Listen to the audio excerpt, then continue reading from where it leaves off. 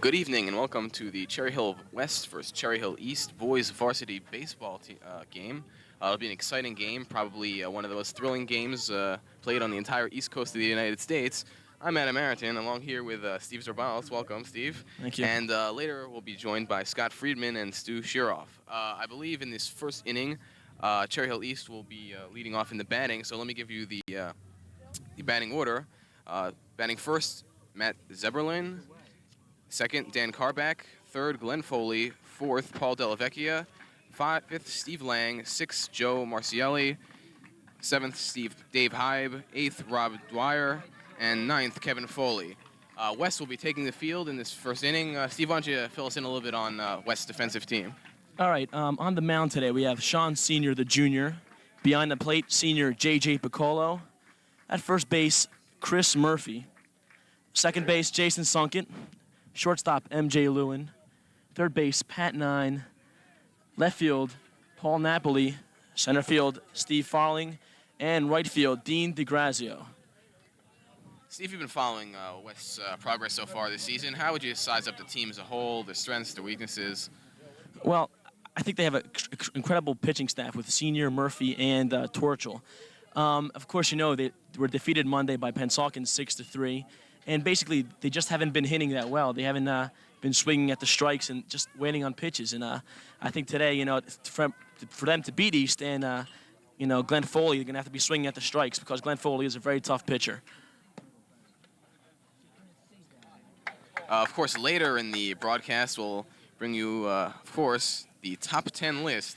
Tonight's category, top 10 reasons to keep Cable 18 on the air. Of course, as you know, due to the budget controversy, there is some danger that Cable 18 may not be with us. So these 10 reasons will tell you why we should stay on the air. That'll be coming later in the game. Mm-hmm. Also interesting about East, they have a very different variety of people. They have many seniors, juniors, sophomores, and freshmen playing on the team. Good variety.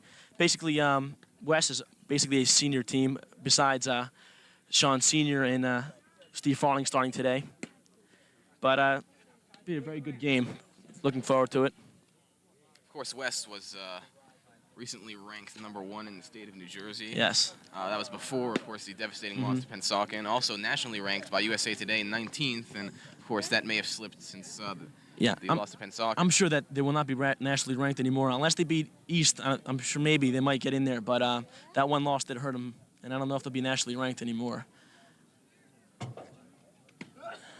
Right now you see West pitchers warming up. You have Senior there on the mound. Sean Sr.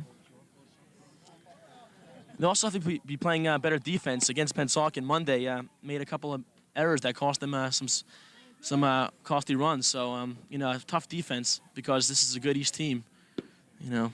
Yeah, during that Pennsauken game, West had the bases loaded up a couple of times. What happened? Why couldn't they convert those into runs? They left 15 men on base in 7 innings, 15 men. And Mike Patrizzi, the pitcher for Pennsauken, walked 13 batters. So when they had men on bases, Patrizzi just struck them out or got them to pop up and got no men moving on the bases. So there was no, no motion in the field, which they couldn't do anything. They weren't even moving the batters around. So you know, they have to swing at the ball, keep the ball in play, you know, keep the strikeouts down. So you know. All right, the West defensive team conferring there on the mound as East gets ready to. We're about to start up first for East, Matt Semberline.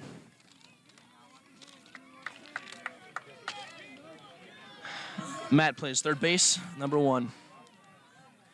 Okay. Here's shots of encouragement from the crowd for both Cherry Hill East and Cherry Hill West. It's a heated controversy.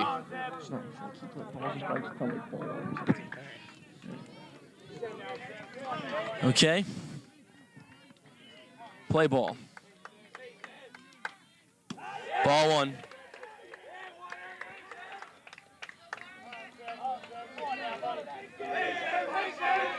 That pitch a little bit above the strike zone there. Strike. Matt looking at both pitches, trying to get a feel of what Sean's stuff is today, how good it is. Very important game for both teams.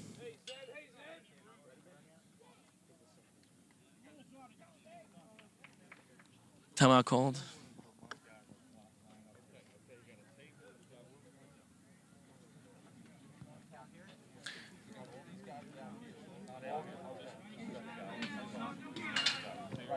Umpire just telling the coach to keep his players in the dugout because the East players are getting a little rowdy here in the first inning. Count is 1-1 on Matt Zimmerline. Play will resume now. Had a little bit of problem over there. Senior resumes the mound. 1 strike, 1 ball.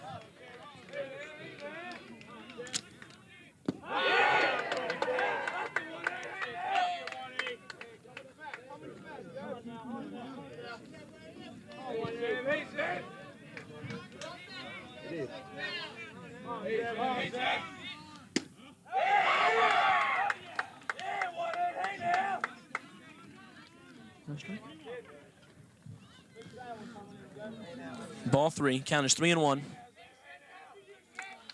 Sean needs a strike here. All right. Sean has walked Matt. Not a good sign. That shouldn't be walking people this early in the game.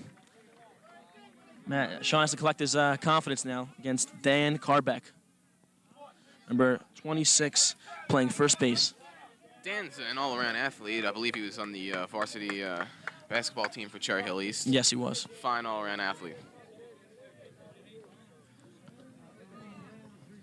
Of course, Sean a lefty, working from the stretch.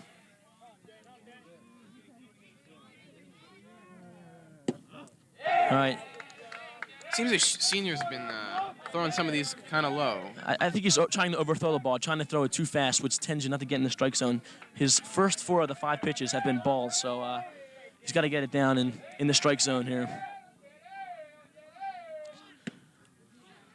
Carback fake the bunt. Ball 2, 2-0.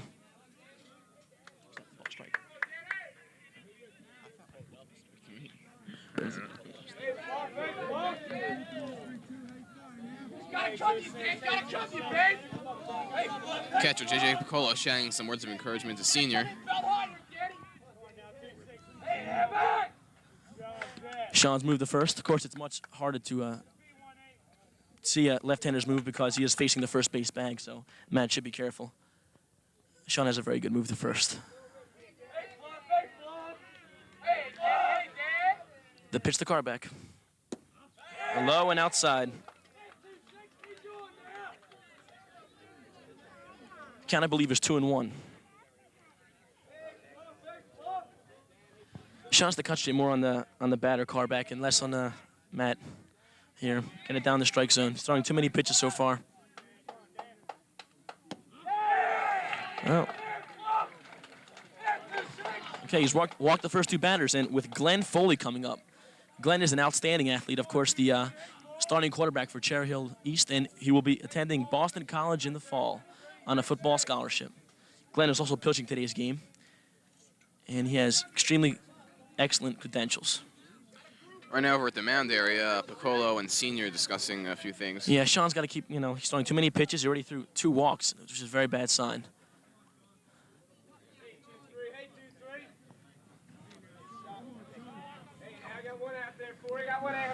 You better watch out because Glenn Foley can knock it out of this ballpark with 1 swing very easily.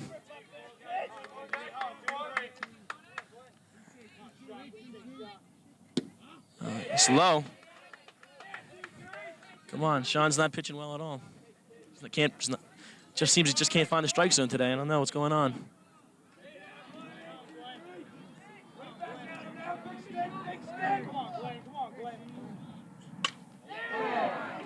Shot to center field, played by Steve Farling. Hit that ball very solid, but right to the center fielder, Steve Farling. 1 out here in the first inning, top of the first inning. Man on first and second.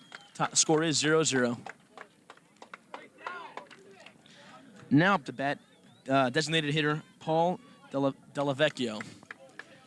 Very odd here what's going on. They've just changed pitchers. Senior has gone to first, and now Chris Murphy, the right-handed pitcher, is on the mound. Basically because Paul Delavecchia is a right-handed batter, and it is more difficult to hit a right-handed batter when there's a right-handed pitcher on the mound. The first 3 batters, take note, were left-handed batters. That's why they had Sean Sr. pitching, because he's a left-handed pitcher. Very interesting move here. See if the strategy works.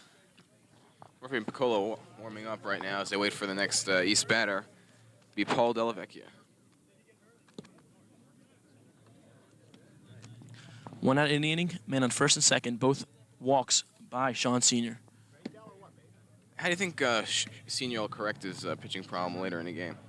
Well, he just not able to find the strike zone. He's got to concentrate.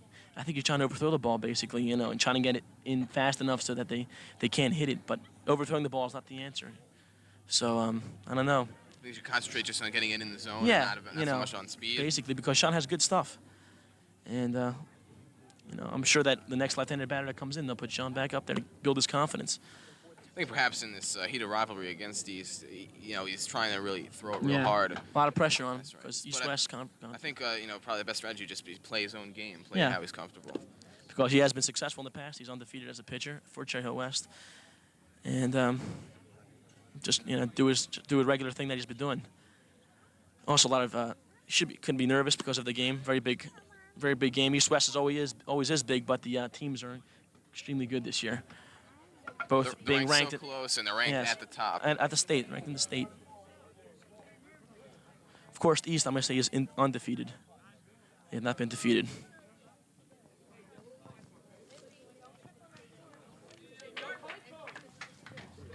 Okay, J.J. Piccolo whispering some words of advice to Chris Murphy on the batter. Paul Delavecchia, designated hitter, number 20. Let's see what Chris can do.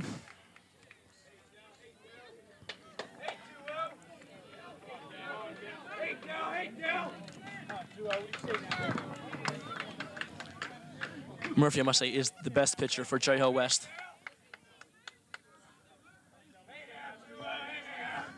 Murphy working from the stretch. Strike one. Okay. It's a fastball.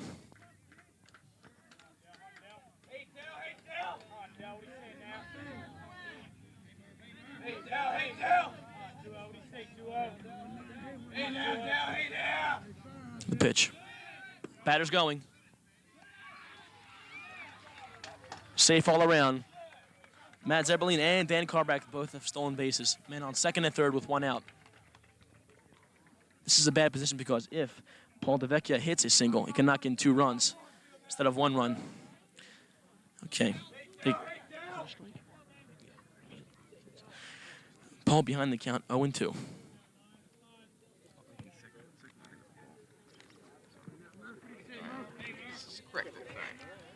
Who's that second pitch? I'm sorry, the second pitch was a ball, so the count is 1-1.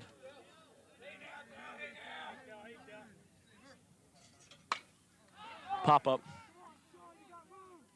Should be Sean's play. Sean Sr.'s got the. All right, 2 outs in the inning. Kind of a break for West because it didn't get the batters moving around at all. Still man on second and third, 2 outs with Steve Lang, the right fielder, coming up. Number 31 for Cherry Hill East. Again, some potential dangers here for Cherry Hill West. There is a man second and third. Right. Go, clubs.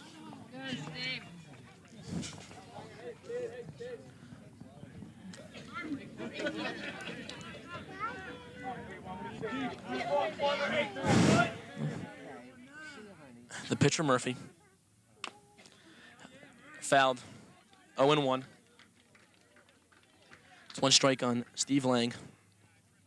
2 outs in the inning. Man on second and third. The score is 0-0.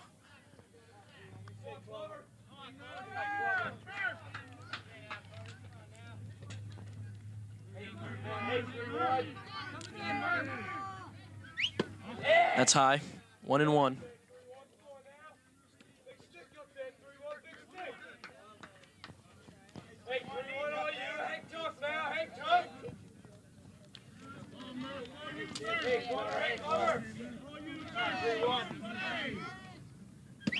All right, 2-1.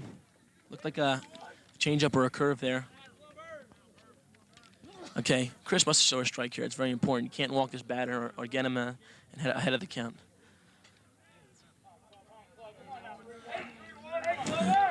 The pitch.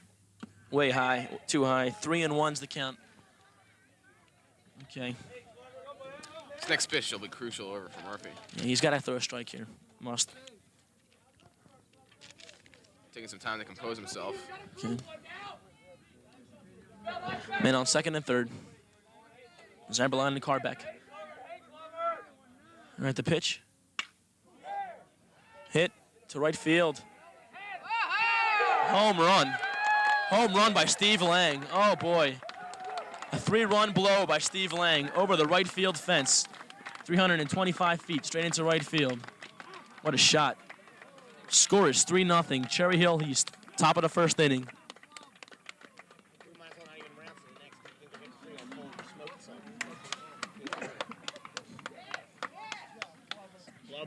Here's your putts. All right, 2 outs. Joe Marcelli coming up. He's the shortstop, number 35, Cherry Hill East.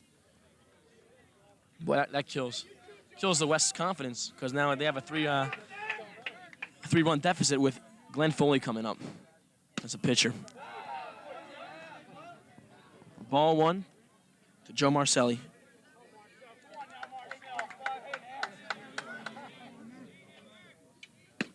All right, strike 1. Count is 1-1 to Joe Marcelli. 2 outs here in the top of the first. Score is 3-0 Cherry Hill East. To the shortstop, MJ Lewin. MJ bobbles the ball. That's an error on MJ.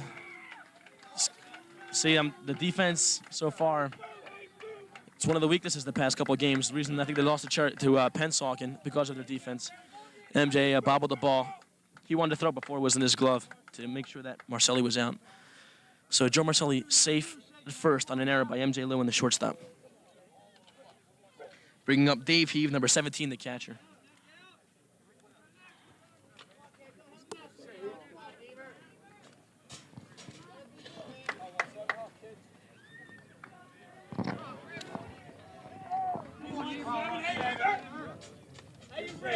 Quite a crowd here at the Cherry Hill High School West. See the game. Ball high and inside. Murphy can't let the runs affect his pitching now. It's too crucial. Yeah. There's still plenty of time for them to come back. So they've just got to kind of put it behind them. And it's a 2-0 on Dave Heeb, number 17, the catcher for Cherry Hill East. Man on first, Joe Marcelli.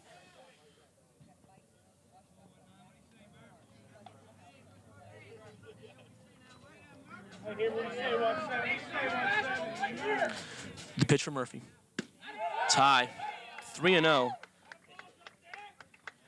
West is digging themselves in a bigger hole if they walk this man because, they got to get the out and regroup and try to get that 3-run deficit. Yeah, he's loading up the bases on walks by West, and that can't happen. Pitch for Murphy. A strike. Fastball right down the middle. Again, Steve Lang hit a 3-run home run to make the score 3-0.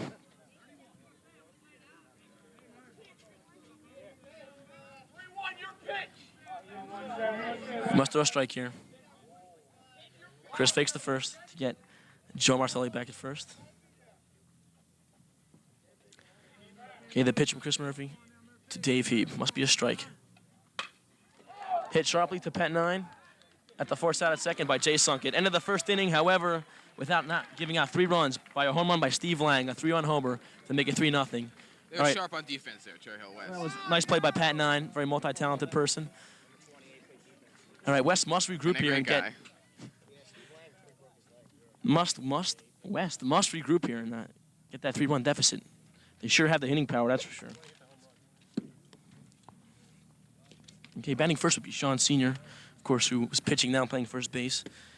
Foley be pitching for Cherry Hill East, number 23. Glenn Foley is an excellent athlete, as I said before, starting quarterback for Cherry Hill East, and he's a very good pitcher. Pitching fastball, changeup, slider.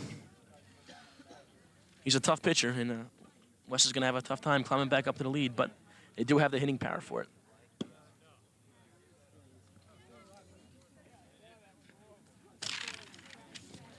Okay, at first base would be Dan Carbeck. Second base, Rob Dwyer. Third base, Matt Zerbeline. Shortstop, Joe Marcelli. Playing left field, freshman Kevin Foley, Glenn's brother. In center field, Mike Ellis. And in right field, Steve Lang. And of course, later in the broadcast, we'll bring you the top 10 list. That's right, the infamous top 10 list written by Adam Ayrton. Tonight's category: top 10 reasons to keep Cable 18 on the air. Of course, there's some rumors of it going off the air, which I seriously doubt because of the excellent programming. But I'm sure the top 10 list will bring it back. All right. Bottom of the first, 3-0, Cherry Hill East by a home run by Steve Lang. First up, Sean Sr.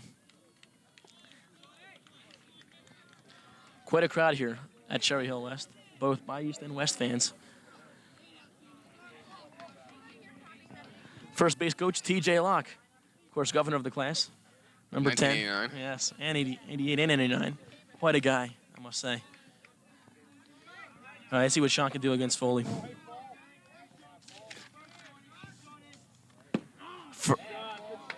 First pitch is a ball. Senior has some problems pitching against Cherry Hill East. Let's see how he can answer back. Sean sure does have a. offense. Sean, of course, from Camden Catholic, transferred this year to play baseball with West. Okay, 2 balls. That was a changeup by Glenn Foley. Glenn just showing some of his stuff to Senior. I'm sure he'll come down with the fastball on this pitch. No, changeup. 3-0. Sean should swing, just take a look and see if he can get it over the plate. Get some men on bases. The pitch. Excuse me, the count is 3-1. Okay, the first pitch was a strike, not a ball. So the count is 3-1 to Sean Sr. Sean, the pitch, fouled away. Count is 3-2. Pretty good cut by Sean, but he got a little behind in the count. Don't forget, the top 10 list will be later on in the program, given by Adam Ayrton, comedian extraordinaire. Count is full to Sean Sr. Trying to get the ball in play here. Oh, ball 4 in the dirt. Man on first.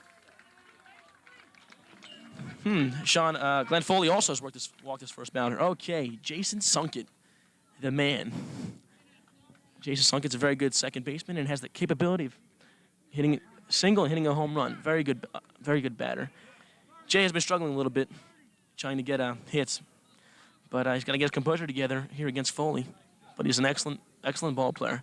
Also, great guy. West has juggled the batting lineup since the last 2 games. What do you think the reason for that is? Well, I think that because Senior hasn't been really hitting the long balls, but singles. So they want to get Senior on base so they can get some things in motion, because Senior has been hitting well lately, hitting the ball hard and getting on base so they can get the men in the lower lineup like Piccolo and DeGrazio to score. Ball 1, low in the dirt, to Sunkett. 0 outs. Man on first, Sean Sr.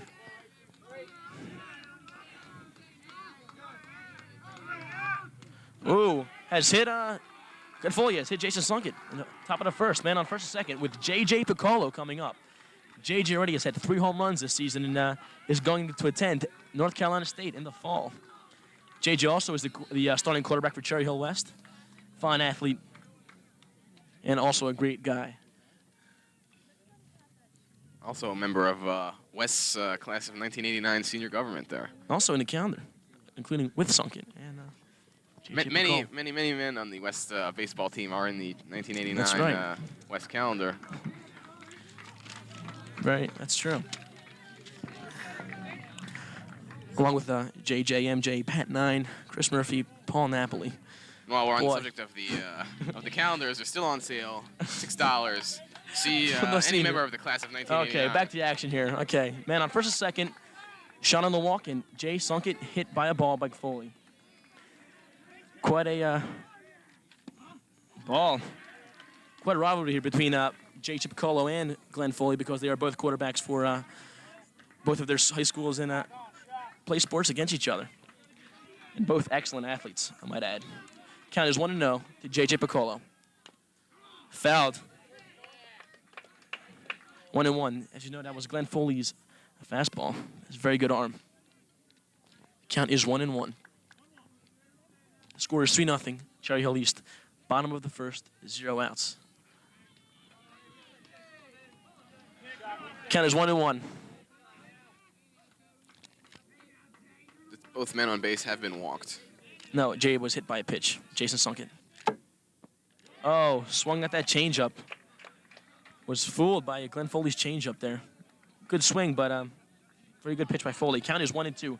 JJ's behind, which doesn't want to be against Foley because Foley has some great stuff. Okay, 1-2. 0 outs. The pitch to Piccolo. Down. 2-2.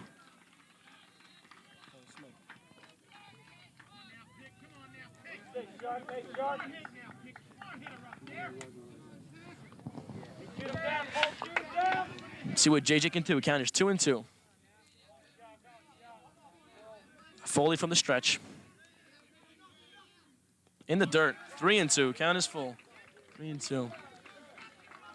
Glenn Foley has let his JJ get away here because it was 1-2. Now it's 3-2. Foley's got to get it over the plate. He's got great stuff to see what he can do against JJ. JJ also a very good hitter. The pitch. Hit to Marcelli. Marcelli to throw to first. Safe. Safe. Bases loaded. JJ beat out the throw by Joe Marcelli. Bases loaded for Lou Torchel. Designated here to Lou Torchel. Lou's been on fire. 19 for 24. That's a 792 batting average. He's doing extremely well this season. If anybody can capitalize on this position in the game, it's going to be Lou Torchel for Cherry Hill Hopefully West. Lou, I'm sure can get something. But again, Foley has great stuff. Bases loaded here in the bottom of the first. They have to capitalize on this. The pitch from Foley. Piccolo's play here really raised not a swing. Ball. The Torchel, Lou Torchel did not swing on that pitch. Some remarks from the East dugout. Not too good there. The pitch from Foley. 2-0 to Lou Torchel. He has fallen behind Lou Torchel. Bases loaded here. Bottom of the first, 0 outs.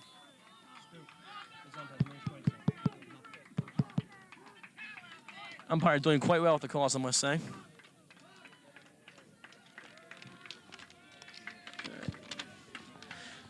Okay, the coach comes out and Dave Heeb going to talk to Foley. See if he can get his stuff over. Let's see. And Coach Troutman is talking with Lou Torchel over here. With Coach Murray, third base coach. Coach Murray and Troutman going in to talk to Torchel. I'm sure they'll let him swing away because the base is loaded and Lou's been having a great season so far. Again, 0 outs in the game. Base is loaded.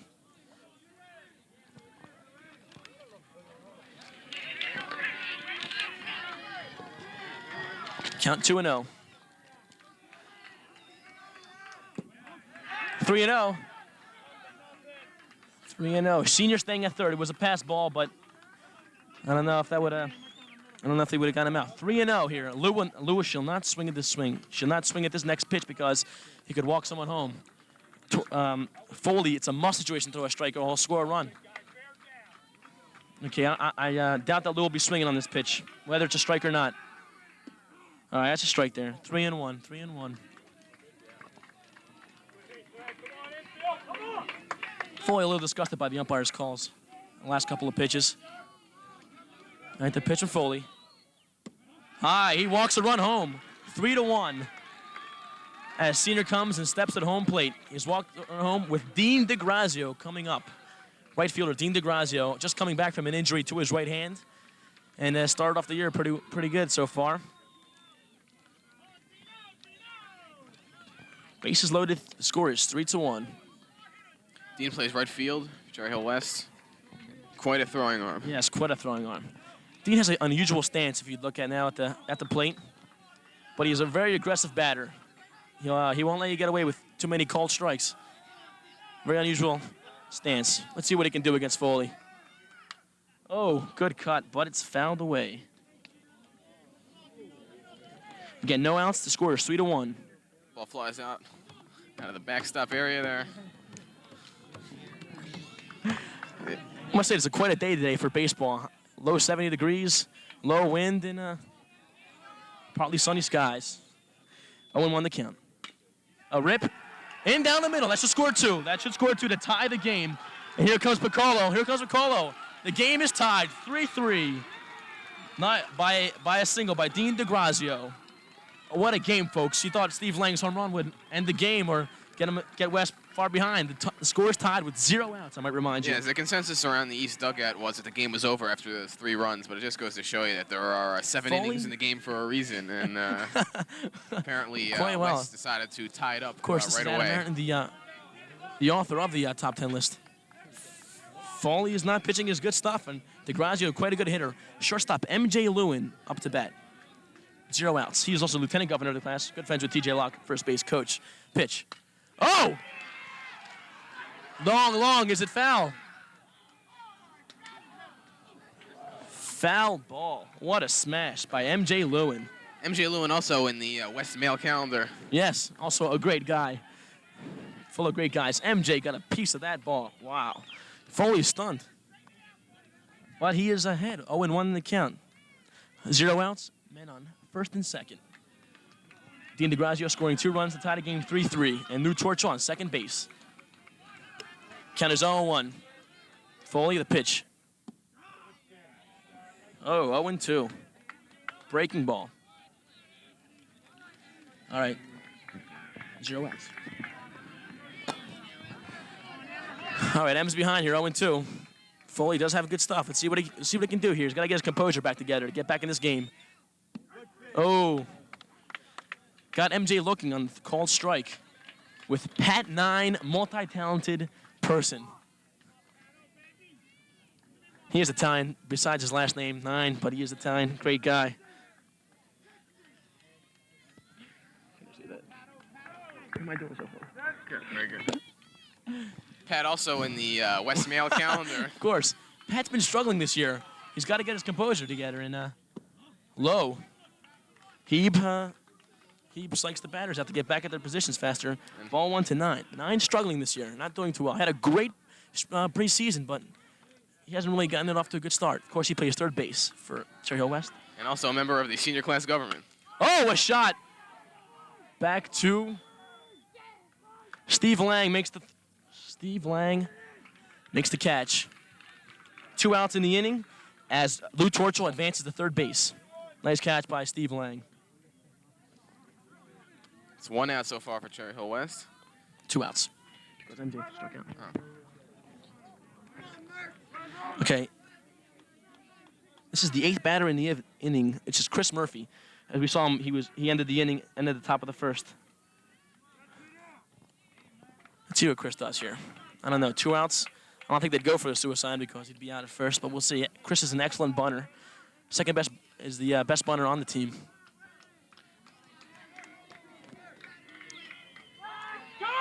Oh. They got Dean. Oh, ending the inning on a sad note. Dean took out at first, not paying attention. At the end of 1 inning, it's 3-3, tied up. Now we'll turn you over to Cherry Hill East commentators Scott Friedman and Stu Shuroff. Take it away, guys. Here you go, guys. Well, good evening, everybody, and welcome to Cherry Hill West, where after an unbelievably long 35-minute inning and 6 runs are scored, we're back to where we started here, Stu. What do you think so far? Both teams came out pretty fired up.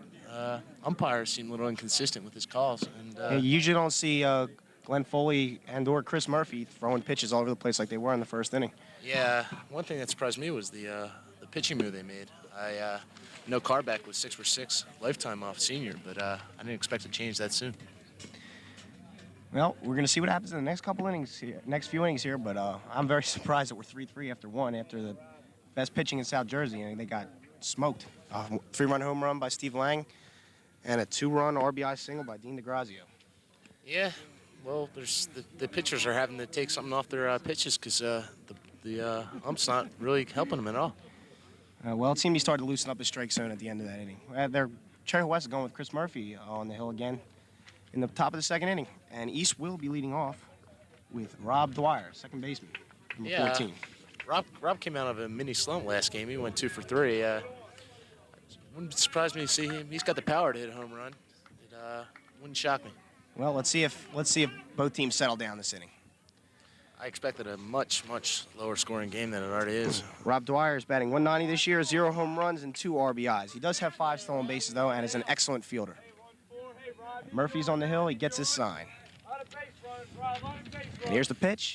It's taken. Base hit. Rob Dwyer. He's rounding first. He's on his way to second. And he's in there with a double. Stand-up double, Rob Dwyer. Yeah, he showed the power that I just mentioned before. He definitely has power to hit the ball out of the park, and he just showed why. Rob Dwyer with a lead-off double to start the second. And again, the hitters are definitely winning the battle so far, Stu. Sure are. And stepping up to the plate is a freshman. Would you believe a freshman for Cherry Hill East, a brother of Glenn Foley, Kevin Foley. They say this kid is a better athlete than Glenn was when he was a freshman, and I don't know about that. Maybe in baseball, but I know Glenn's got the edge in football. As shown, Kevin Foley is batting .400. That is .400 with 0 home runs, 3 RBIs. 8 for 20 so far this season. An excellent pitcher. Wouldn't surprise me if we see Kevin later in the ballgame. Kevin steps in. Murphy bears down. Here comes the pitch. In there. Kev feeling him out, taking a strike. Well, Right now, just to recap, in case you just joined us, ladies and gentlemen, it's 3-3, top of 2, man on second, nobody out. Right now, he's probably just trying to get on base. Got the top of the order coming up. Yeah, it would make sense, or at worst, try to move the runner to third base in better scoring position. Ooh, Murphy blows some smoke by Foley, and we're 0-2. Rob Dwyer does have excellent speed on second base, and 5 stolen bases so far this season. he'll score probably pretty easily on a single at the outfield. Yep. See if Kevin can take it to him. And Murphy winds. And the pitch. And he fouls it off to stay alive. Chris Murphy seems to be going with all fastballs here this inning, just trying to get the ball over the plate, which I really can't say I blame him. Umpire hasn't been seemed to be much room on the strike zone, so you got to just throw the ball and try to get it in there. Kevin doesn't strike out a lot. I don't know if he's even struck out yet this year, and I know he can hit the ball just as well as anybody on the team, so I don't think this is really much of a mismatch between Murphy and Kevin. Oh. This is a big game.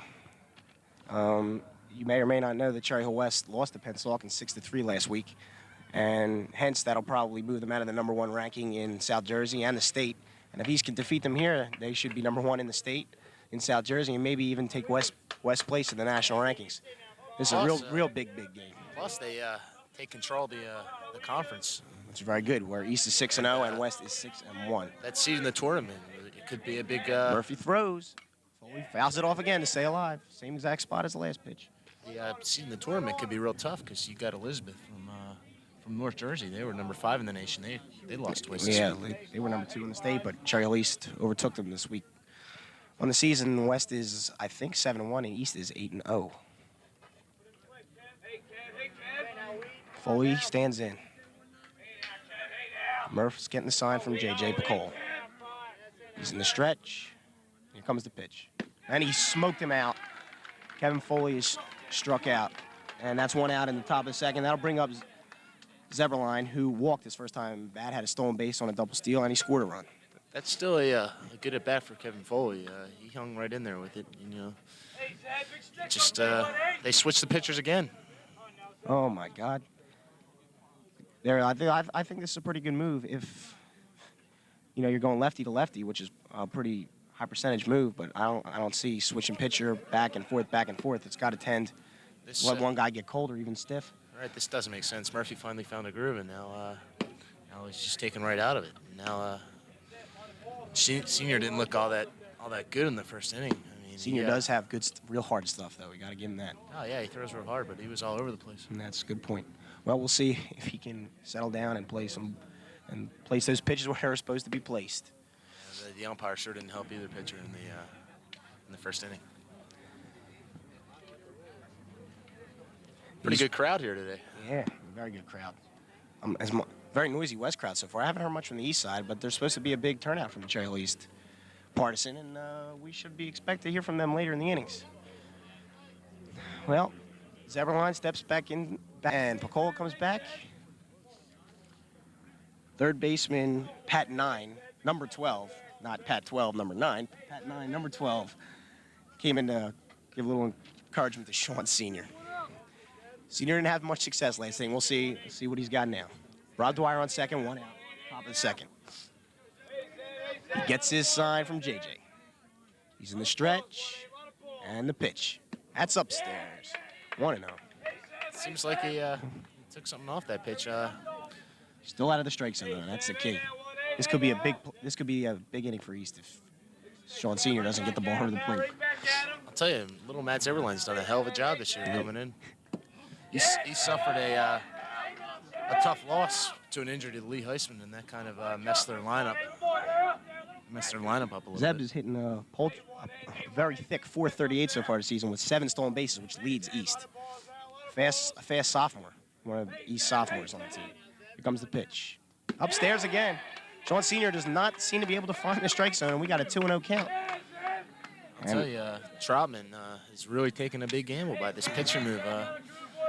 I don't know how he expects both pitchers to stay, Well, I guess his philosophy is he's got 3 lefties coming up, 1, 2, and 3, and he wants to go with a lefty against a lefty. I don't know if I agree with that, but we'll see. All right, got it in there. It's 2-1. Rob Dwyer's getting itchy over at second. I won't be surprised him to try a steal base on the next pitch. I doubt he'd try and steal base. You need base runners for your 2, 3, 4 hitters. Well, we'll see. Senior is in the stretch, and here comes the pitch. It's upstairs again, and he walks him. That's Senior's 3rd walk of the game already, and that's Zeberline's 2nd walk of the game. And then here's Dan Carbeck hitting a whopping .517. He's got 7 RBIs. He's 15 for 29 with 13 singles. Dan is an excellent singles hitter who leads the team with 13 singles this year. And last year he batted a team high .488. He can just rip the cover off the ball. And It's a big batter for Sean Sr. If he doesn't get him, Glenn Foley waiting on deck, and Glenn flat out smoked one last time up. and you better believe he's gonna be looking to hit the long ball coming up. I tend to agree with you, Stu. Runners first and second. He's in the stretch, and he steps off. Trying to keep the runners close, which I don't blame him because the double steal happened last inning. Same situation, and it could happen again. Dave Martin has definitely been known to be an aggressive coach, a little overly aggressive at times. Here comes the pitch. Ooh, fouled off by Dan. That was good heat. He was Sean Sr. right on that pitch. Well, still, this has been an extremely long game already, if I do say so myself. We're 45 minutes in, and we're still starting the 2nd inning here. It's getting a little dark here. You see any lights? I don't happen to know if there's any lights. Well, Senior's back on the mound. He's looking a little nervous. Here comes the pitch. That's upstairs. I think that's 1-1 to Dan Carbeck. 1 out, 1st and 2nd, 3-3, top of 2. In case you missed it, Steve Lang crushed a 3-run shot to right field. And in the bottom of the inning, a little wild pitching by Glenn Foley and/or bad umpiring behind the plate, and Dean DeGrazio smoked it. A base hit that drove in 2 runs to left field to tie the ball game at 3. Foley calmed down and got out of the last inning. Here comes the pitch. Oh, God. Fooled Dan with that one. Dan looks like he's swinging at a ball. In the situation, you got to make him come to you. 1-2 to Dan. One thing about J.J. Picola, he's a veteran catcher. He's been behind the plate for a while, and he knows how to call a good game. Superb athlete. Oh, just fouled off that change. J.J.'s headed to North Carolina State on a baseball scholarship. No surprise there. Dan Carbeck on his way to the University of LaSalle, if I am correct, along with Rob Dwyer, I might add. Could definitely be headed there. Here comes the 1-2 pitch to Carbeck. And it's at the second base. Could be 2. 1 at second. Oh, he threw it away. could Threw it score. away.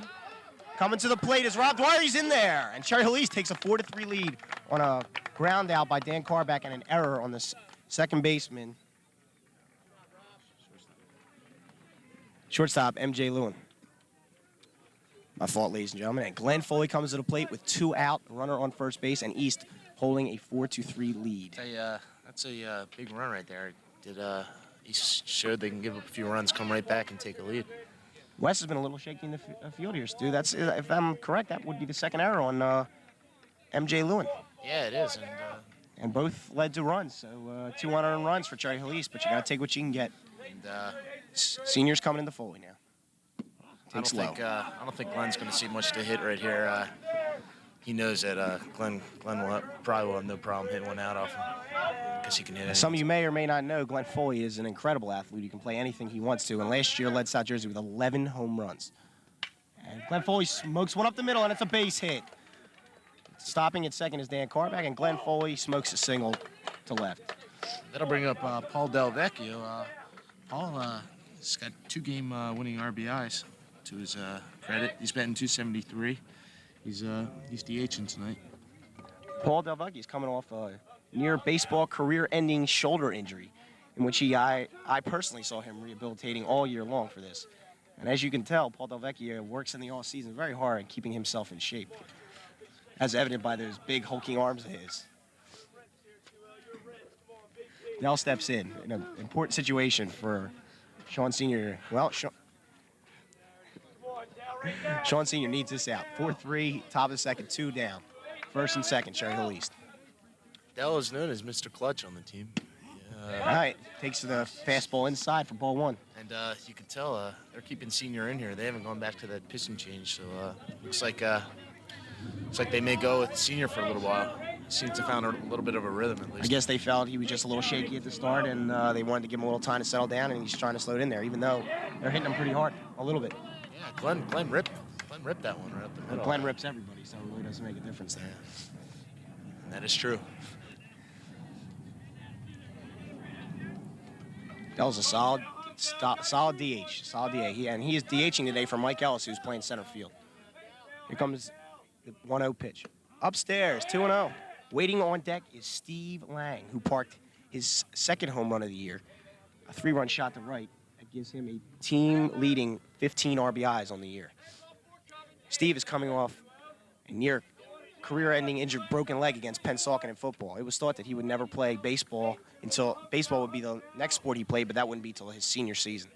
But he worked hard and he's back. And here comes the 2-0 pitch to Paul. Low. Walked him again. Bases are loaded for Steve Lang. This is not a situation that I would want to be in if I was Sean Sr. This boy can take you out of here and end this game real quick. You can better believe he's not going to put Murphy back in there. He crushed that last one he hit. I'll tell you one thing. If he doesn't get Steve Clubber Lang out, now West could have some trouble because I don't see Glenn Foley giving up 3 runs an inning for the rest of this game. He's a fierce competitor, and he was not pleased at all in the first inning, and he'll be back. Yeah, Glenn came storming off the mound, and he's a very determined athlete, and you can guarantee you ain't going to let him score 3 runs in another inning again. Ladies and gentlemen, it is my fault that I've missed a couple of counts. This game is just so exciting, I can't keep the count straight half the time. I'll try to work on that for the rest of the game. My apologies. It's all right, Scott. I forgive you. Thank you, Stu. Here comes the pitch. Right in there. That was Steve's pitch to hit. And just make him throw strikes. In that West loss to Pennsauken, they only got 4 hits as far as I know, and the pitcher, Mike Petruzzi. 2. I don't know about that one. See, that pitch was crossing at the feet. I don't know how you can expect a guy to hit the ball there. The pitcher, Mike Petruzzi, was the pitcher East beat in their win against Pennsauken. So they must not have been swinging good bats because I know they got most of the runners on walks. Steve Lang's in an 0-2 hole. It's a big pitch for Sean Sr. He might not give him anything to hit out here. He might try to strike him out on a bad pitch. And here comes the 0-2 pitch to Steve. Oh, he fooled him with the changeup and got him. Steve Lang strikes out to end the second inning, but East does get a run. 1 run on 1 hit and 2 walks. And we go to the bottom of the second with Cherry Hill East leading Cherry Hill West 4-3. Now here comes Glenn Foley back out. It's a beautiful day here for baseball, ladies and gentlemen, and hopefully we'll get this game in. This game has been called for 7 innings, but we're looking at 20 after 4 already, and we're only in the bottom of 2. Well, this is a big inning for Glenn Foley. See if he gets his composure back and just starts firing these guys out like we know he can. Yeah, I really think he's going to find his mark this inning. Glenn Foley is an incredible pitcher. Last year he was 5-1. This year he is 4-0, a 1.35 ERA. And the only reason why his ERA is that high is he gave up 2 home runs on pitches that he was just working to see if he could work them into his rotation. He has struck out 30 batters this year, only walked 6, which is a 5-to-1 strikeout to walk ratio. And he has only given up 6 hits. That is 6 hits in 20 2/3 innings. There's no doubt about his ability. Glenn's probably the best athlete in South Jersey, probably the best athlete in the state. Probably the best athlete and one of the best in the quarter- history yeah. of the state. He'll be quarterback in the All-Star team coming up, the All-Star game. Which East probably could have had 5, 6 players on that team, but there could only be one. East probably could have been the All-Star team this year in football. Yeah, they had an unbelievable year. Well, Glenn is ready to go, and up steps Chris Murphy, who was up last inning, but he didn't get too bad because of a pickoff. Got him in a rundown, and Glenn got him out. And here comes the first pitch, away upstairs. Dave Heeb, a little utterance of profanity there, too, because he's a little disappointed catch. Dave Heeb is one of the strongest catchers in South Jersey, if not the strongest catcher. He's got an unbelievable arm, and he has had only one error so far this year behind the plate. And here comes Foley with the 1-0 pitch. Oh, a little upstairs. Strike zone is a little tight. Glenn's trying to settle in. He's been a little uncharacteristically wild.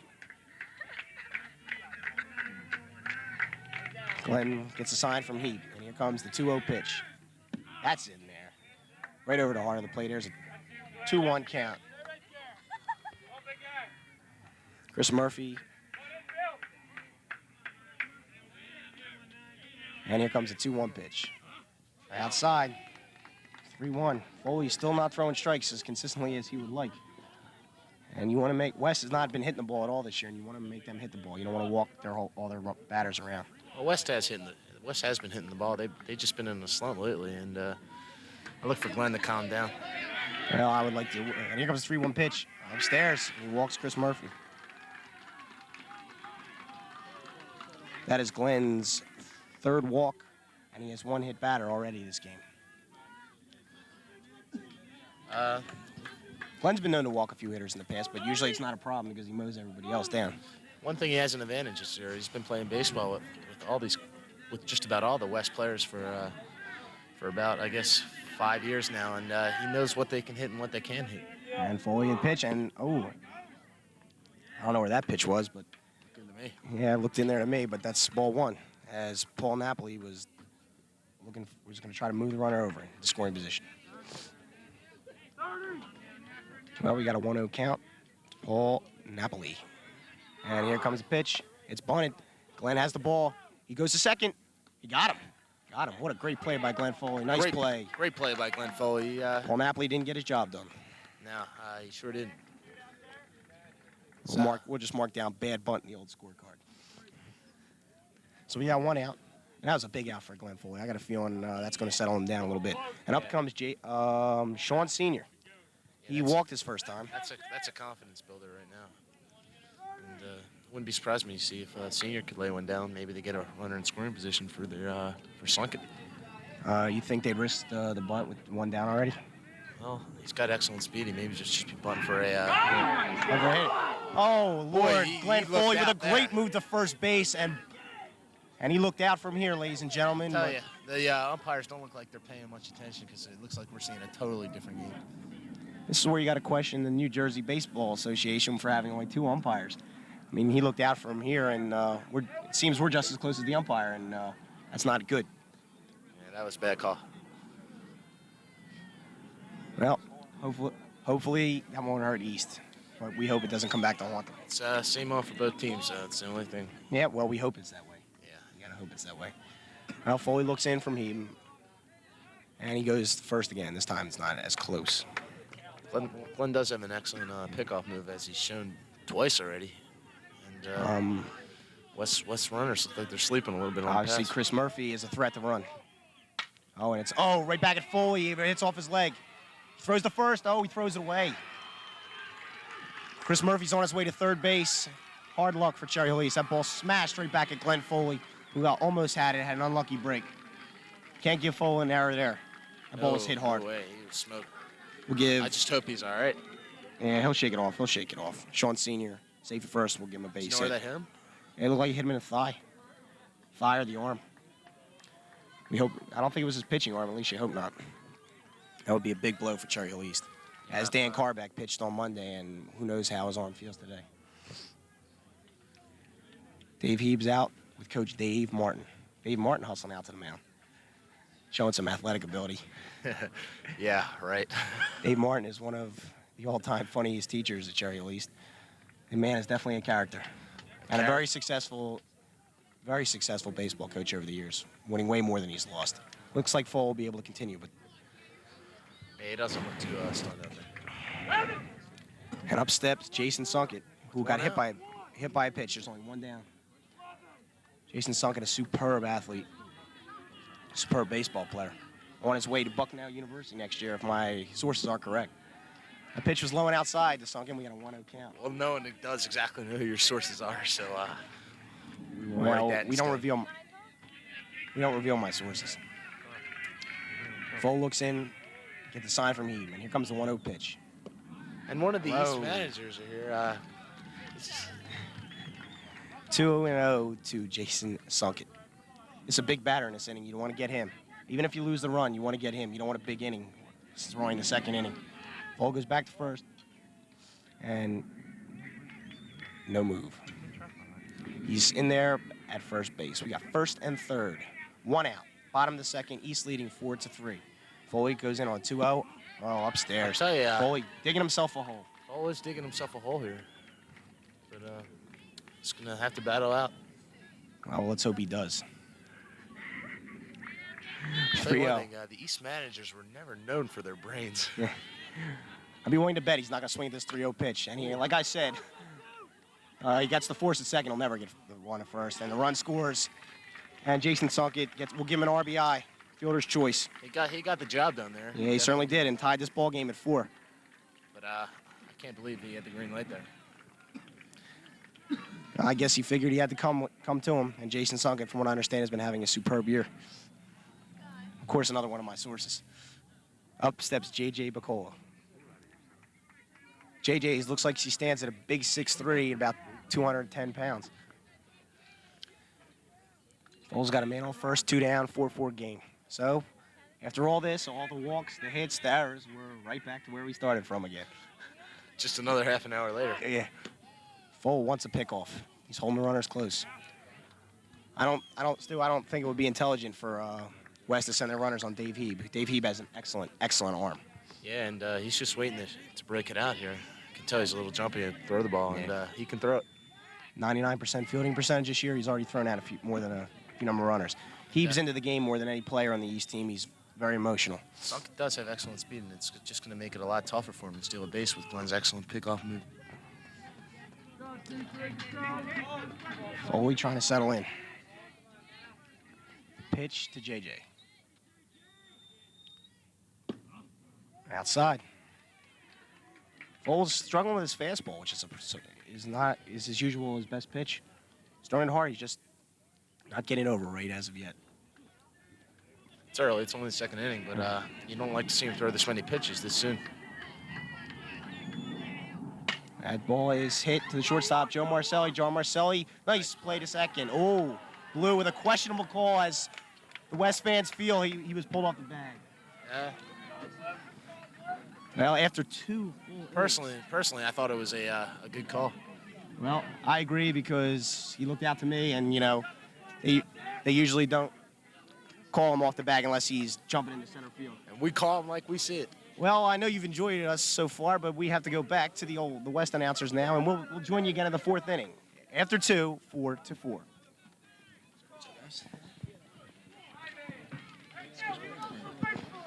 What a game, what a game. Quote by the infamous Chris Barr, also in the West calendar. Game I'm is Adam tied. Atherton, here back with Steve Zorbalis. That's me, Steve Zerbals. And get 3rd inning action upcoming very shortly here. And of course, Stay tuned for the top 10 list. Tonight's category, top 10 reasons to keep Cable 18 on the air. That'll be right after, let's say, the 4th inning. That sounds like a good time. Sounds good to me, too. All right. Game is tied 4-4. What a game. It seemed like the pitching would be stronger, but the hitting just come out and, it's not really the hitting, but the defensive playing, maybe a couple errors, a couple infield hits. But, 8 runs have been scored already in 2 innings. So we'll see. Okay. Score is coming tied up to bat. 4-4. Okay, coming to bat is shortstop Joe Marcelli, center fielder catcher Dave Heeb, and second baseman Rob Dwyer. Next 3 batters for East. We have Sean Sr. on the mound, Chris Murphy at first base. They keep switching on this game, it seems. Some strategy against the right and left-hand pitchers. Right-hand, left-handed batters,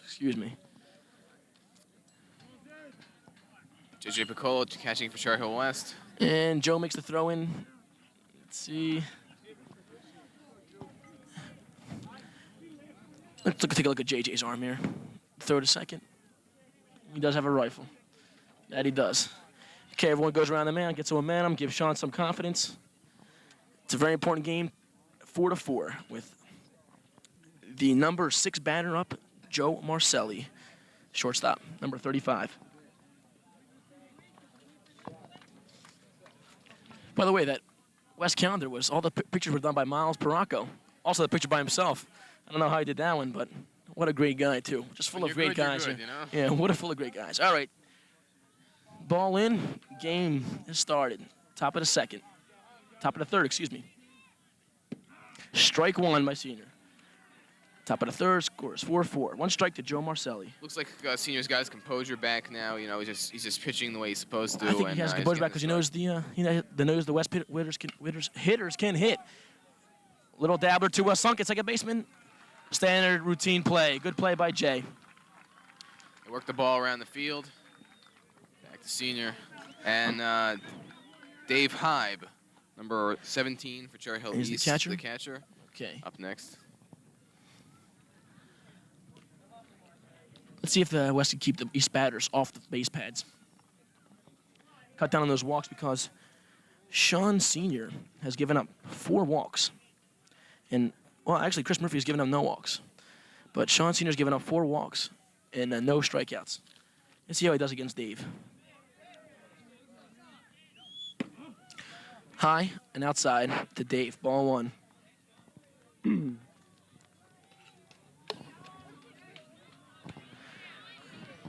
Second pitch from Senior. Strike. Fastball down the middle. 1-1. Suns seem to be hitting the clouds now. That's right. Playing conditions are changing all the time, and the players are adapting well to it. Very well. Pitch. Hit hard. Shallow. Dean should have a play. Dean DeGrazio makes the play. 2 outs in the top of the 3rd inning. Standard pop-up. Dean didn't have the sun to battle with. Maybe it's an omen here. The sun has now just come out. We'll see. Now up to bat, Rob Dwyer, second baseman, number 14. Discussed from Dave Heeb from the dugout.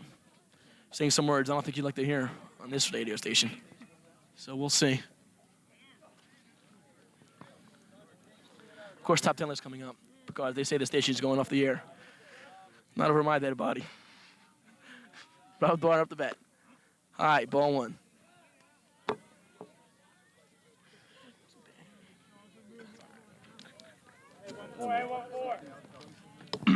Counts 1-0. Pitch. Outside. 2-0 to Rob Dwyer.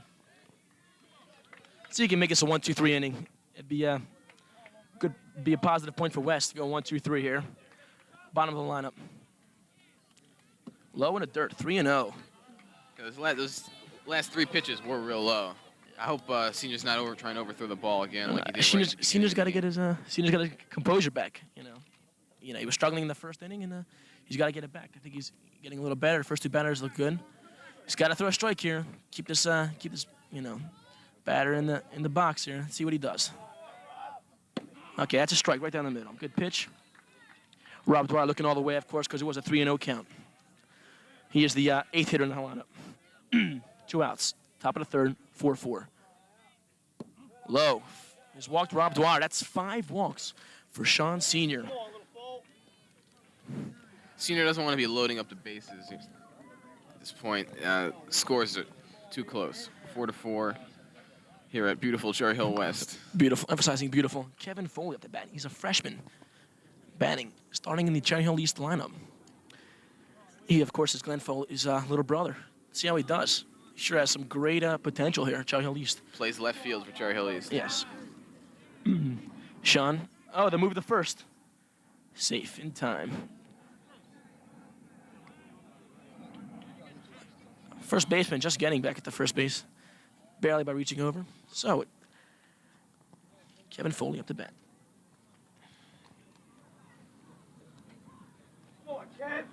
Two outs in the inning. The move to first. Weak throw by Sean. Just testing out. See the distance there?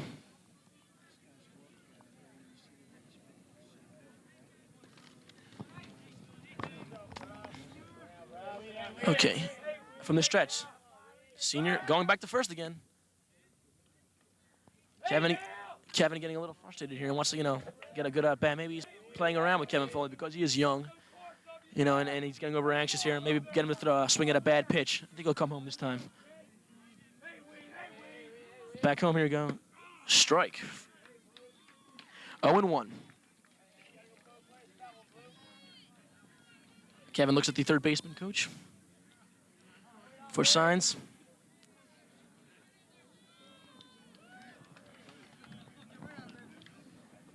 Quite a crowd here, I must say. People actually laying in the grass. What a day for baseball. Time called by catcher J.G. Piccolo. Talk some strategy, some advice, maybe some confidence to his junior pitcher, Sean Sr. That's right, his name is Sean Sr. He's a junior. Thanks for clarifying that for the home viewers, Steve. No problem, comedian Adam Aaron, who will do his top 10 list right after the fourth inning. Of course, the top 10 reasons on how Kimberly Team can stay on the air. Or why they should stay on the air. Okay. And I think just by watching the program Senior, here today, back to first. the reasons why we should stay on the air is quite obvious, Quite obvious, because of expertise on announcing by myself and Adam Merritt. Okay, back to the action here. Enough of us. Kevin Foley, counters 0-1. Senior from the stretch, good move. He faked Rob Dwyer a little bit, got him going back to first. Counters 1-1 to freshman Kevin Foley. Kevin seemed to calm down, get his composure, not rushing pitches. Pitch the first. Oh, and the runner's going. Oh. Oh,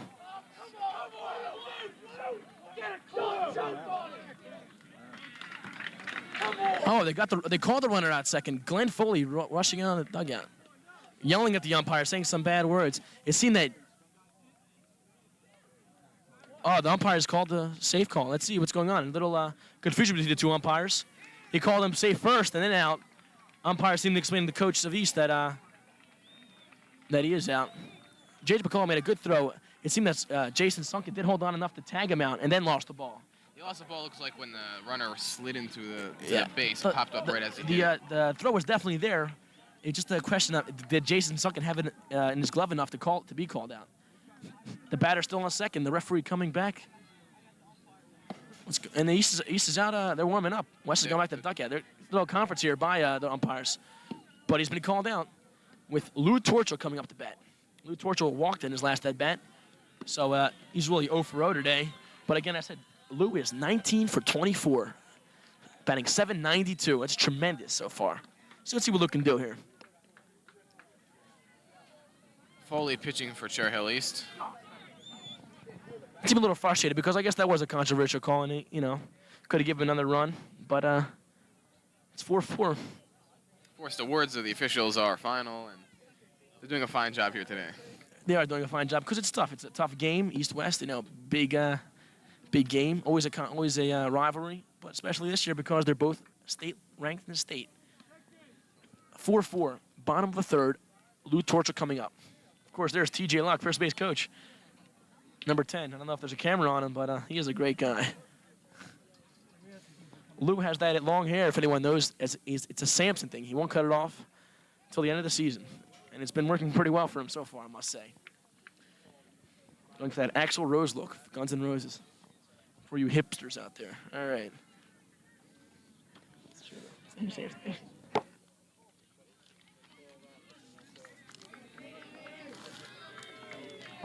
All right, Lou up the bat.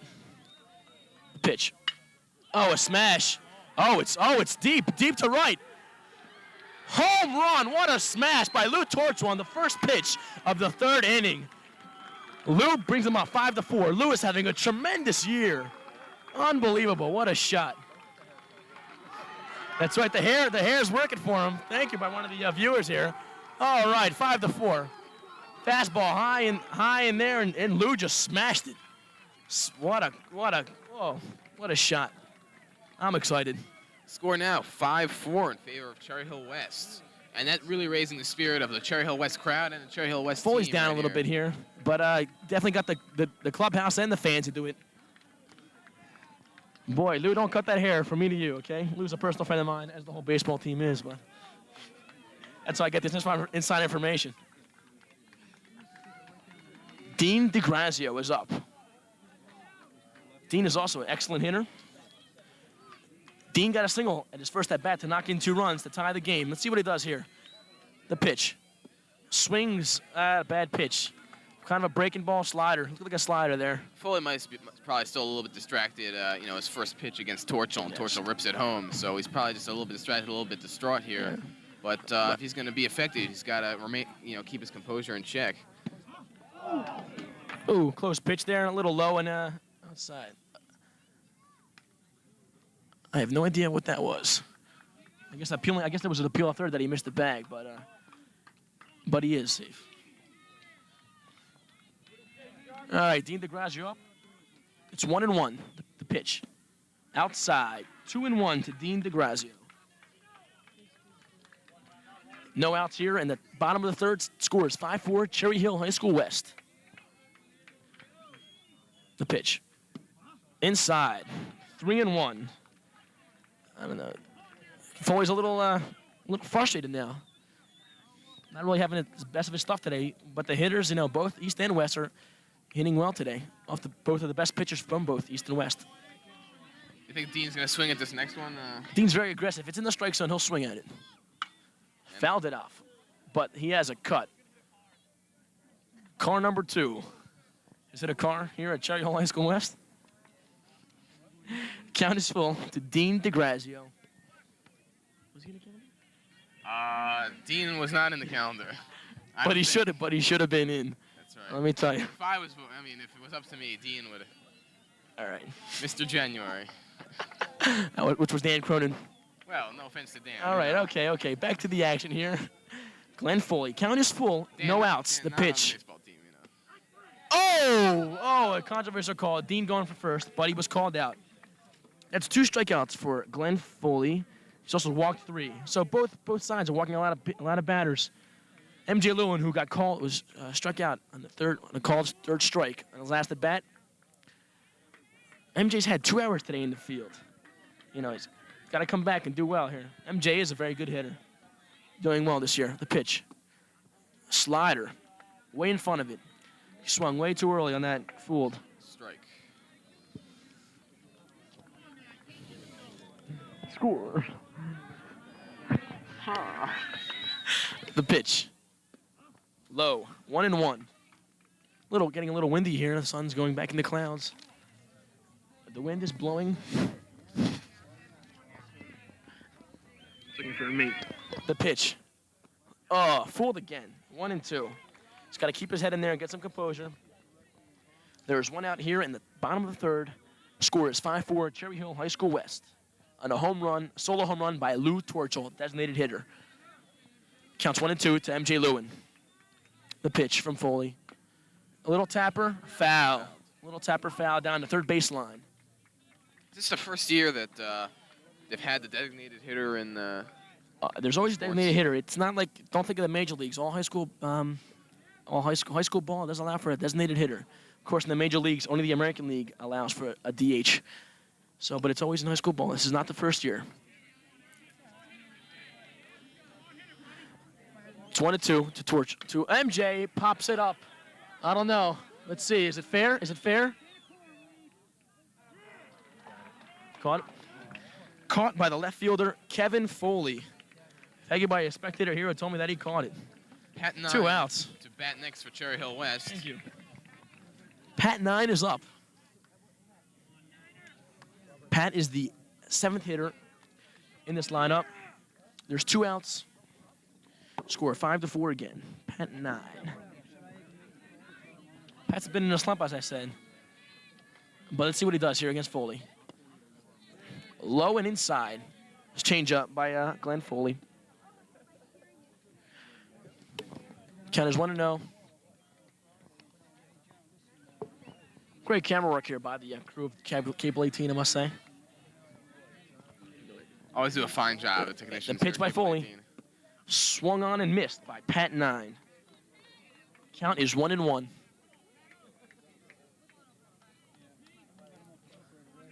On deck, Chris Murphy. Let's see if Pat can get on base. Did Chris get up a good at bat here? Pitch to Pat. Low. Count is 2-1. Pat looks at third base coach. Coach Murray, who was also the coach of the basketball team, varsity basketball for Cherry Hill West. We did pretty good this year, 15-12. The pitch for Foley. High, way high. 3-1. Foley just lost control of that. Probably was a changeup or a... I have no idea why he keeps throwing it back at third base. Maybe to see if he's awake. Apparently he's awake because the ball's being caught and being thrown to Foley. Okay, back to the action. 3-1, the count to Pat 9. Walks Pat 9. That is the 4th walk issued by Glenn Foley, bringing Chris Murphy up to the bat. Murphy also the pitcher for Cherry Hill West. One of the two pitchers today, as West has gone about an odd, strange pitching duo with Sean and Murph switching off. Murph has 1 strikeout and 0 walks and is given 2 hits up. Let's see how he does at the plate. Foley checks it first. The pitch to Murph. Murphy, high pop to second baseman. Met by Rob Dwyer. Rob Dwyer makes the out. Why the Cherry Hill West Lions score 1 run on a 1-hit solo home run by Lou Torchel. The score is 5-4, and back to Scott Friedman and Stu Chernoff. We'll be back later. Well, ladies and gentlemen, Stu Sheeroff and I are back. And I'm sure you missed us, but no despair, we are back. Well, we've now completed 3 full, Stu, and things are the way we left, except Glenn Foley tossed up his 3rd gopher ball of the year as Lou Torchel took him deep. How do you see the game so far? It's not anything like I thought it would be. I'll tell you that much. I pretty much thought it's pitchers. No one believes I do anything. I have a lot of people don't believe I'm actually announcing this game, but it's true. Well, Stu, I think it's about that time that we have the Old Mill Light trivia question of the week. And let's see how you do. Name the Cherry Hill East pitcher that had the most strikeouts in a game. Name against what team and how many strikeouts it was. How long do I have to answer that? Stu, well, we'll give you to the end of the inning if you think you can't get that off the top of your head. Well, I'll just keep everybody in suspense. That's good. And again, that was brought to you by Old Mill and Old Mill Light. Well, Mr. Bokino jogging out to his position at first base. Also the Bokino, they call him. Also the freshman soccer coach at Cherry Hill East. Coach, Well, the West is having a little meeting here at the mound. I don't know what about. But leading off the inning for Cherry Hill East is the freshman Kevin Foley. No, Kevin Foley made the last out, and Zeberline will lead off. Zebs is 0 for 0 with 2 walks, with 1 stolen base. And Sean Sr. is still on the hill for Cherry Hill West. After having a shaky first inning, he has settled in and is pitching a very solid game as of right now. Zebs, and here comes the first pitch. In there for a strike. Looks like Senior might have found a groove. He's settling down a little bit. He's got a kind of a bad run, I guess, by West standards in the last inning. On an error. And here comes the second pitch, and it's in there again with an 0-2 count. He broke And that one still, up I nice. have to tend to agree with you, my friend. I think Sean Sr. has settled down, and he is throwing a variety of pitches and causing much trouble for the East batters. Well, Zeb steps in with an 0-2 count, and here comes the pitch. Oh, and he is swinging at a pitch way outside.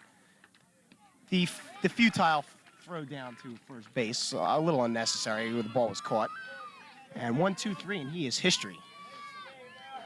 Sean Sr. is settling down, and up steps Dan Carback. Look for Dan to really turn on one here. Ain't going to keep him down for too long.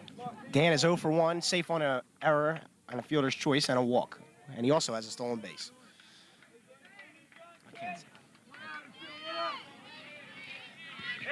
Sean gets a sign from his catcher, J.J. Bacall, and the pitch.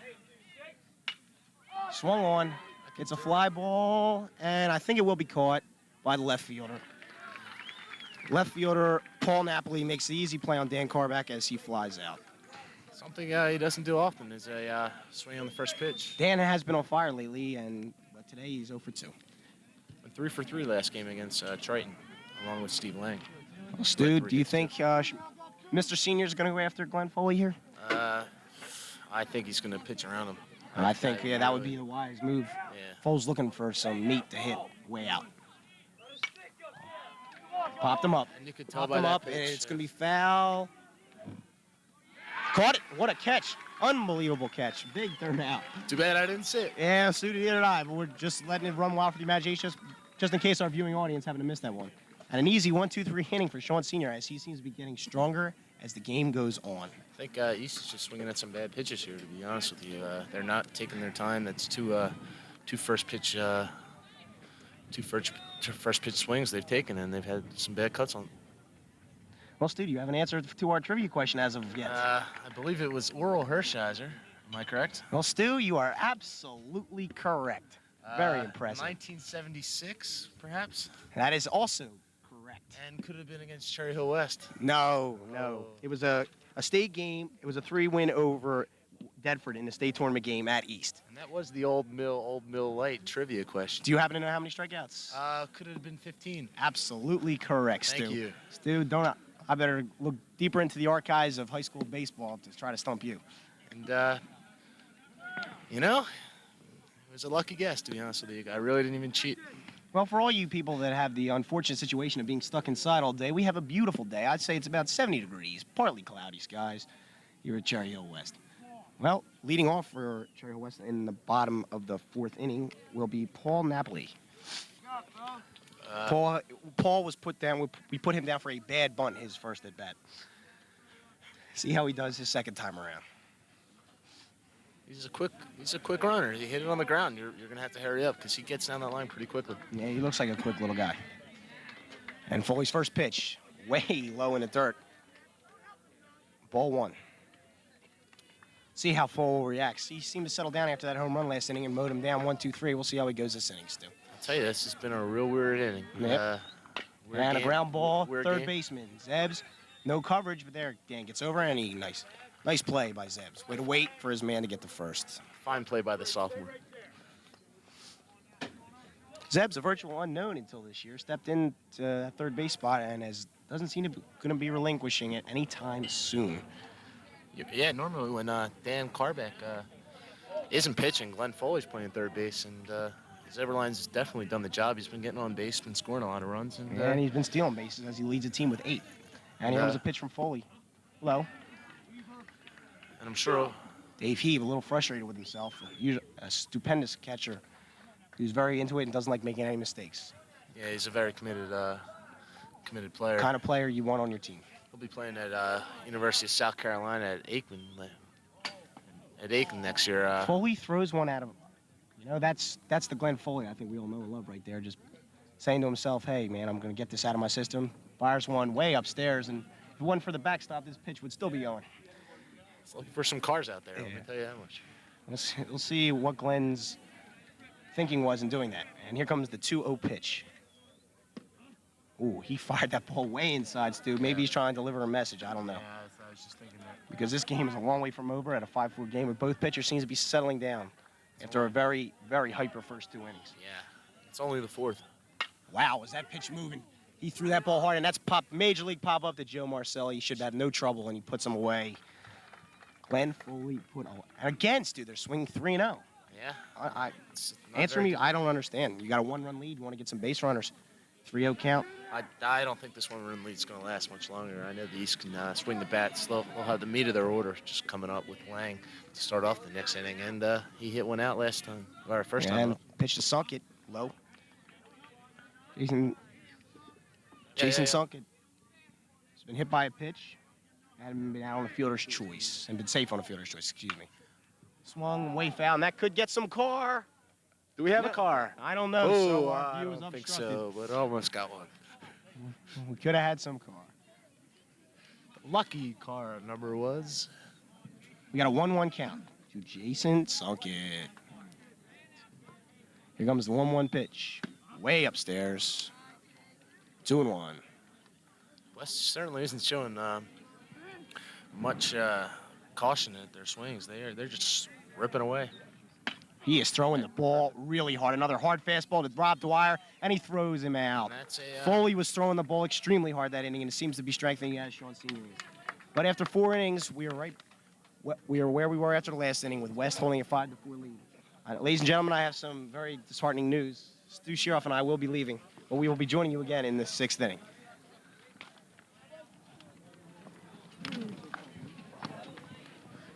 This is Adam Harrison back here along with Steers Arbal. So while we're waiting for the 5th inning to get underway, we'll bring you our top 10 list. Tonight's category. I wish my name was Stu. Tonight's category.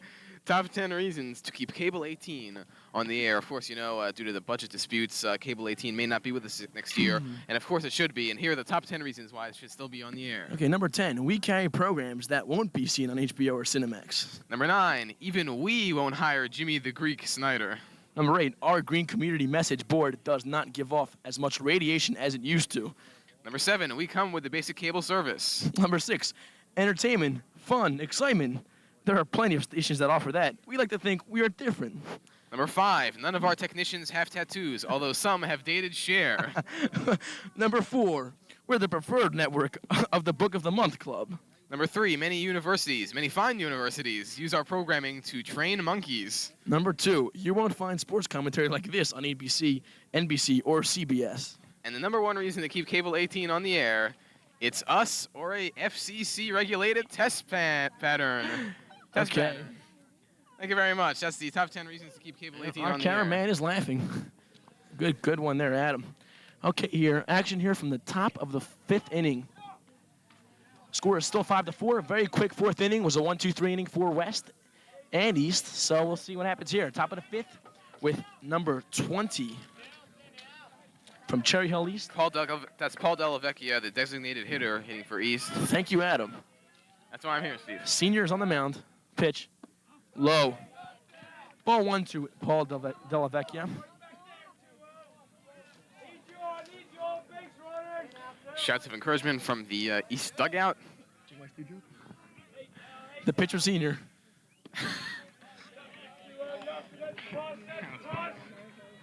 No strike?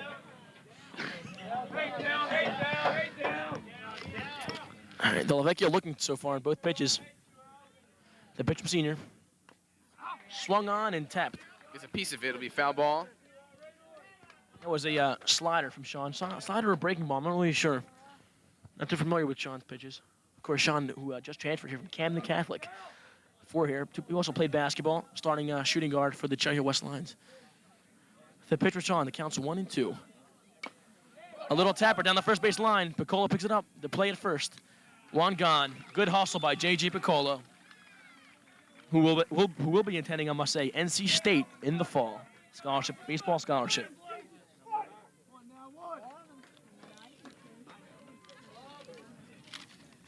Let's see, number 31 up Number now 31, for Cherry Hill. Steve Lang, who, in his first at bat, hit a shot in the right field to make the game 3-0, but struck out his last at bat.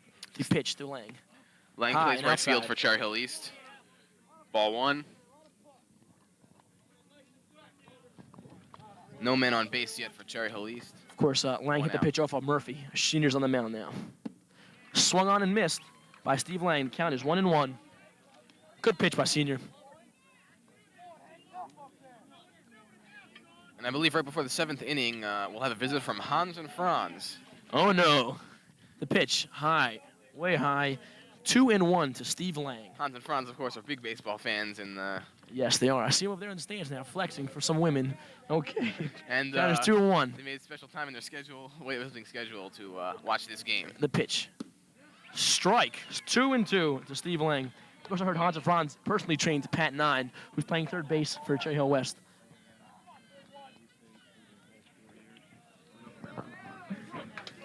Okay, 2-2 to Steve Lang, number 31. Right fielder. Swung on and missed. Very good. Great pitch by Sean Sr. Steve is disappointed. It was low in the dirt. Joe Marcielli, number 35, the shortstop. Up next for Cherry Hill East. 2 outs so far, no men on base. Senior doing his job well. 2 strikeouts for Senior, and both against Steve Lang. The pitch to Marcelli. Ooh, just high, just high. Has a pretty good strike zone. He's not really changing it around. 2 outs here in the top of the 5th. The score is 5-4, Cherry Hill High School West. The pitch to Marcelli. Low and inside, 2-0 is the count.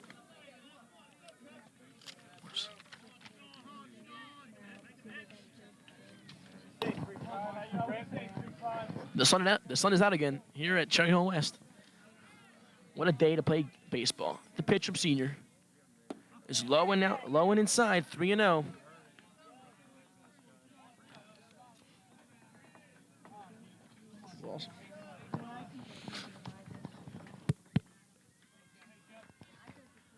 The count is 3-0. I'm sure Joe will be looking on this pitch.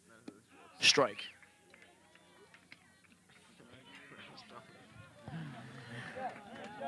Three and 1. Joe was looking all the way, obviously, because it was a 3-0 count. Now a 3-1.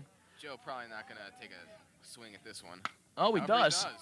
Oh, it's foul. Let's see if Dean can get to it. Dean cannot get to it. Foul ball.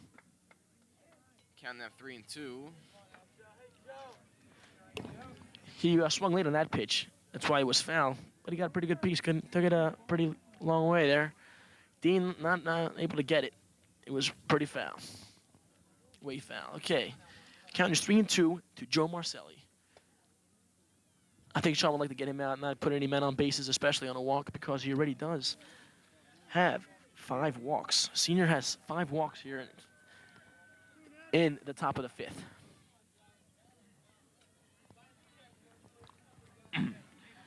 He has only given up 2 hits, though, might add, which is pretty positive there. Okay, the count is 3-2. The pitch, little tapper down to Pat Nine, third baseman. Good scoop pipe. Pat drops it. Can he get him in time? Save. Least. Up to bat, 7th hitter, catcher Dave Heeb.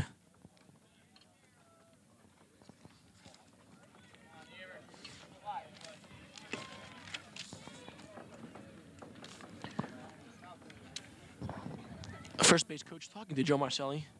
Looks like he maybe pulled something or maybe hurt himself running up to first base. Could have did hustle there. Now as JJ takes the timeout, takes advantage of the timeout to talk to Sean, and maybe how to pitch to Dave Heeb.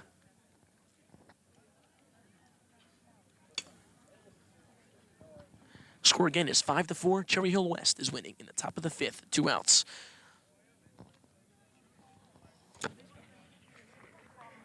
How am I doing? Where's Fisher? You know what's going on. Fisher. Sorry, my counterpart Jody Fisher couldn't be here, but he's playing tennis. Good luck to Jody. Yes, their tennis team is playing East today. That's right. And, East has an excellent tennis team, so does West, right. both being undefeated. Oh, actually, I see Jody in the stands there. Must have finished his match. Hope he won. Okay.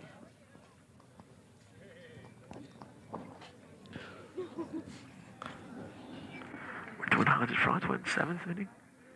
Also today, I believe the softball team takes the field against Cherry Hill East. So it's quite a day for rivalry today. Quite a day for baseball with beautiful weather here. Okay. Conferences are now over. Looks like Marcelli's all right. Let's get back to the action here and get the game going. 2 outs here in the top of the 5th inning. Man on first, Joe Marcelli by a bobbled ground ball to Pat Nine.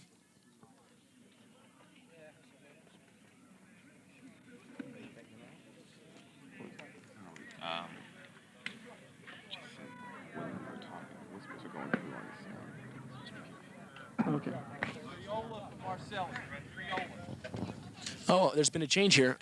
Number 3, Priola, has been changed for Marcelli. Seems like Marcelli's pulled something, so Marcelli is out of the game. Joe Priola. I'm not really sure what his first name is. I just called him Joe by accident. But Priola at first base. Priola talking to the first base coach, maybe a hit and run or some kind of stealing play. Okay, looks like things are going to get underway here. Dave Heap up the bat, catcher. Senior takes the mound. Stares at Priola. First pitch to Habe. High and outside. Ball 1. Priola faked that he was stealing, but ran back to first. Get some distraction going, maybe to get Senior to concentrate more on him than the batter. 1-0 to Dave Heap.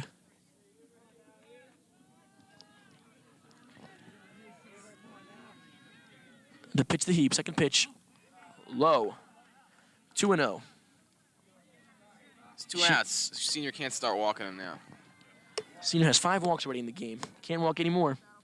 He's throwing too many pitches as it is. Words of encouragement from the audience to Sean Senior.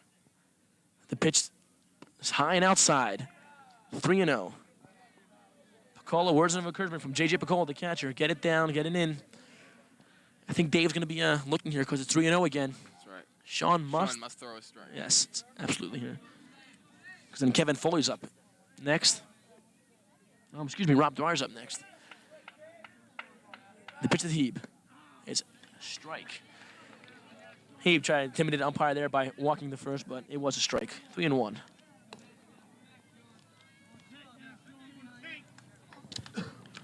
Priola takes a lead. Small lead so far. Takes a bigger lead. Senior stares at him. The pitch. Swung on and missed by Dave Heap. 3-2. 3-0. He has thrown 2 straight strikes to Dave Heap.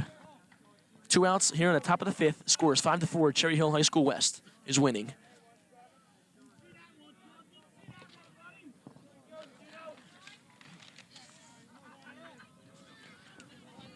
No one has scored since the 3rd inning.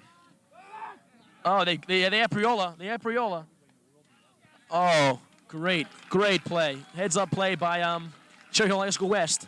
Senior read that perfectly because Priola was Going for the steal there. he could tell he was leaning that one way, and once he leaned, Senior threw him the first. Good play by Senior.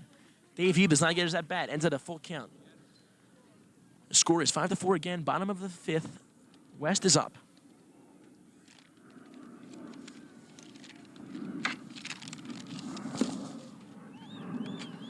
Glenn Foley still in the game. Here in the bottom of the 5th.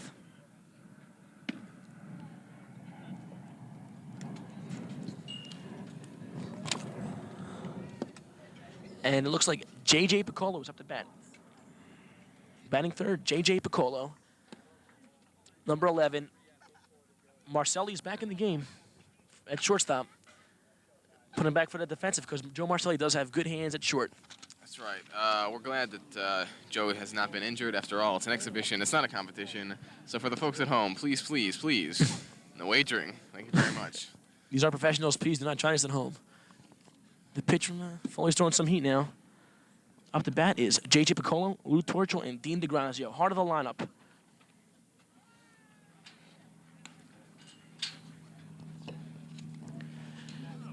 Here comes J.J. Piccolo.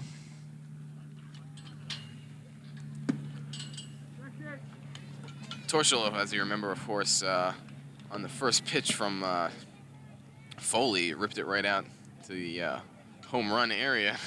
Right field, Adam.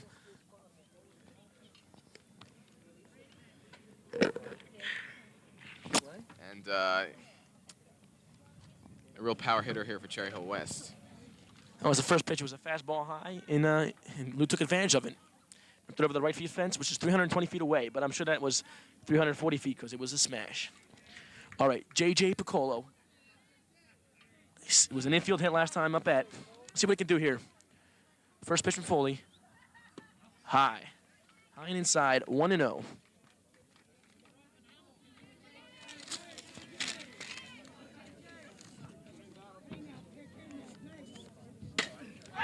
hit. Oh, it's a smash. It's a smash.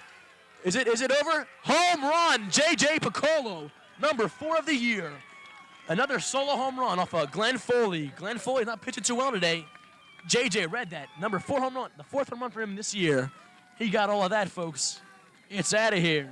Game is 6-4, Cherry Hill West in the bottom of the 5th.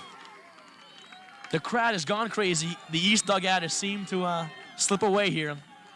2 solo home runs have gotten West the lead, both by Lou Torchel and J.J. Piccolo. And, well, guess who's up, folks? Lou Sampson Torchel is up. Well, Sampson because of the long hair. It is a superstition of his. The DH, batting 4th. Smash by J.J. Piccolo. Lou takes the plate. Smash. High. 1-0 to Lou Torchel. Foley probably a little shaken up there by Piccolo's real hard hit there into left field. Ooh, nice pitch. Nice pitch. Got it over in the strike zone. 1-1 to Lou Torchel. That's right. It was left field, wasn't it? The pitch to Torchel. High. 2-1. Good eye by Lou Torchel. Okay, Glenn Foley's got to come down here because, you know, their West is up 6-4. It's bottom of the 5th. They only have 2 more at bats to get the deficit, so Foley can do it. He's a very good athlete. The pitch. Oh, the grass slows it down. Pick by Marcelli, the throw to first. Out. He bobbled it and picked it up again. And that's only 1 out in the bottom of the 5th inning. Lou, not too good of a base runner, a little slow there, but that doesn't bother none because he is 20 for 25. Unbelievable. Walked his first at bat and then homered his second at bat. Dean DeGrazio up. Dean DeGrazio today 1 for 2. Knocked in a 2-run single in the bottom of the 1st. Score is 6-4. The pitch to Dean. Swung on and missed. Took a cut of that. Dean is very aggressive, but sometimes too aggressive. Swinging at those pitches. Okay, 0-1 to Dean DeGrazio. 1 out here in the bottom of the 5th. Score is 6-4 by a solo home run by J.J. Piccolo. High, 1-1. 3 home runs in this game already, Adam. 3-run blast by Steve Lang and by Torchel and Piccolo. What do you think? Do you think that these hitters were psyched today? Because they had excellent pitching today. Well, yeah, Inside. I think probably today of all days you're going to see, you know, some of the best performances of the season, you know, the hardest hitting, the best pitching, you know, just because of the intense rivalry that exists. Remember in the halls today at West, they were psyched, giving each other confidence today. I'm sure East did the same. Swung on and missed. Dean, that was a very bad pitch Dean swung at. But Dean is an excellent hitter. I remember his first pitch at bat, his first pitch that he swung on when he came back from his injury was a home run against Paul VI. So Dean does have the power. Encouragement from his dad, Norman DeGrazio, who has taught him well. All right, let's see if it's an in for a hit. It's in for a single. 2 for 3 today. Dean DeGrazio. Good cut, good eye. Man on first. Only 1 out in the bottom of the 5th with MJ Lewin coming up to bat.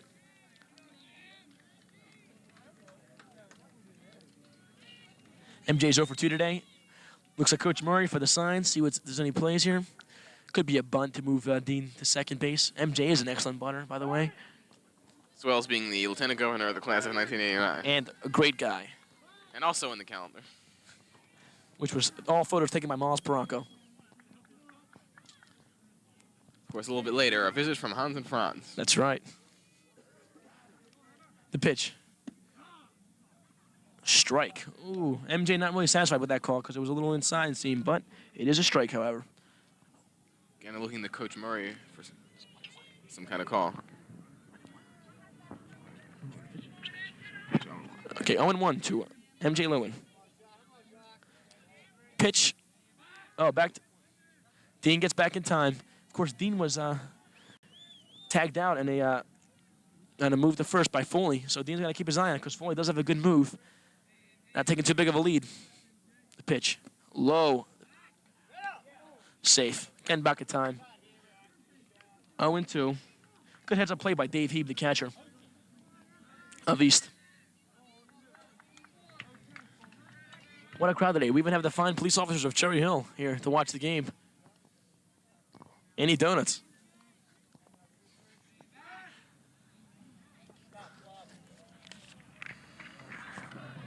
No cop's gonna watch the show.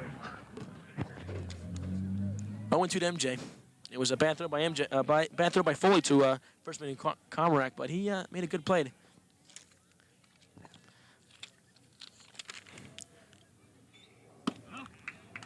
Ball, 1-2. Excuse me, first baseman Dan Carback. Sorry about that pronunciation there.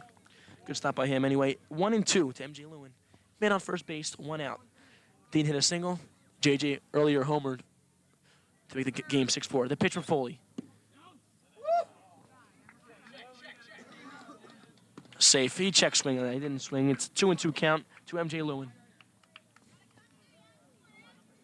M's been struggling today, 0 for 2. Not really getting called out on the third strike and hitting a ground ball. Not really getting a good piece. He's going there to talk to Coach Murray as he goes to give confidence to Foley. It seems like he's stretching out a hamstring. Glenn Foley, that is. Stretching a hamstring. Maybe he pulled something on that last throw because he's throwing it hard today. 2-2 is the count to MJ Lewin. Here comes a trainer from West to see what's going on again. This is a rivalry, but we want no injuries. That's right. And meanwhile, over at West, Coach Trotman and first base coach T.J. Locke talking over there with Dean DeGrazio. That's right. Dean. They might put on a bunting play here. I don't know because MJ's a good bunter and he's been struggling lately, but he has all he can get back in the game now. That's right. Okay, back to action. 2-2. Back to first. Throw to first. Carbrack tags Dean. Dean gets back in time. Carbeck really got his eyes there on Foley, pitcher. Carbrack and Foley have good body language to each other. They know when he's going to throw it to him. The pitch. M makes a bad swing. Takes a bad swing. Low in the dirt. MJ Next, strike Pat out. 9 for Cherry Hill West. Pat 9. Pat 9, the third baseman for Cherry Hill West. And an all-around great guy. Pat also in the calendar. I think we mentioned that before, but why not say it again? I hope you enjoyed the top 10 list because it was written by Adam Aaron. I just said it because I just wanted some of the fame. Okay. Pitch to Pat 9. As Foley looks to Dean. Balk. Got a balk? Time. No, time called. Time called by Pat 9 before he threw the pitch. That can throw Foley off sync sometimes when you do that. Gets the pitcher frustrated. For a minute, it looked like the umpire waved a balk, but it was not a balk. Man on first. Pat 9 up the bat. Score 6-4. Cherry Hill West is leading.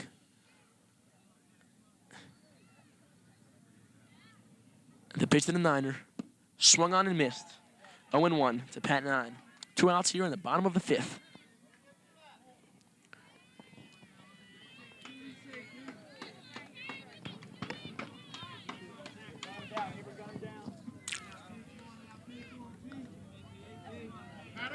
The pitch to 9. He's going. Safe. Dave Heeb got him in time, but it was off the bag. Dean steals a base. Man on second, 2 outs. He bet a good throw, but it was off the bag. He got there without a bounce, but Heeb a little disgusted with himself. Yeah, it was Rob Dwyer there was going for the tag. He lunged for the ball, and when he did that, he got off the bag there. I believe that was a ball in the last pitch. I'm not sure. Count is 1-1. Man off second, stolen base by Dean DeGrazio. Foley looks at Dean. The pitch. No, double check. The pitch to 9. Very high.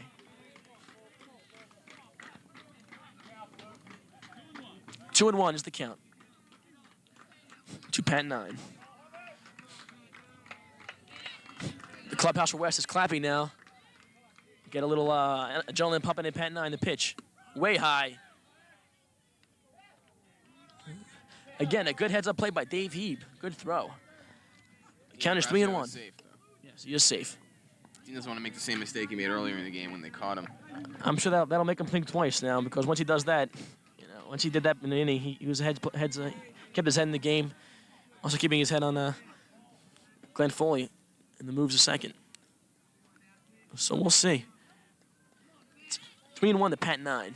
Let's see if he swings here. I'm sure he has the go-ahead Swing, the pitch, way in the dirt. Walks Pat 9, men on first and second with first baseman and pitching today, Chris Murphy. That is the 5th walk issued by Glenn Foley here in 5 innings. That's a walk-in inning, which is not too good. He has 2 strikeouts, though. Chris Murphy up to bat. 2 outs in the inning. Murphy also Low. pitching at times in the game. He began throws at the second, but Dean gets back in time again. 1-0 to Chris Murphy. They're really keeping on Dean. They don't want him to advance any farther than he already is. You know, they got him in the first inning, and they think they can get him again. So, you know, why not try? Is the attitude here by Cherry Hill East, excuse me. Man on first and second for Cherry Hill West. The pitch to Murphy. Strike, 1-1.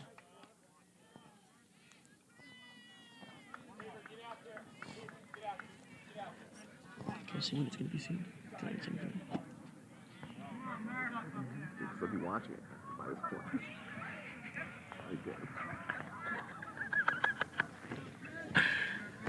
Okay, he goes out to talk to Glenn Foley, get him more confidence in because he's been throwing balls instead of strikes.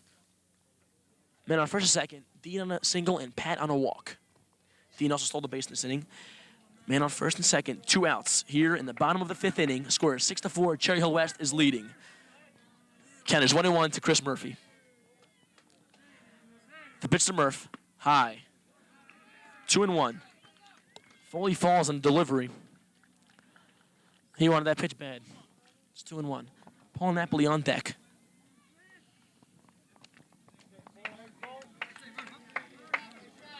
Foley watching DeGrazio and 9. It's low and outside, 3-1. Foley's got in the same hole he got in with Pat 9, 3-1 count. Let's see what he can do. Foley's got to throw a strike here. He doesn't want to walk. Definitely not want to walk. Murphy here and load up the bases. Time is called by Murphy to go talk to Coach Murray, third base Coach Murray. Get some signal straight maybe, some strategy in. We'll see.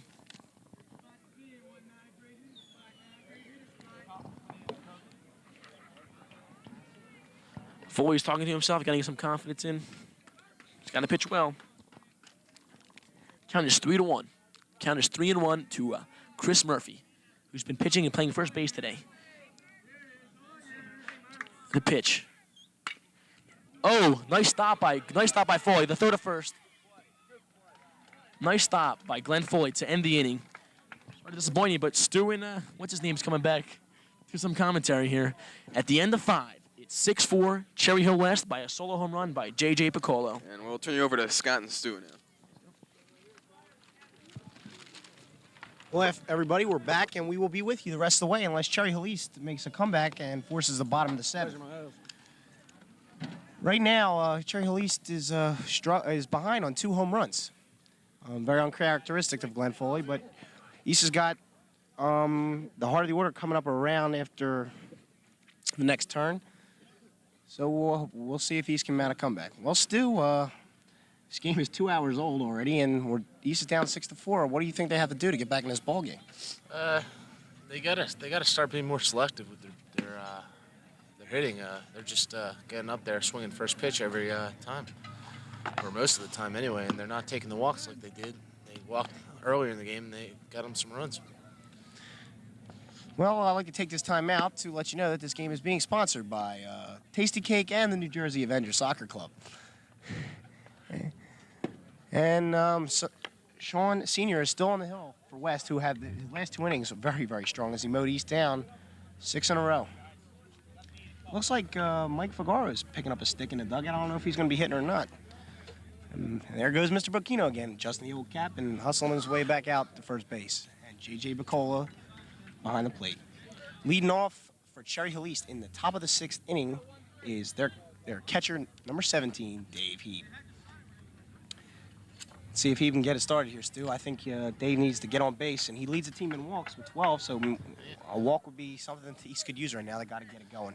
Yeah, Dave does have the highest on-base percentage on the team, so if you're going to start a rally, might as well start it right around him, because he'll get on base. He'll take that walk. Now we'll see what Dave Heap can do.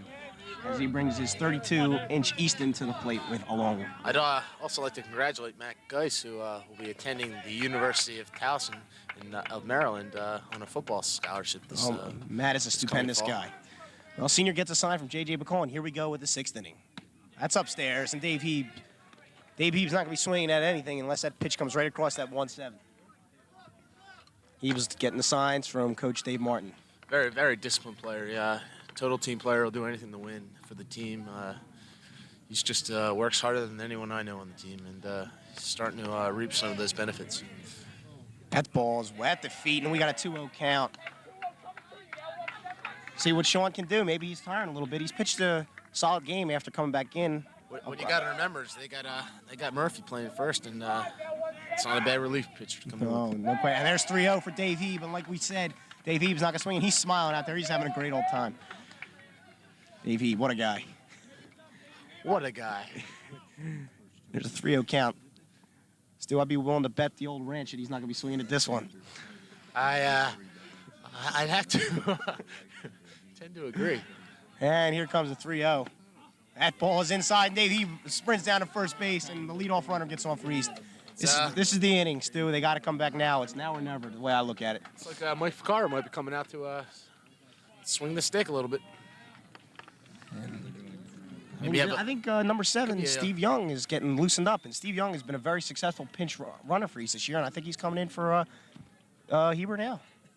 Yeah, this is just get a little speed on the base pass, try and get a run. He's a lot quicker than Dave, and plus Dave will have a little rest. He's been out there for a long time in that crouch because they've had some long innings. Yeah, and we'd also like to point out that Steve Young is a freshman.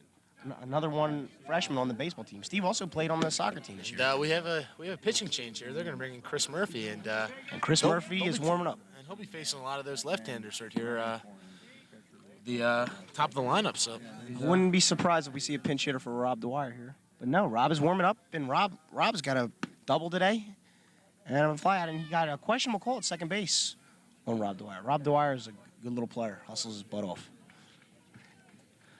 Murphy looks like he's throwing the ball pretty hard there, Stu. What do you think? He can bring it pretty good. If his curveball's not on, he's not as effective as he normally is. Well, I'd like to point out, Stu, that the fourth hitter in the next order is Dan Carbeck, and Dan Carbeck is lifetime 5 for 5 off Chris Murphy. So that could be a big batter for East if they can get some runners on base with Dan to the plate. Yep. And while we have a little break, we'd like to take thanks to Scott Harper, who brought us some drinks up in the booth. Our throats were getting a little dry, but Scott came to the rescue in the nick of time. He sure did come to the rescue. And Murphy Like a fire bears hose. down. And his first pitch is heat. Rob Dwyer bunts that ball foul. It's going foul.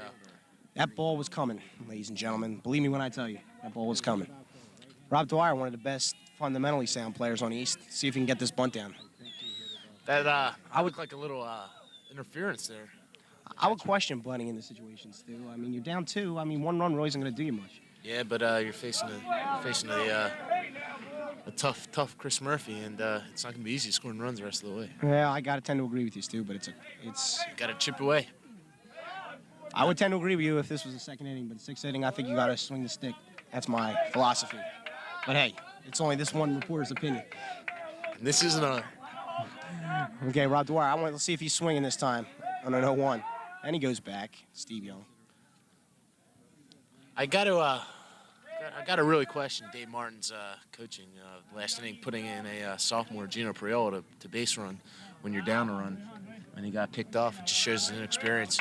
You got the leadership. This is the biggest game of the year. You got to use who they have, and it really cost him last inning. I tend to agree with you, Stu. But he's been using Steve and Priola all year, so I guess 8-0, you come this far, you got to go the whole way with your men. Well, here comes the pitch from Murphy. Rob's bunting again. That pitch is way upstairs, and Rob wisely pulls back. And we got an 11 count, 1 ball and 1 strike for all you non-baseball fans out there. This is about as the most pressure these teams are going to face during the regular season until come playoffs. This is a big game for East. This is the state. This is the best 2 teams in the state, and just got to go with your experience in those kind of games. There's a prime example of it. Steve Young almost got picked off, but he's still in there. He's still okay. The Cherry Hill East dugout is trying to get his team going. And in case you just joined us, we're 6-4, Cherry Hill West, top of the sixth. Nobody out. And a 1-1 count on Robert Dwyer. Rob bears in on, and here comes the pitch from Murph. He's bunting again, and that's a good bunt. Oh, he got him in second. Oh, he tends not to throw to second base. I think he might have had him there, but Rob got the job done. Very good play by Rob Dwyer. Bottom line is you got the job done. And, Exactly. You have your 9-hole hitter, and then you got the top of the other coming. Kevin Foley is due. He's due. 400 hitter, hasn't got a hit yet today. He is due. This kid is going to be one unbelievable ball player. He sure is. And you can bet he'll put the ball in play here. Oh, I hope Try and you're hit it to the right side and Wait. run up to third. Waiting on deck is left-handed hitter Zeberline. JJ hustles out again. JJ is a very good catcher, as seen here today. He could be the top catcher in South Jersey. Probably get drafted pretty high in the major league draft to see if the team could. Wouldn't surprise me. First pitch is barely inside. Good eye, Kevin Foley. This is a big hitter in this inning. Still, it would be nice to get Kevin on base one way or the other. Yeah, sure. Make this guy throw strikes. He didn't prove he could throw strikes. Put some guys on base for once with Glenn Foley and Dan Carbeck. So they can drive. Here it comes. Oh wow! I don't know where that pitch was, but we'll take it, ladies and gentlemen. That brings a 2-0 count to Kevin Foley. Murph doesn't seem to have his good stuff today. He's serving up a 3-run gopher ball to Clubber Lang. Yeah, and that was way out, folks. Let me tell you, that was no gimme. Yeah. Here's the 2-0. And the pitch. Oh, that ball is low and a 3-0 count. And you can bet he won't be swinging the stick here 3-0 at the top of the order. Still, I would be willing to bet the old 1 million lottery that we have tonight. He's not going to be swinging here. Speaking of that lottery, are you playing there, Scott? Stu, I did purchase some tickets myself. I think I'm going to win. Stu, don't we all, Stu? Don't we all? If you bought 13 million tickets, you're guaranteed winning, Stu. Yeah. Hell, here's a big pitch in this ball game. 3-0. And here it comes. That ball is way inside, and he walks. That brings the runners on first and second with 1 out for Zebs. This is a big situation for the sophomore. Let's see if he can handle it. Freshman getting the job done right there. Kevin Foley. You got to make him throw strikes. If he can't throw strikes, he doesn't deserve to get out of this inning. Waiting on deck is Dan Carbeck. Doesn't really surprise me too much, but Well, they lefty on lefty again. I don't think they want Carbeck on Murphy. 5-for-5 lifetime. not even that. I just think senior's in the groove, and I don't know why they even took him out in the first place. He had him going pretty good. Sort of reminding me of the old Fighting Phils, the way they're switching pitchers so often. Bullpen's been letting him down lately, huh? Yeah, a little bit. It's a shame. Last night they got good starting pitching and from Ken Howe, and Scott was just a little stronger for Houston. Here steps the sophomore in a very key situation. And Sean Sr. is back on the hill for Cherry Hill West. And again, Cherry Hill West leads this ball game 6-4 in the top of the 6th inning. Well, Sean looks in. Yeah, I'm sure he'll be coming out of the stretch. And Sean bears in on JJ. I wouldn't be surprised if he brings him the heat. And here comes the first pitch. Ball is way low and away. The West pitcher seem to be tiring right now, and I don't see them not going with anybody but Senior or Lou Murphy. Torchel, their third pitcher, pitched against Pennsauken, and he took a beating. Yeah, Lou, as you may or may not know, put one out today. Here comes a 1-0 pitch. Right over the heart of the plate, 1-1. Good pitch. Yeah, I think he had to take some, maybe. I don't blame him, man. They're not throwing strikes right now. We're 1-1. First and second, 1 out. J.J. Picole's done an outstanding job blocking the plate the whole game. And, He's a big camper, that's for sure. he's been framing it well. Oh, 2 in a row over the heart of the plate. Oh, those are times you wish Full was up to bat, man. I mean, you would imagine what he could do with something like that. Probably wouldn't see anything like that. Yeah. It's a big batter in this inning. Big batter. This is a big bat in the game. Here comes the 1-2 pitch way upstairs. 2-2. He took a little change up there, tried to fool him, and the sophomore stayed away. That was borderline anyway. Yeah, a lot of pitches today have been borderline. Yeah. And he bears in as this is another big pitch. Here comes the 2-2 pitch to Zebs. Here it is. Upstairs. Full count. This will load the bases for Dan Still, Carbeck. it's getting a little hairy back here. We better bring in the ice packs. This is getting really tense. we've had a weird game here. I will say that. Hasn't been the pitcher's duel we really thought it would be. I don't know who I'd rather be, Sean Sr. or Zeverline right now. And here comes the 3-2 pitch. Low and outside. The bases are loaded. One out for the East best hitter, Dan Carback, with Glenn Foley waiting on deck. Boy, I'll tell you couldn't ask for more. This is getting really, really exciting here. And we're bringing it to you live, almost live, Cable 18. You gotta love it. You gotta love it, ladies and gentlemen. The two best teams in the state going at it tooth and nail. This partisan crowd is still very, very deep indeed. And the West bench looks a little tense right now. You don't hear them as loud as they've been. Let's see if Dan will be taking Everybody's up in that East dugout. They're ready. Here comes the first pitch to Dan Carback. Right in there. Strike one. Dan Carback, a single here would be really big. Kevin Foley can move. You got him at second base. Steve Young at third. Good speed on the base pass. And Zebs, who had his second walk of the day, on first. That's low and outside, 1-1. They're having trouble throwing strikes. Boy, I'll tell you, I wouldn't want to walk in a run with the power hitter coming up next. You got to know if Glenn's coming up. He's going to be frustrated. Things are going to happen one way or the other. Here comes the next pitch. Oh. Wow, that one just missed hitting Stu and I. We're okay, though, ladies and gentlemen. Don't fear, we're fine. Nothing would stop us from bringing you the rest of this ball game. Before the game, you missed me singing the national anthem. I had the crowd on their feet. They were going Now, Stu, bonkers here. Stu, come on. Looks like someone could be injured over here. Here comes the 1-2 pitch. Ground ball. It's in! It's in there! One run scores! Rounding third is Zebs. He scores, and we're tied at 6. Dan Carback up the middle single, and the runner moves to third. Boy, I'll tell you, what a ball game, ladies and gentlemen. Oh, Steve Young scores another run. Zebs. That's clutch hitting. Kevin Foley scores, and Zebs is on third. Oh, my God, Stu, my heart is palpitating at 100 beats a minute. The senior leadership's really coming through here. It wouldn't surprise me to see Glenn Foley just keep following in the senior footsteps. Oh, we are tied at 6. What more drama could you ask for? Oh, boy, Glenn Foley, first and third, one out. Here's a chance for Glenn to get a little revenge here. Stu, I'm going to go out on a limb and say he's going to get a base hit at worst here, Stu. I'm going to go out on a limb.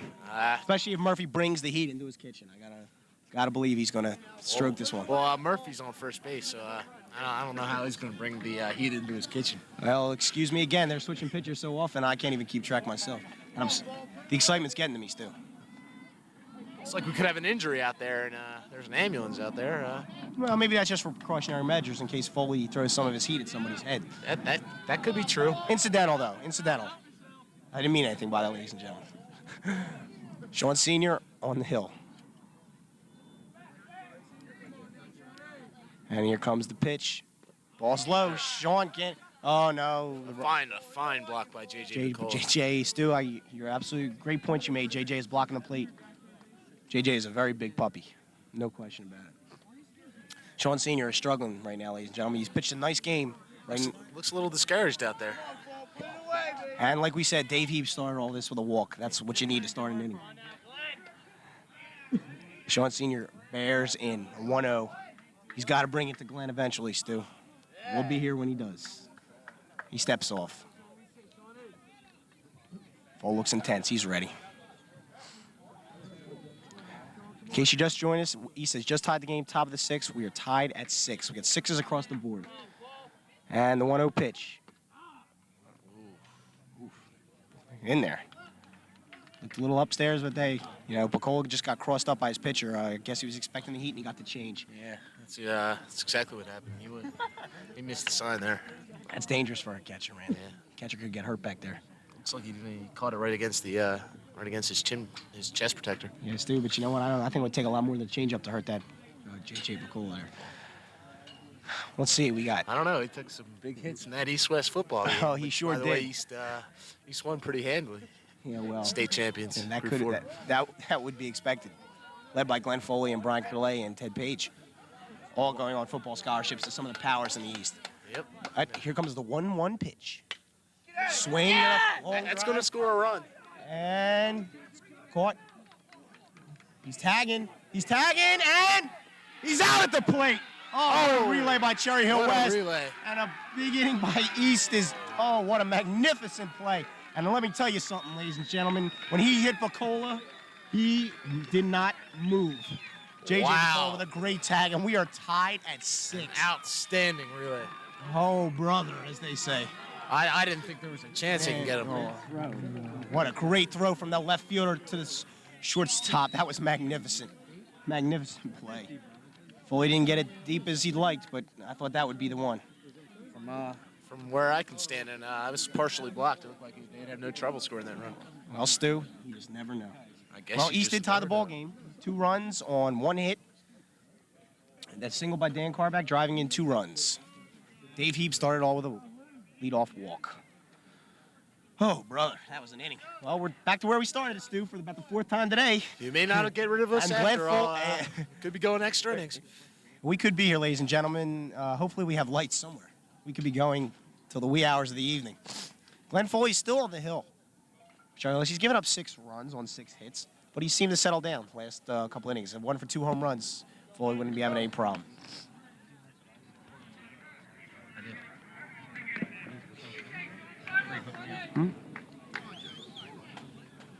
Stu, what do you think's going on out there? An ambulance door seems to be swinging open. I hope nobody's hurt. That would be a shame.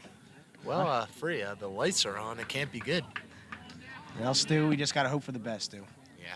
And out trots the West third base coach, hustling out there with the best of them.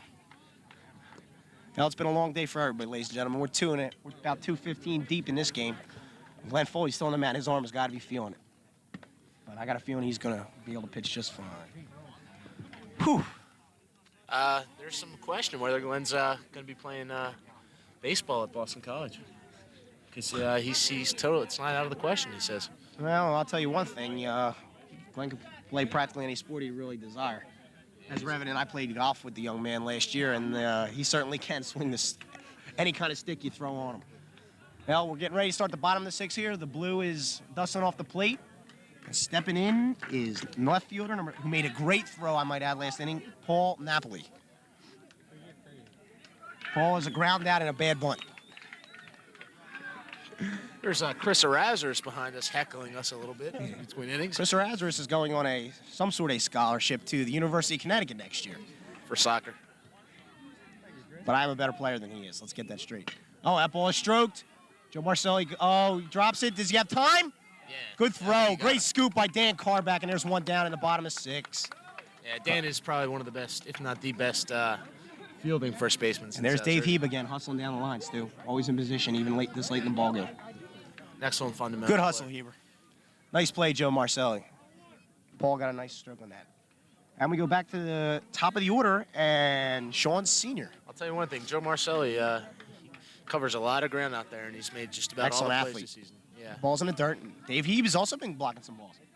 In case you've been wondering, ladies and gentlemen, and the other announcers might not have known, but whenever Dave Heeb drops the ball or it's a foul tip, he always fires to either first or third base to make sure he stays in the game. That's an East tradition that Dave carries out to the fullest extent. See, watch this one to first base. There he goes. Dave Heeb. And full. And there comes Blue again, dusting off the old dish. It's about the only thing he's done right today. Well, Stu, I don't know if we can say Dusted that. dish pretty well. I tend to agree with you there, Stu. And the pitch from Foley. That ball is smoked, robbed right through Rob Dwyer for a base hit. We'll give him a hit on that one. They're starting to hit Foley a little hard. It's getting late in the game. I don't know. I think it's almost time to make a change. He's 6 innings, 6 tough innings. It's pretty warm out here. You know, he's got to be getting tired. And let's bring Jason Sungit to the plate. He's been a great player for West last 2 years. He started both years, and he went to that state championship last year with the team. As you may or may not know, both Cherry Hill East and Cherry Hill West did win the state championships last year, but they were both in different groups. This year, West moved up to Group 4, so they could meet again, but this time in the finals. The pitch from Foley. Upstairs. Let's see what Foley's got. The crowd is still here, and this crowd also includes many, many scouts here to see Dan Carback, J.J. Bicole, Glenn Foley, and company. Hey, right pitch. fielder. Ground ball to second. Could be two. Oh, and Rob Dwyer. Oh, big error on Rob Dwyer. Could have been two, ladies and gentlemen. And up steps J.J. Bacola, who has hit 3 home runs already this year. This could be trouble. This could be big trouble. East Leather. And Stu sliding out in down. right field. Stu, they are carrying somebody out there. I can't looks imagine like what that a is. spectator broke his fibula. I got a report. Broken tibia. Wow, that is painful. Broken tibia. That is very painful. That's not good news for that unhappy spectator. As one who has had his a broken bone this year, I know it does not feel nice. Here's the pitch. Low, ball one. Great block by Dave. Dave Heap. This is a big batter for Full. He can't lose. Can't lose him. And the West Partisan crowd is back on their feet, cheering again. That really hurt. Could have been two, Stu. Could have been two. Well, you gotta play the game the way it's it. East St. Shore isn't gonna give up, and Rob will make up for it next play, guaranteed. Here's the 1-0 pitch. Oh, he fools him with a he change. threw that right by him. I'll tell you that much. JJ was way, way out in front of that baby. I don't know what he was looking for, but Brush my hair back. wow. You can feel that. We needed that when it's getting kind of hot out here. You got a 1-1 count, 1 out, first and second. Wow. In there! And JJ did not like that call at all. He broke that one off with the best of them. Let me tell you. Full got ahead of JJ Bacola. It's 1-2. 1 out.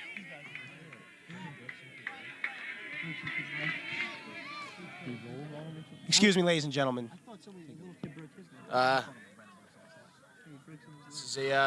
This is definitely the biggest at bat of the game for East pitcher Glenn Foley. If he can get JJ, it'll make things a lot easier. Oh, that ball smoked. Oh, a great play! What a play And by Rob I Dwyer. told you Rob Dwyer would make up for that last night. Great play, Rob Dwyer. That ball was smoked. Boy, does that make up for the play. my Rob Lord. Dwyer with a Rob excellent Dwyer with a defensive play. magnificent play at second base. Oh, boy. I'll tell you, JJ brother. really smoked that one. Rob made a brother. spectacular diving, jumping Two play. magnificent defensive plays in the last inning of just saying.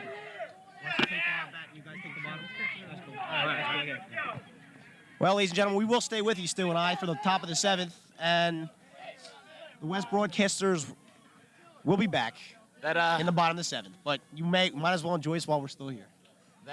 defensive play could give East a lot of Momentum going into the top of their batting order. Exactly. Stu, I agree. And leading off is Paul Del Vecchia. Paul the Buys Del of Vecchia. Paul has never been one to not work on his tan. That has never been a question of Paul. in the summer. Dell's out there soaking his body in those ultraviolet rays from 10 in the morning to 6 in the afternoon. Del seems to have a tan year round. Year round. Hey, whatever floats your boat, Stu. Skin cancer is not something that I would like to have. But whatever floats your boat is what I always say. Del looks intense.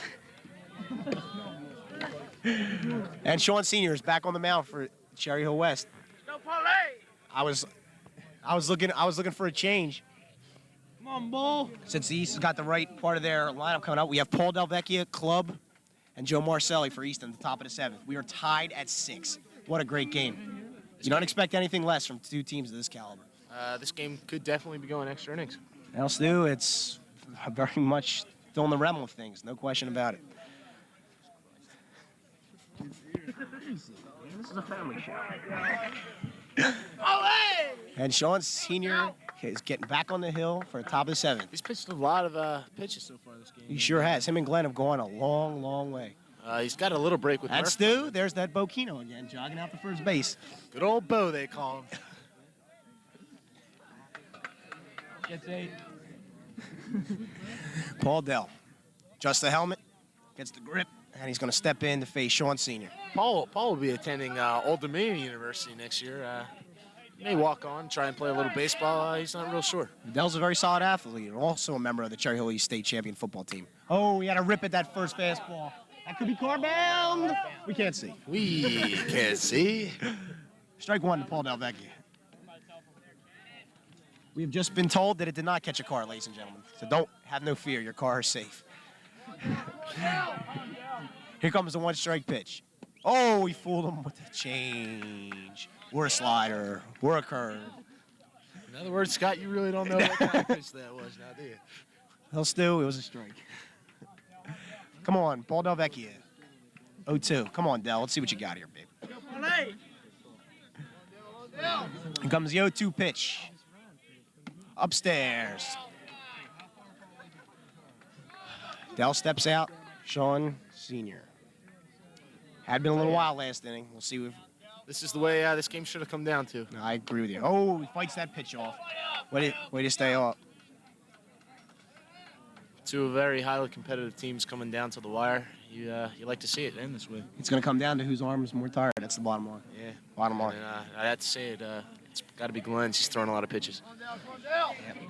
He hit him hard last inning, but Rob Dwyer made a fantastic play to get him out last inning. But the bottom line is he's gone the whole way full, and that's why he's such an incredible competitor. He's got out every inning. Here comes a 1-2 pitch. Oh, he swings at a high change, and he's out. Dell strikes out. Up steps Clubber Lang, who has a 3-run shot to right in the first inning. A home run now would look mighty big, as they say. I would have to concur. We have to point out, though, his home run was off Murphy, so he has not faced Senior yet. Well, Steve Lang. He'll be facing the lefty here, and if he can turn on one, he's definitely got the power to take another one out. In his 6'2", 6'3" frame and about pushing 210, 220, I think all he's got to do is turn, and that baby's going to travel back to East. You got to give this young man a lot of credit for coming back to that injury. Stu, there's no question in mind. I was there, Stu, and I couldn't believe what I saw. And here's the pitch. Low, that's 2. Clubber Lang, man, you got to make him throw strikes.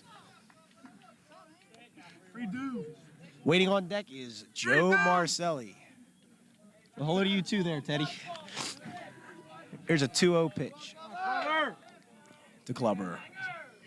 Oh, a little stubber. Could be trouble. Shortstop grabs. Oh, he throws one in the dirt. Great grab. Nice dig by Chris Murphy. I'll tell you, the shortstop is having a rough game. MJ Lewin is not having a good game at all, but he just... We're having a few heckling problems behind me, but security should We'll have to get the clear security that up. guards clear the booth here. And Joe Marcelli is East's last hope. From here on out, ladies. What's your name, sir? Alan Stallup. Alan Stallup says hello to all you people. Well, here's the first pitch to Joe Marcelli. Upstairs and outside, ball 1. Just to let you, ladies and gentlemen, know, we will be switching off announcers for the rest of the game if this game happens to go extra innings. And the West bench is very pumped up as there's 2 down and nobody on for Cherry Hill East. That ball's low. That's 2-0. If East would just stay off a little bit, Stu, they can get some walks and get some runners on base. Clubber had a 2-0, and he had this pitch. You may see a pinch hitter. Well, actually, no. Dave Heeb's up next, but Yeah, Dave Heeb. He's got some power. He's got some Power. Yeah, Extreme and, power. He's a big kid. He's hit one out earlier this year. Yes, he certainly did. Here comes a 2-0 to Joe Marcelli. That's upstairs. The count is 3-0. He needs to show a little patience. They've gotten a few runners on to make Yeah. things happen. And, West has not proven they can throw strikes. East has just been a little impatient in the middle innings, and that could have cost them. And you made that point very clear earlier, Stu. That's all right. Take that pitch. 3-1. It was in there. That was in there. I'll tell you, on a 3-0 count, the Blues are going to call the pitch a strike if it's anywhere near that dish. you got that right, Scott. Yeah. Sad but true. And here comes a 3-1 to Joe Marcelli. Wow, that one was definitely in there, and that had some stuff on it. Now I think he's got to take that bat off the shoulder and work, because anything close and he's history. Top of the 7th, 6-6. Here comes the 3-2 pitch to Marcelli. Oh, just low. Joe works a walk. Dave Heeb steps to the plate. Dave Heber started the last rally. Let's see if he could smoke an extra base hit to win this ball game for East. And again, J.J. Bacall comes to the mound. Could they be making another pitching change? I would think not. I would definitely think not. You go lefty versus righty with the game on the line? Yeah, well, because Murphy's had a lot of trouble today. He has yeah, been well, throwing Stu, I gotta strikes, tend to agree with you. and they can't afford to put first and second with Rob Dwyer coming up, who's been swinging a pretty good bat. I'll tell you, what a magnificent crowd we had today here, Stu. They've been here since 3:30, just like we have. 2.5 hours later, they're all still here, and they're all still into the game. You can't blame them, though. You don't get. It's not too often you get to see high school teams that can play baseball like this. And it's an excellent game. Yeah, Both teams have been, playing their best. And, Well, Stu, here we go. Dave Heap digs in. Joe Marcelli at first base, 2 outs. First pitch to Dave Heap. Oh, he had his pitch. Swung and Mitch. Heber and JJ exchanging a few words. I'm sure they were pleasant. you got to give Senior some credit here. He's really been battling the whole game. Stu, It's been his game, win or lose. I agree, Stu. He had a rough first inning, and he's been very strong ever since. That ball's low, and you hear that grunt from here, Stu. He's tired. He's giving it everything he's got. This is their season, I think, for West. West loses this, they lose the #1 ranking everywhere, the national ranking, and they're pretty much history in the Olympic division. What are you looking at him for? You rip 1-7. Come on out. Here comes 1-1 pitch, and just a little toss to keep the runner close and honest.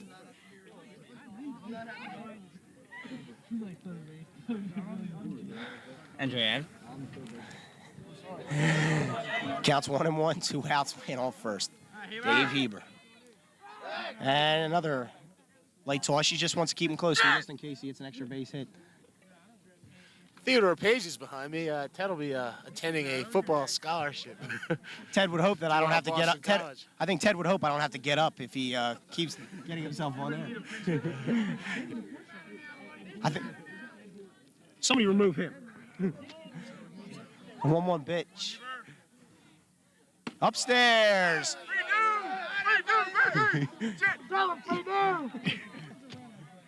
Boy, I'll tell you, Stu, we're taking a pounding. And there's not much we can do about it, ladies and gentlemen. We'll just, no matter what it takes, we'll be here till the end. 2-1 to David Heap, who worked to walk his last at bat, and his pinch runner scored a run. 6-6, 2-1 count. 2 outs, top of 7th. Here's the pitch. Oh, he fouls it off. He had his pitch hit again. Somebody just snapped his leg. It's horrible. Some young man, 7 years old, coming to around his girlfriend. It's a shame. Ladies and gentlemen, we've just been informed by a very volatile source that a young man had broken his leg out in the right field bleachers. We wish him and his family well and hope he's okay. Dave Heave is going to get his pitch to hit. It's Things are heating up 2-2. here. 2 outs. Here's the pitch. Oh, he got full, but he's running the first. And JJ throws him out, and that's the end of East in the 7th. That could be the end of us. Had a good time along with Scott announcing this game. And if we don't see you again, we loved every minute of it. But if West doesn't score, we will be back in the top of the 8th. And back to your friendly neighborhood West announcers. We'll alternate at bats. Okay. Dude, we are smoking. Here you are. Thank you, Stu and Scott of Cherry Hill East announcers. Back to the action here. Bottom of the 7th, 6-6. Infamous words of Chris Barr, what a game. All right, for the West Lions, we have Lou Torchel, who's hit a home run, Dean DeGrazia, who's 2 for 3, and M.J. Lewin.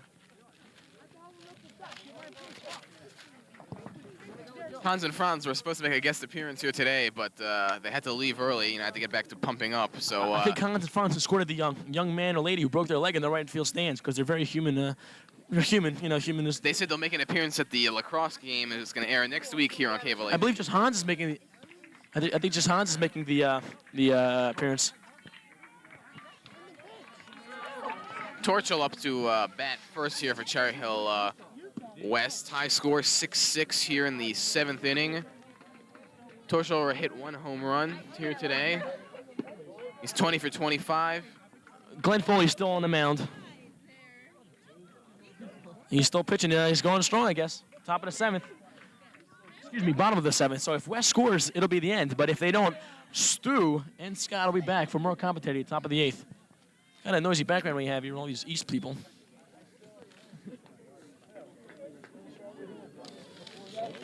Umpire dusts off the plate. Well, I might add. And Torchel gets ready to hit. TJ Locke gets over to the area for the first base. The West fans are up there clapping, folks. Lou Torcho's up. They're psyched because they knew Lou can hit off Foley. Of course, Homer is Temperature in the Last at bat. mid-60s about now. Sun has gone down. And a ball. ball low. 1-0 to Lou Torchel, who is designated hitter today. Usually plays first base, but due to the unusual pitching of the West. High and outside, 2-0. 2-0 to Lou Torchel.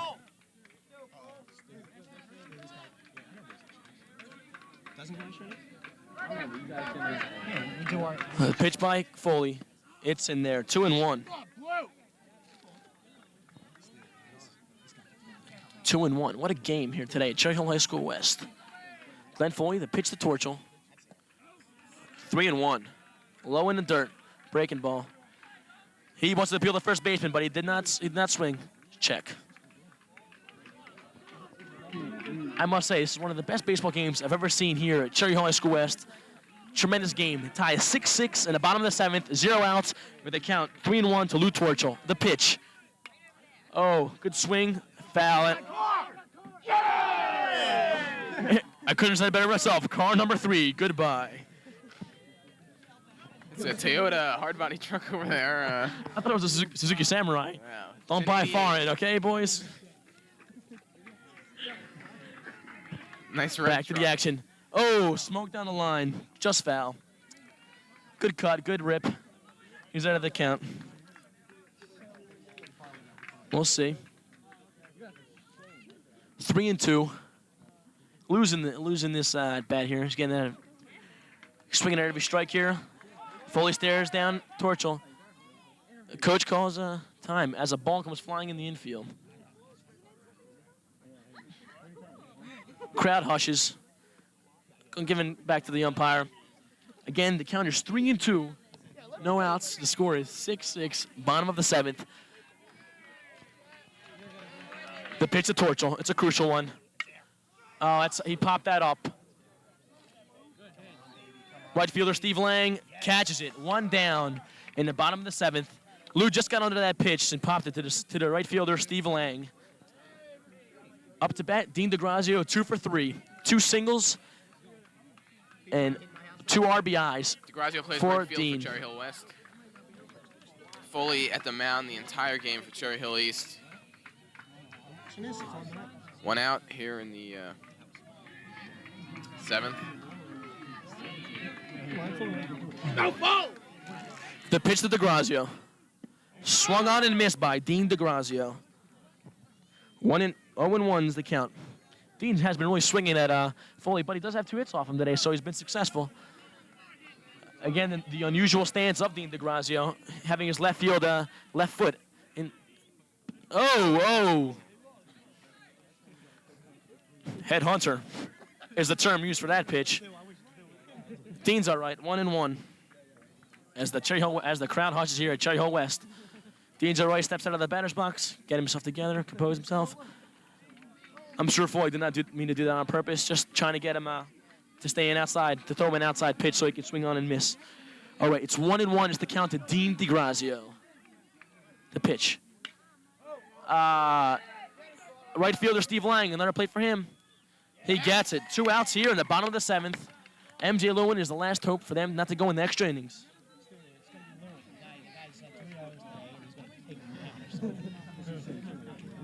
I'm gonna give you old kids a debt. MJ's not really having a good game today. On the at-bats or in the field. Has 2 hours today and is 0 for 2. I think it's time for MJ to get a hit. Let's see. He looks at Coach Murray for the signs as Dave Heeb goes out to talk to Glenn Foley for some strategy. That's like Bugs Bunny there Bugs for a Bunny's second. presentation strategy. Go for some strategy. That's right. Okay, the first pitch to MJ. Inside. That was a nice pitch. Some negative comments by East. 1-0. Thank you, Stu. You're a great guy. All right. The pitch from Foley. Swung on and missed by MJ Lewin. It count is 1-1 to MJ. Count is 1-1.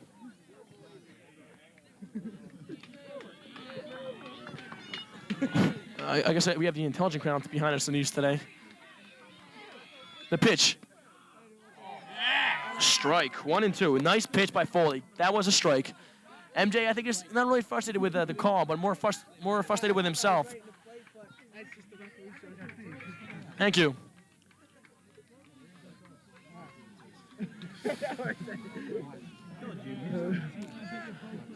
Counts 1-2. The pitch. Ooh. 2-2. Just outside.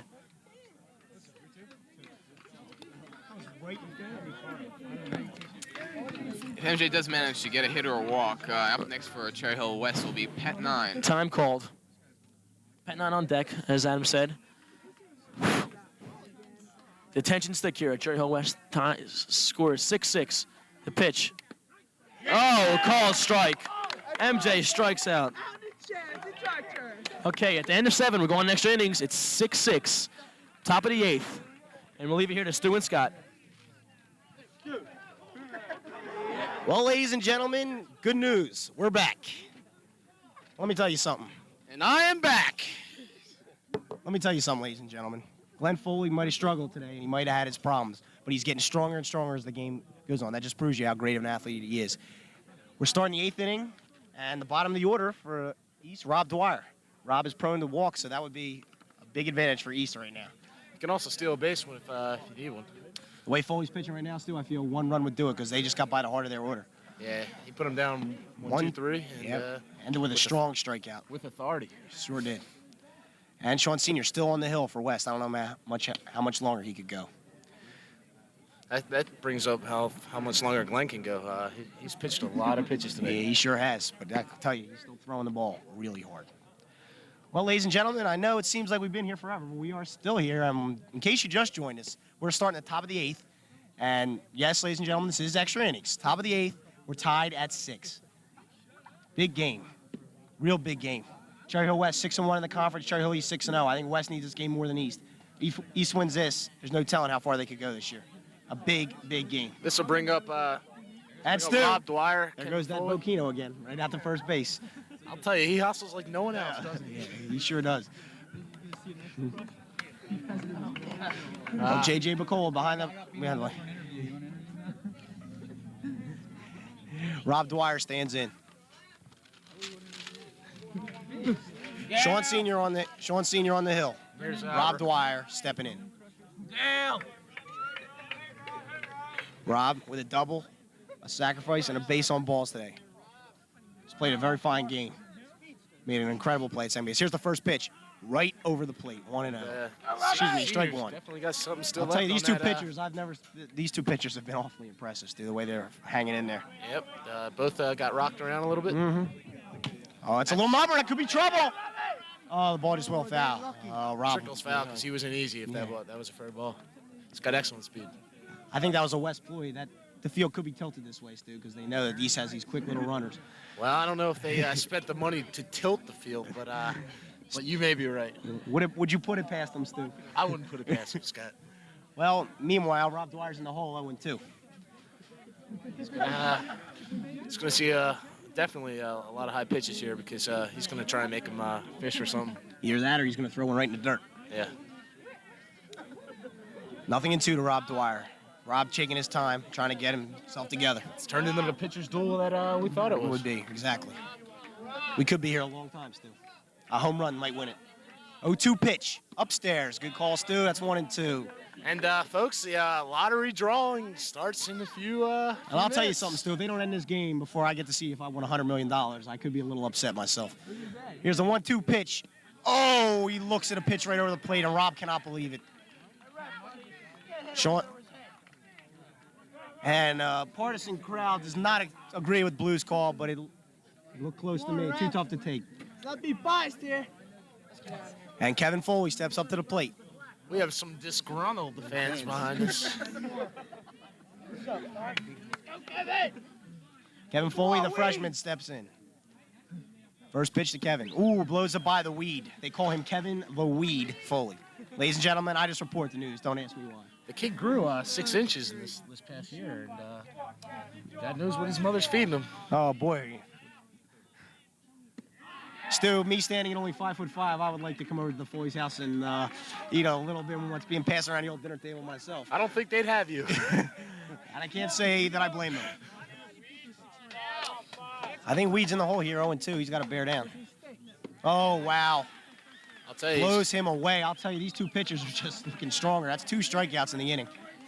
Zebs, who's walked, if I'm not mistaken, 3 times today, and struck out once, is up to the plate. So he's officially 0 for 1.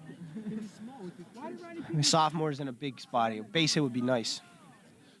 He's having a tough time generating some offense in the last 2 innings. Yep. Really haven't put Well, it's trouble because they got the Hart coming up next inning. Dan Carback. let me tell you, Senior's throwing really hard. This point in the game, I'm impressed. You sure are. These scouts got to be impressed that are here today scouting these guys.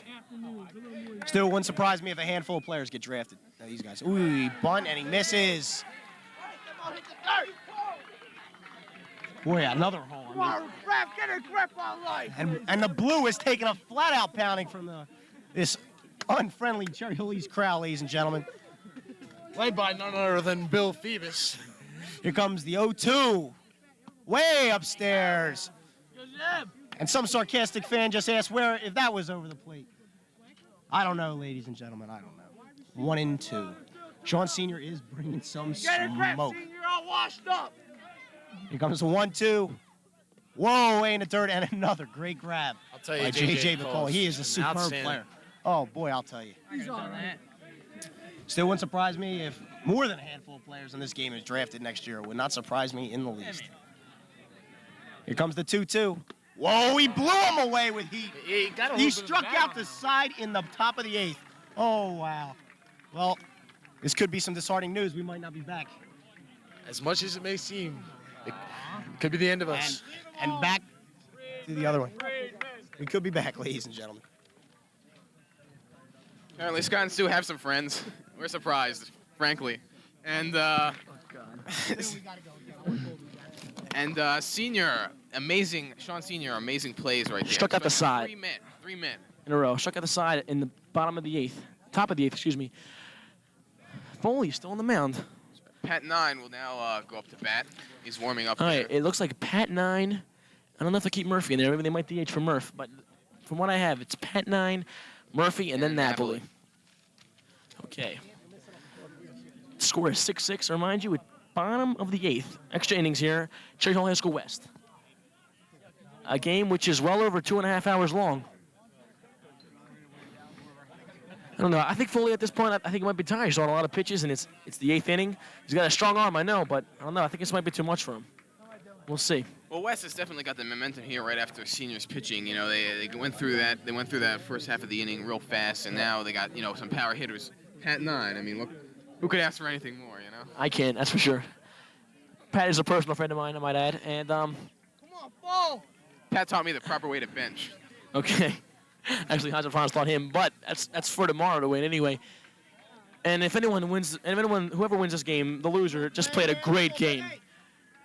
It's a tremendous game. Okay, the pitch for Foley. Oh, it's great play by Joe Marcelli. Tremendous play. Robbing a hit from Pat 9. Pat 9 roped it, and Joe Marcelli, the shortstop for East, just yanked it out of the air. Great play by Joe Marcelli. East crowd's getting into it now. Chris Murphy up to bat. 1 out. Murphy also the pitcher. Pitch. Low and inside. 1 ball to Chris Murphy. Come on, ball. Must have been devastating there for the Pat 9. Napoli seems really psyched there. Pitch. Low in the dirt. 2-0. Pat really hit him hard, but Marcelli made a tremendous play. Excellent play in the field. Good defense by both Marcelli and Tandernine. The pitch. Outside. 3-0, and I'm sure that Murph will be looking all the way. Get a man on the bases. Why not? For Paul Napoli up next. Bottom of the 8th here at Cherry Hill High School West. Chris Murphy up to bat. The counter's 3-0. The pitch. Walks him on 4 pitches. I think that Foley needs some confidence here. He's facing Paul Napoli. Paul's been in the slump, but he's very quick. Paul's been in a slumping lately. Some words of advice from Coach Trotman there before he goes to the plate. Chris Murphy on first base after walks. A lot of walks issued this game by both sides, both East and West. Senior and Foley. Chris Murphy not too much, not pitching too many innings, but really throwing a lot of walks by both. Looks like Senior's on deck right after Napoli. Okay, one out here in the bottom of the 8th. Paul Napoli up. Murphy on first. The pitch. Bunt. Bad bunt by bunted out and foul by Paul Napoli. 0-1 is the count. As I said before, Paul's not one of the better bunters of the team. But if he gets one down, he can sure beat it out because he's got some speed. Paul will be attending the University of Pennsylvania in the fall for his baseball and football talents. Stares at Coach Murray for a while to get the signs down. Steps back into the box. 0-1 is the count to Paul Napoli. Throw back to Murph just to see how far it is. Get a little body language between him and the Carback. Murphy keeping his eye on Foley, making sure he doesn't get tagged there at first base. Foley throws the first. Can't make any mistakes here on trying to steal. East, I think, called the bunt. They thought he called the bunt. They're yelling the numbers out as the third baseman and the first baseman rush the home plate. Bunt. Bunted foul. 0-2. Murphy makes it to second base, though. Paul can't. If Paul fouls out this one, if Paul bunts again, fouls out, he'll be out. That'd be considered a strikeout if he bunts foul.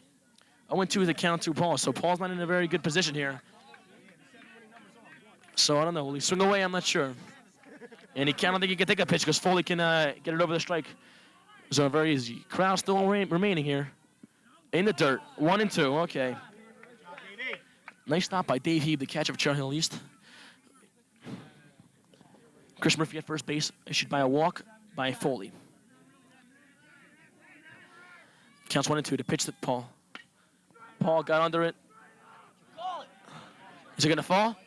It falls in, folks. It falls in. A hit by Paul Napoli, a blooper single. Leaps like Mike Ellis, the center fielder, and Steve Lang got a little mixed up there on the sides, but a blooper hit by Paul Napoli with only one out in the bottom of the 8th, with Sean Sr. coming up. Top of the batting order now. Foley's throwing a lot of pitches. Here comes the coach from East. Got Murphy on second, and Napoli on first. TJ Locke.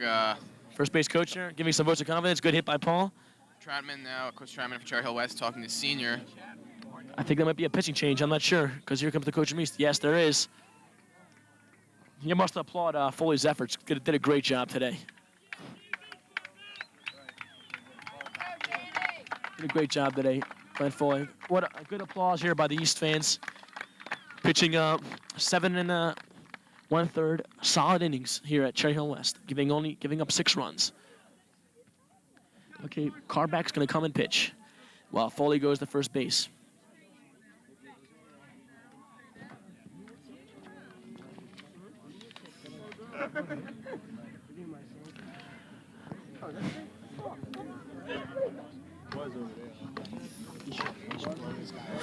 Foley shouldn't keep his head down because he pitched one hell of a game. Carback was playing first base for Cherry Hill East till the switch. Take note that Carback is a left-handed pitcher, and Sean Senior is a left-handed batter. So same type of philosophy on both sides. Having a left-handed pitcher against a left-handed batter. Sean ripped a single last at bat. Okay, we'll take some time out here while they warm up.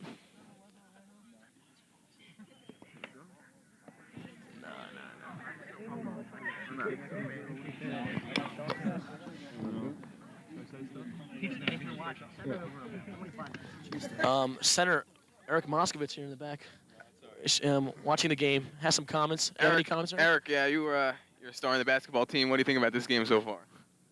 It's all right. Actually, Thank you very much, Eric. Eric's one of the more intelligent people at Cherry Hill West. And, I believe he's valedictorian, Eric? Valedictorian, and will be attending University of Illinois on a basketball scholarship. Yeah, right. All right, well. So we'll see. All right. No. All right, Carback warming up here as Hebe goes and talks to him. As the umpire wipes the plate. Senior steps up to the plate, and it looks like Jason Sunkett on deck. One out here in the bottom of the 8th. Tie game, 6-6. 2 men on the bags. Paul Napoli at first and Chris Murphy on second. Chris on a walk and Paul by a blooper single in the right center field.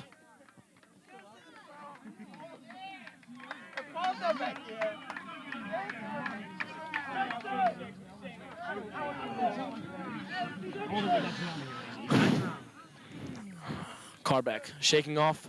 Heaves signs. Senior calls time. Carback seemed to disagree with the first couple signs thrown by Hebe. But we'll see. Carback is a very good pitcher. Also a starting basketball player. The pitch, the senior. Outside. Hebe with a blooper throw over Carback's head. I think he was meant to go through the pitcher. Yeah, Carback is watching Napoli and Murphy at first and second base. Murphy's pretty quick, and Napoli can run. Napoli is the third quickest runner on the West baseball team behind Fawning and Jason Sunkett. Yeah, I don't think Carback will be able to catch Napoli asleep. He threatens again. 2-0. First 2 balls thrown by Carback. Our balls. 2 balls, no strikes. 1 out here in the bottom of the 8th. Then on first and second for Cherry Hill West. Tied 6-6 in overtime.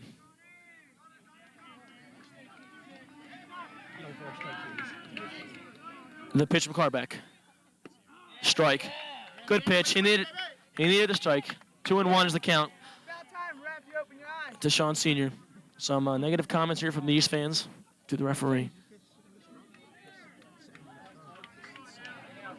Carback. The pitch to Senior. Popped it up. Let's see. Mike Ellis is a center fielder. Calling it. Makes the catch. Mike Ellis making the catch. 2 outs in the bottom of the 8th with Jason Sunkett coming to bat. Paul Napoli on first base, Chris Murphy on second base. What a game here. We're in Again, the Chris first Barr's extra inning, quote, we're in the 8th what a inning. game. J.J. Piccolo on deck if Jason gets on base. Jason Sunkett also in the class of 1989's calendar. Let's see. See, Sunkett, let's see what Sunkett can do. He's been in a little bit of a slump. The pitch to Sunkett. Low, 1-0. Good look by Sunk. He 1-0.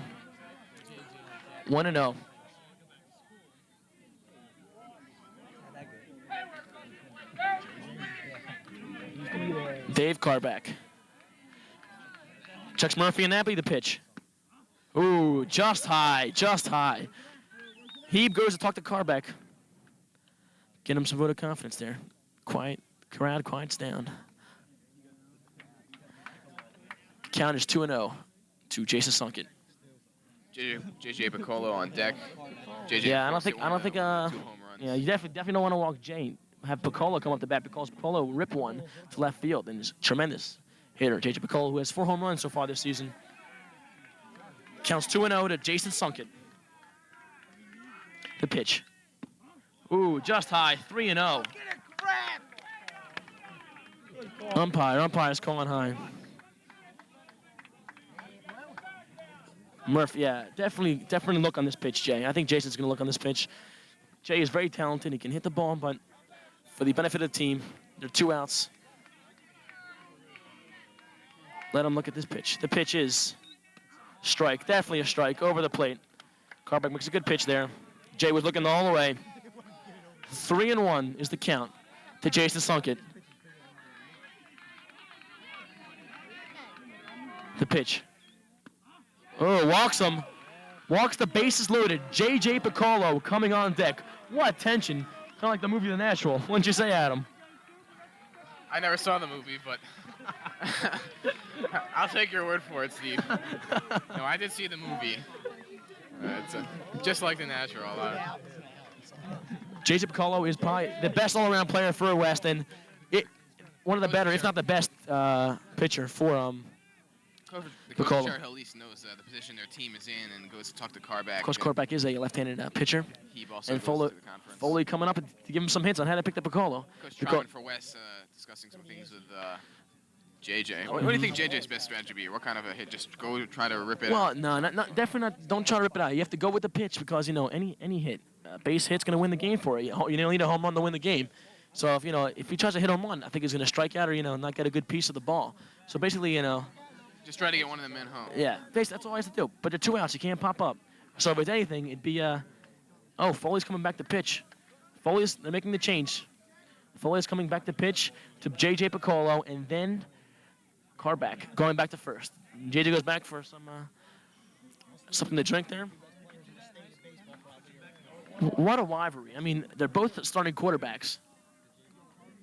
Both starting quarterbacks for both their teams, being Foley and Piccolo, and they're going to face each other here in the bottom of the 8th, 2 outs, bases loaded, and the score tied 6-6. You can't get anything better than this, and I'm happy I'm commentating this game. As am I. I'm Adam Aaron, of course, along here with Steve Zorbalas. What a game. Cameraman Andrew Gasker adjusting his headset, along with David Hawes and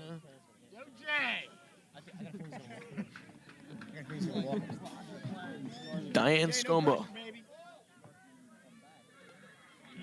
I'm going to broadcast some more, Jay. A little ground out.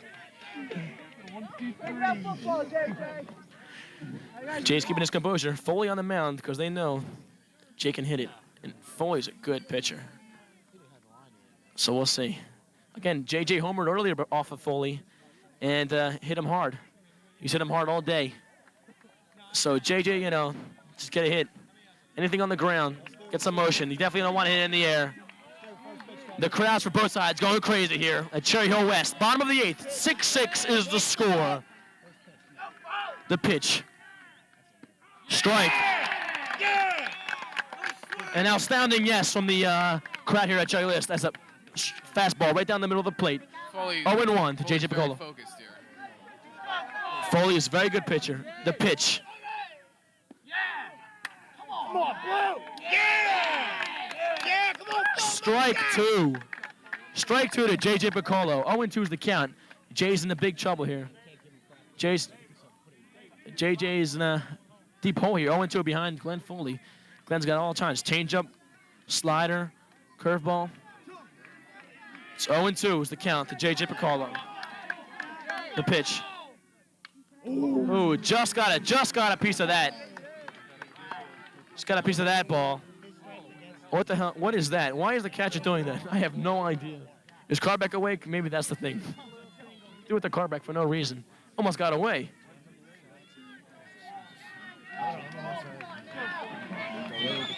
J.J. Piccolo. 0-2. J.J. Piccolo's time. Get his composure. Bases loaded. 0-2 is the count. Jason Sunken on first, Paul Napoli on second, and Chris Murphy on third base. 2 walks and a single. The pitch. No. Foley runs to the mound, trying to intimidate trying to intimidate. I can't hear anything going on here. Very intelligent crowd here, folks. I think it's Stu. I think it's Stu behind me. I don't know. Is it Stu? I don't know. Sit with the SAT scores averaging at least 900. I don't know. coach. 1-2. That was a very close call. The pitch to JJ. Oh, just got a piece of that. That was a ball he swung at. That was high. That was a ball upstairs. 1-2 is the count. 1-2 is the count here. What tension. Unbelievable. Piccolo, the pitch to Jay. Oh, 2-2 is the count. Good eye. That was way inside. 2-2.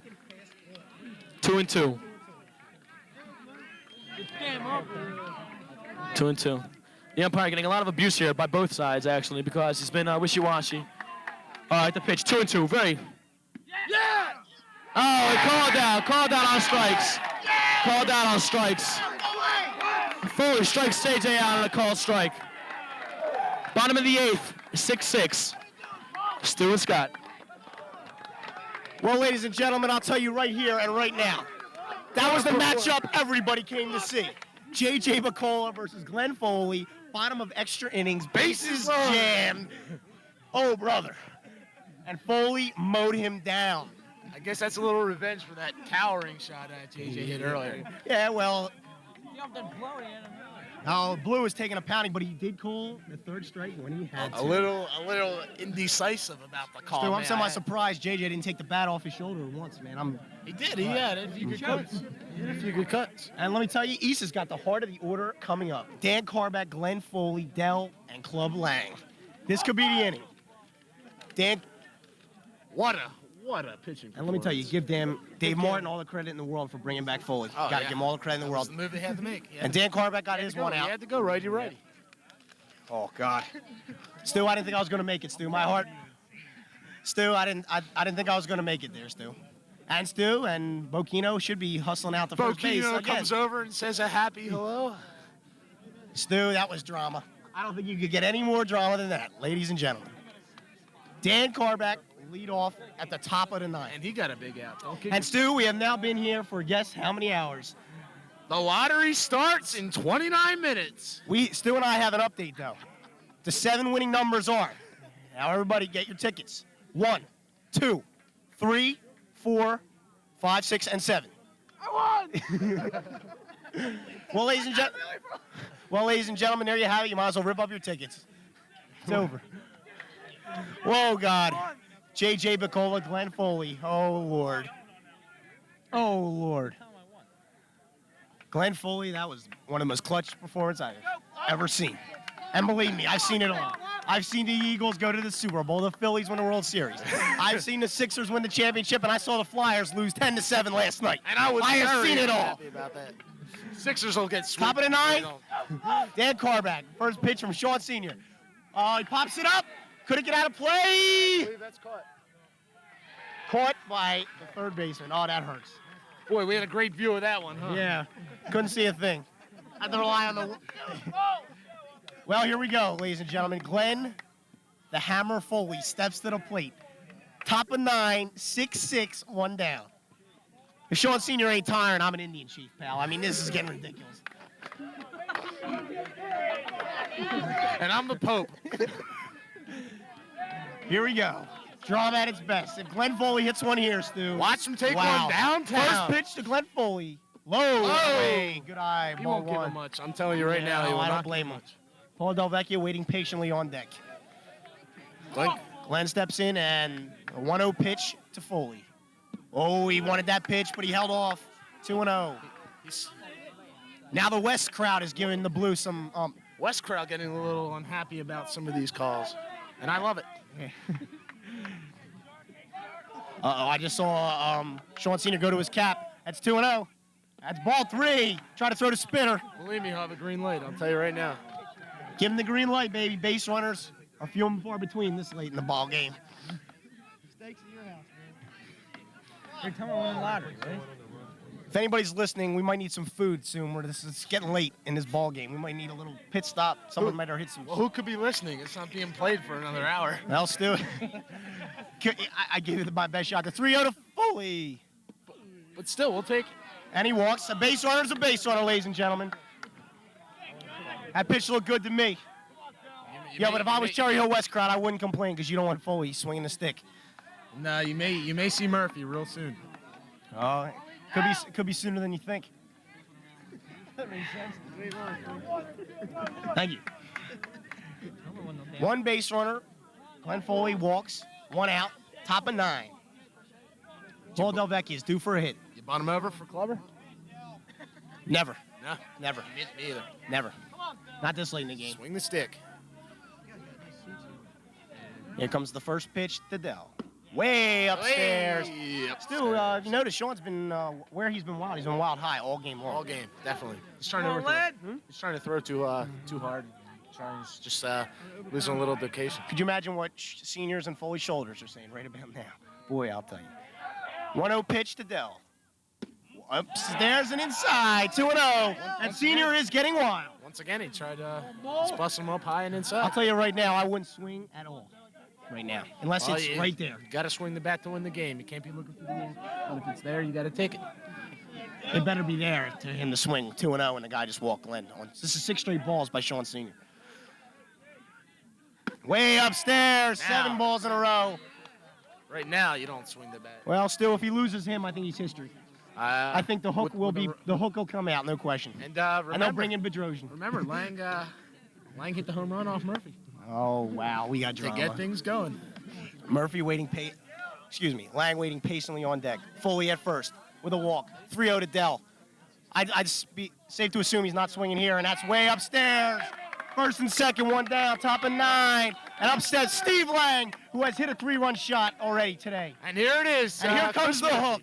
Chris Murphy will be coming in, and he's got to be thinking about that That hook? first one moon shot that Lang hit Get off. off him. No question about it, Stu. Oof.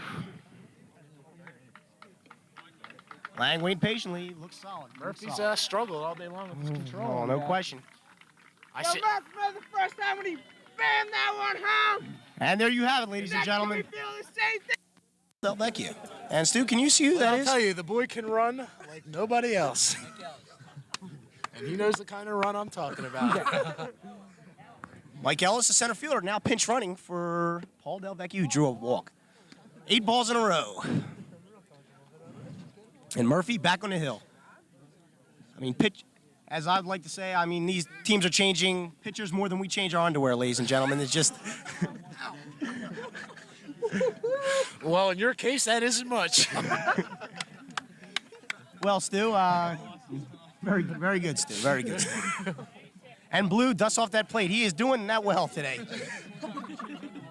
I tip my cap to you, Blue. This bud's for you. Well, in case you just joined us, the situation is this. First and second, top of 9, 1 out. We are tied at 6. Steve Lang, who already hit a 3-run homer off Murph, facing Murph again. Shocked one at him. Here's a first. Oh! He lost control of that pitch, and now you got second and third. Oh, brother. Stu, he quick a wild pitch. Oh, wow. There's you got not a thing J.J. Picola could do about that. one. Stu, that one almost hit us over here, Stu. And this game's on Senior's loss. Oh. Senior could take the loss for this one. Stu, do you walk Clubber Lang? Do you intentionally walk him for the force? I definitely will walk him him here. No doubt about it. I can't believe they're going to face him. I'd bring Meanwhile, Midfield up as well. West pitchers have thrown 9 balls in a row. Field's up a little bit, too. I'd have him on the grass. That is 9 balls in a row. 9 balls. Murphy bears in. Well, ladies and gentlemen, heads up. Murphy's on the hill. The drama was on Glenn Foley last inning. It's up. Glenn Foley. Oh, he waited. That is coming to us. Oh. We almost had a Almost an incredible catch by myself. Yeah. Thank you. Oh, a fly ball would be very, very big. How many outs? 1 down. 1 down. Top of 9. Second and third on the wild pitch by Murphy. Ooh. Steve Lang. Somebody get security. Steve Lang, 15 RBIs, leads the team. There's no other man you'd rather have up in this situation. Yes, Joel, he's leading the team in RBIs. That's Joel Barons. The 1-1 pitch. Oh, he waited again. He had a curveball. Oh, Clubber needs to put He this had a ball. curveball to hit Stu, right he's got to there. put this ball in play. Stu, he's got to put this Be ball in careful play. there, Murph. Your neck might be rolling again. Watching the ball. Stu, could you ask for more drama? Could you ask for more drama? Stu, if I wrote this script myself, I couldn't have written it any better. Well, Mercer had a Clubber 1-2. Here's the 1-2 pitch. Ball's hit! Base hit! 1 run scores! Second being held at third. Now we have it! And he scores! Clubber with a stand-up shovel! Oh, Clubber Lang! Steve Lang has destroyed Murphy today! His 5th RBI of the game. Oh, brother! And the West fans are silent. Cherry Hill East pounds a double! Whoa! Steve Lang! Oh, brother! Clutch hitter of the game. Oh, brother! Yeah, Murph. And the East bench is going berserk, and Murphy is shell-shocked, ladies and gentlemen. Shell-shocked is the word. Clubber Lang, a double, a home run, and 5 ribs. Oh, brother. What a game. And a pinch runner coming in, and Steve Lang will be mobbed by He his could be teammates. our No own question Milwaukee about it. player of the game. Steve Lang, I'll give him a hand. Way to go, Stevie. And a rousing ovation. And his bench. Well, Stu, let's just take a gander over at the West crowd. Looking rather morbid. If any of our cameras are listening, just take a rotation over to their side of the stadium. Thank you. There you go. There you go. There's a fine young cameraman up there. Doing a fine job. Cherry Hill East could become the #1 team in the state of New Jersey. Let alone ranked in the USA Today. And the first pitch to Joe Marcelli. Way upstairs, Murph is just, oh, brother. East had trouble, Murph had trouble with East last year, and he is having trouble again. And the 1-0 pitch. That ball is way out of the strike zone. 2-0.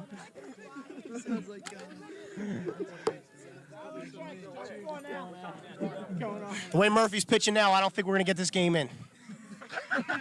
Here's a 2-0 pitch. Way outside. We're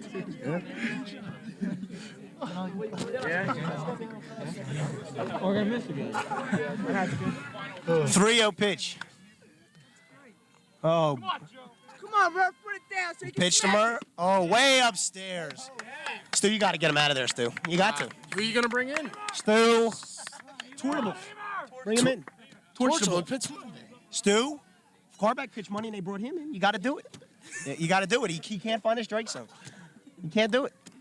Well, we have first and second, one out. In case you just joined us, East is taking an 8-6 lead in the top of the ninth. 250 innings Monday. Dave Heeb stepping up to the plate. A potential RBI situation as well. Believe me. Come on, Eber. And then a little insurance wouldn't hurt now, would it, Scott? Still a little insurance the way, Foley's throwing a lot of pitches, as many runs as they can get. Speaking of pitching, who do you think East is going to counter? Glenn. This game is Glenn's to win, Stu. No question about it. No question about it. Yeah, Murph, you're doing a great Hey, man, job. you mowed down their best hitter with the bases loaded. You deserve to be in there. This will be on prison. They may put this broadcasting tandem on the Phillies games. What do you think, Scott? Stu, I think Harry Cowles' job is safe. Here comes the 1-0 pitch. Oh, brother. He can't find the strike zone, Stu. It's unbelievable. He's throwing hard. He just can't get it over. Oh, East is taking what he's giving him. And he will not swing unless it's there. Yeah, he's a very disciplined hitter. Extremely. Well, we have runners first and second, one out, 8-6, top of the ninth. Oh, his wife's your girlfriend. Oh, Jesus. Oh, and the runners are breaking in. There's no way.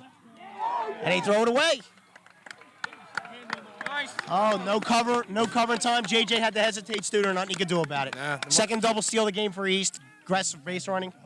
3-0. Oh, this is trouble.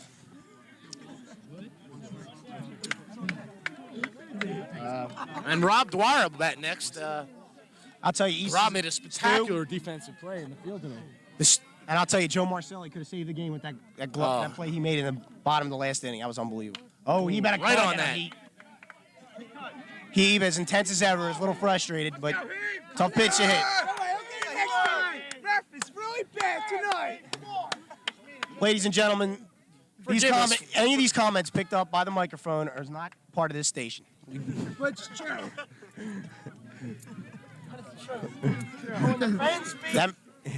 Here comes the pitch, Thieber. Inside. Oh, no! Oh, man. What are you doing? And he calls Dave Heeb out on strikes. I can't believe that call. That was a poor call. No doubt about that was inside. I'll tell you right now, Dave Heeb is furious, and I can't say I blame him. Here's Rob Dwyer. This is a big at bat for Rob Dwyer. I mean, two runs is a lot, but you never ripped know. the ground rule double earlier today. Rob Dwyer single would look big. First pitch, way upstairs. Wow, Murph, that's pretty high there. Good pitch there, Murph. And somebody just asked, was that a strike? Could have been if it was 3-2. Come on, Rob. Here comes the 1-0 pitch to Rob Dwyer. Oh man, that pitch looked upstairs. 1-1 though. Rob was also the victim of a bad call his last time. Oh, no question. There's been many victims of bad calls. Come on, Robbie. Here comes the 1-1 pitch to Rob. Second, third, 2 down. Oh, he swings it high heat. Way out of the strike zone. Rob getting a little overly aggressive here, Come on, Stu. Rob, you have to swing. He can't hit that strike zone. Even his mom's on it. Is it true that a lot of mailmen are umpires? Stu, that's news to me, but it would not surprise me. It's a miracle we get our mail in time, isn't it? It sure is, Stu. It sure is. Big pitch for Murphy. 1-2 pitch. It's popped up. It's popped up. That could fall. The second baseman's out there, makes the play. And East is done at the top of the ninth, but they take the lead 8-6 on a big double by And it looks like Lang. it looks like it'll be Glenn Foley's game to win or lose here. And Well, ladies and gentlemen, I really think that this could be the last time you hear from us. It's been fun for me, Stu. How about you? it's been a blast. And We hope to see you again sorry about sometime this, real soon. And, you gotta love East. Have a nice evening. Good luck, guys. Good luck. Do it up, big guy. I know your chance is very slim. Thank you, Scott and Stu, if those are your real names. And back to the action. The score is 8-6 here in the bottom of the ninth. Foley's on the mound. Steve Lang hit a 2 RBI double down the left field line off of Chris Murphy. I think that was a bad coaching move by Chapman because Lang was the man who hit the home run off of hit the home run off of Murphy, not Sean. And Sean struck out Lang the last 2 times he faced him. So let's see what West can do. We have Torcho coming up. Torcho hit a home run. Of course, JJ was called down to the third strike in the last inning to end the 8th. And we have Torcho, DeGrazio, and MJ Lewin up to bat. While TJ Locke, the first base coach, puts his hat on and talks to Steve Cohen, who's the backup first base coach. Both of them doing a great job, as always. You know, Stu is a great name. I have to apologize. So,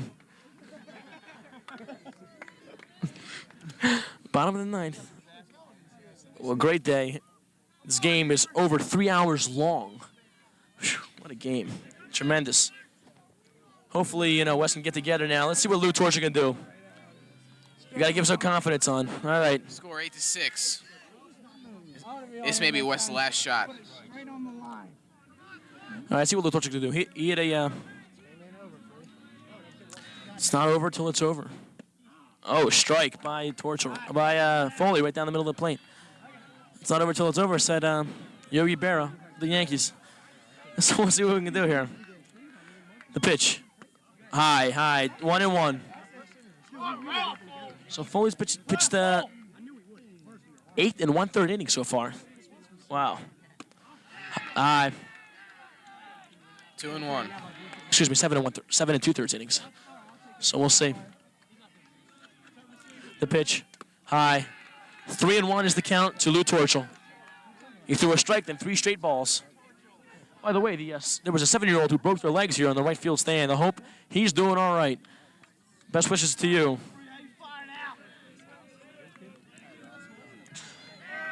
The pitch. Ooh, just inside. Just inside. 7 o'clock. I want to go home. Or what am I doing? Some negative comments here by these fans. I don't know what to say. I'm sure Stu and Scott don't back this up, though. Here comes Steve Falling. Steve Falling's coming out to run for Lou Torchel, one of the worst base runners on the West team, not one of the better ones. Steve Falling is the quickest on the team. Very quick. Steve Falling breaking all the records at Carusi, junior high school. Junior, who's been playing center field very well this year. And Lou's been DHing for him. Dean DeGrazio off the bat, who is 2 for 4 today. This is like a major league game. Bottom of the ninth. What a game. 8-6. Cherry Hill East leads. The throw to first. Falling goes back. A lot of walks did you today, Adam. I don't know. Control problems? I don't know. Could be. Also, a lot of tensions, a lot of apprehension by both teams. So, you have these little mess-ups, but nonetheless, it'll be a great game. That wasn't a swing. That wasn't a swing. That wasn't a swing. That wasn't a swing. Some very negative comments here by the East weightlifting crowd. crew up east here. I'm sure he's Italian. All right. The pitch. Oh, ripped. That's a base hit. Fawnning's going to third. He bobbles it. Dean's going to second. Man on second and third with MJ Lewin up the bat. The West crowd goes crazy. Oh my God! With MJ Lewin coming up with 0 outs. MJ's been having some trouble. Yeah, he 0-4 today, not doing well. Had to hit it all today. So, there's a lot of pressure on him, but MJ's a You know, we got some West kids back here now. All right, Steve Lang bobbled the ball for them to advance second and third. Thank you, our fans in the crowd. Thank you very much, Joe Campo. Sorry, Hansa Franz cannot be here, but they'll be here tomorrow for the lacrosse game with MJ Lewin going out. Fans are still here, folks. They're on their feet. The fans are really behind MJ. They know today's wasn't really his game so far, but they're really behind him. MJ can pull this off. They need MJ now. They need MJ. Need a hit, M. Let's see what he can do. The pitch. Pat 9 on deck. Strike. Nice pitch. That was a changeup by Glenn Foley.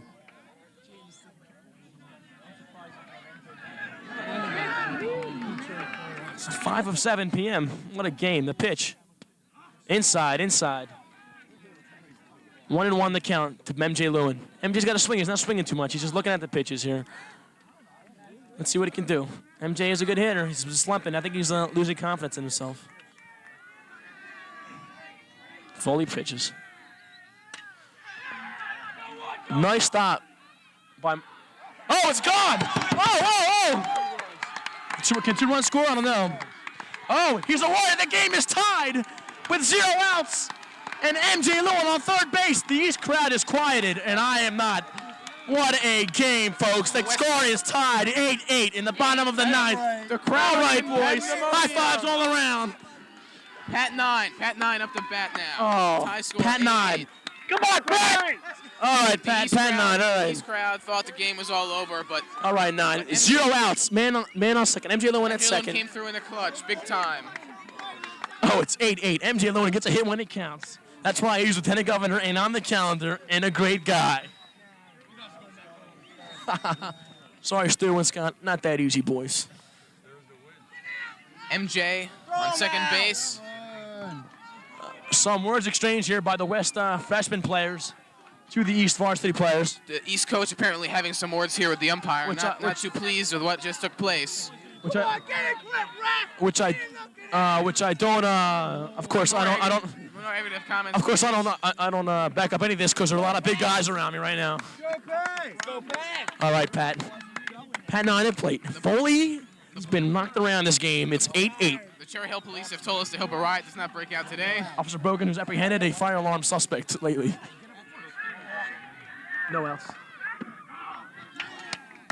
A strike to Pat 9. No outs here in the bottom of the ninth. The score is tied 8-8 by a clutch single here. Actually, a clutch hit to Matterdine, who made a bad throw to first. MJ Lewin at second. No outs. The pitch to Pat. Oh, just foul. That's foul. He got all of that, but he was behind it. All right, Pat. It's 8-8. It'll be on. If it goes to the 10th inning, I don't know what's going to happen. I have school tomorrow, folks. The score has been over 3 hours long. Eric Moskowitz making some comments in the background, who of course will be going to the University of Illinois in September with Kenny Battle graduated, but Kendall Gill. Okay, enough of basketball.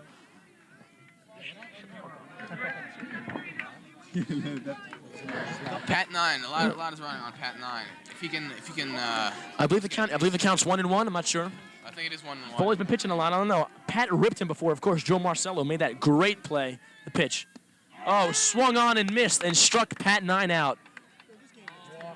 Chris Murphy now. What a game. What a game. He got fooled by that pitch by Foley. Change up slider. Excellent pitch. Only one Chris out so Murphy far. on base. Cherry Hill West. Murphy up, and right after that, Napoli on deck. All right, Foley looks at pitch. Strike. Right over the plate. 0-1 is the count. It goes on the side. 0-1. The pitch. Swung on and missed by Chris Murphy. 0-2 is the count. Bottom of the ninth. The sun's going down, folks. We don't have any lights here at the field. I don't know what's going to happen. Bottom of the ninth. 1 out. 0-2 is the count to Murphy. Oh, called strike. That was there. That was a strike. Murphy he's got to swing at those pitches. Paul Napoli, who's been struggling, is up. MJ was struggling today. Maybe Paul can get a hit too. Not getting MJ Lewin. 2 outs are in in bottom of the ninth. Hebe goes out to Foley. Calm down. Back to where we started again. It's 8-8 again, tied again. Foley's been pitching 8 2/3 innings. 8 1/3 innings, excuse me. He looks at MJ. The pitch to Paul is low. Ball one.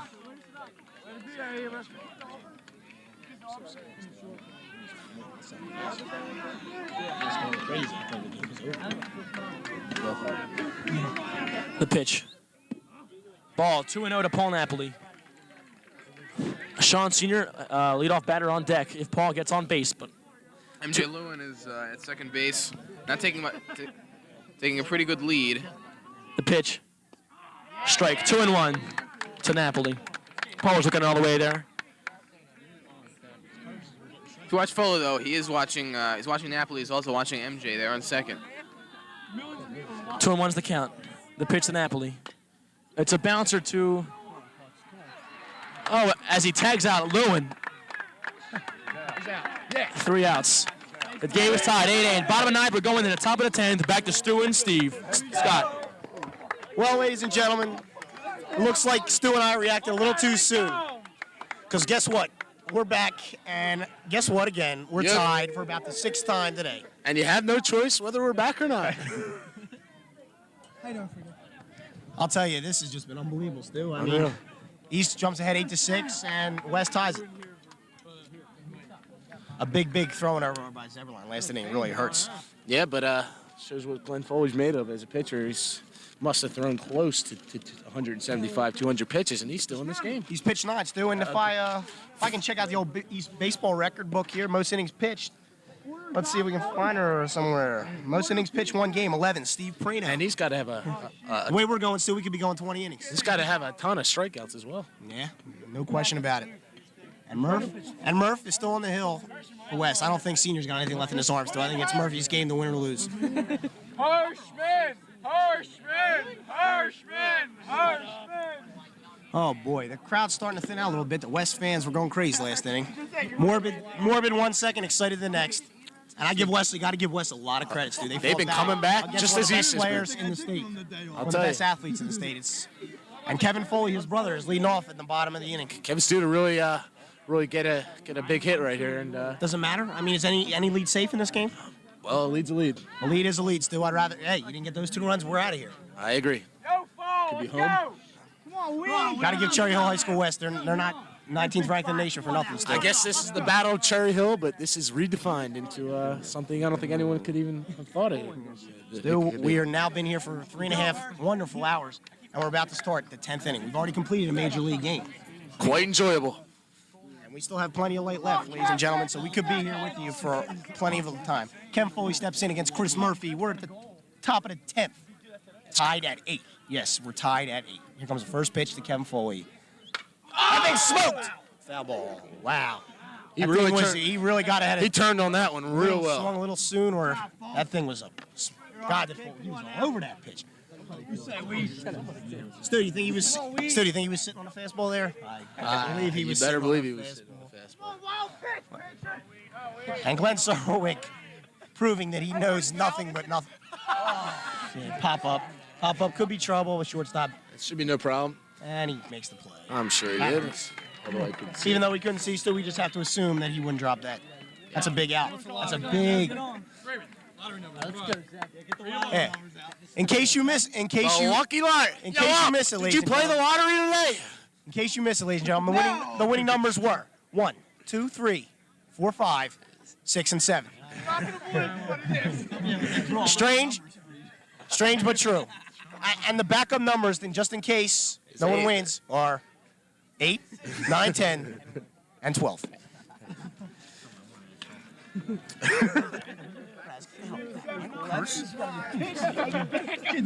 Stu, and guess what, Stu? We got another pitching change, Stu. We've got another pitching change. don't we? As I said, he has nothing left in his arm, so he's back. As usual, for about the 100th time today, I'm wrong. So, hey, what can I say? Sean Sr. is back. Security, somebody has scored Glenn Sterling. Let's let our expert here, Michael Hirschman, field that question. As long as he doesn't leave the game, he can come back in as many times. Thanks. A walking stat book. Chiefs, East Chief statistician over there. If you don't remember, Mikey dressed in the East-West final game, but of course, did what he did all season, sat the pine. We lost, though. Well, Zeberline, who made the key error in the bottom of the last inning, steps in with 1 out. And he takes the ball. Come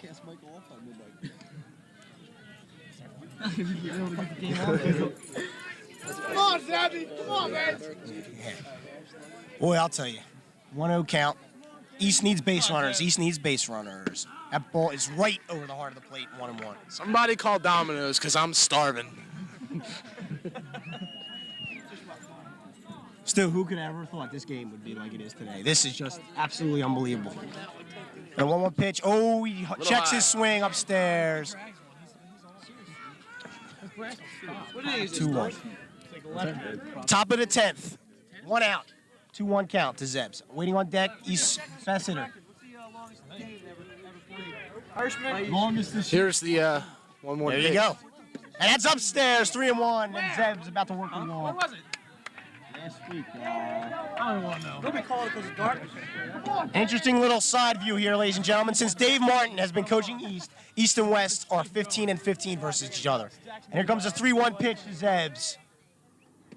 Inside he walks. And he's a base runner. That's what East needs. And Stu, he is a definite threat to steal a base. And how? I don't think they'll even 1 try out. it against JJ. He's got an absolute cannon, and Stu, he's just gotta be waiting on aggressive. load. Dan Carback steps in. East best hitter, batting over 500. I'll tell you, Senior looks like he's tiring out there. Seriously You blame tiring. him? I can't even blame him. It's This is unbelievable effort by that young man. All these young men, the guys have been out here a long time. First pitch, Dan Carback. Ooh, inside. You want to know, and Senior having trouble finding his location again. That's been the key to the game for East, Stu. That's been the key. The West pitchers have had many trouble. I guarantee 10 walks today, Stu. Here comes the next pitch. Way low. That's 2-0. If Dan gets on, he's going to have no choice but to pitch to Glenn. And if he gives Glenn a pitch to hit, this game could really be He over. is definitely due, Stu. He's popped up a couple in a row. Just missed hitting them way, way deep. His first at bat, he'd line one. That would have hit the fence, no doubt, on the line. Yep.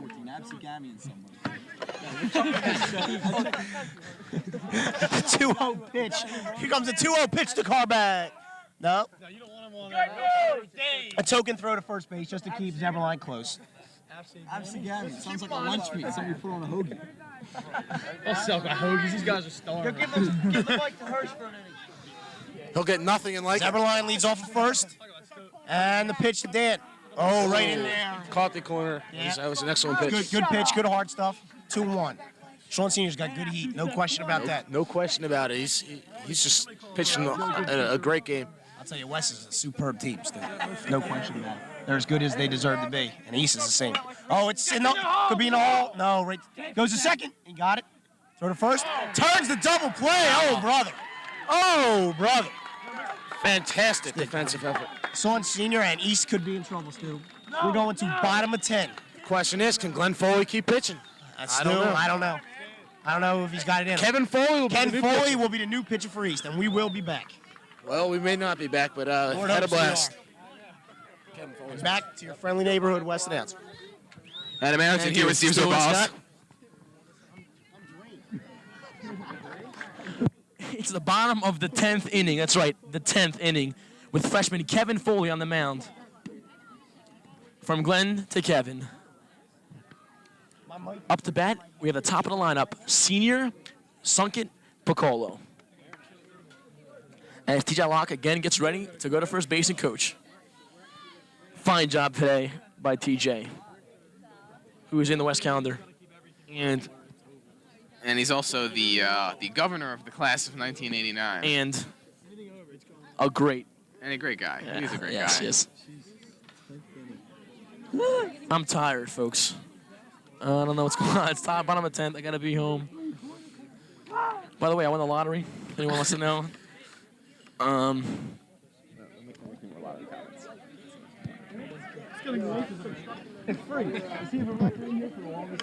right. Bottom of the 10th. Yeah. What do you mean? Junior Lisa Melanie just came to the table to ask a question, but she didn't know what was going on.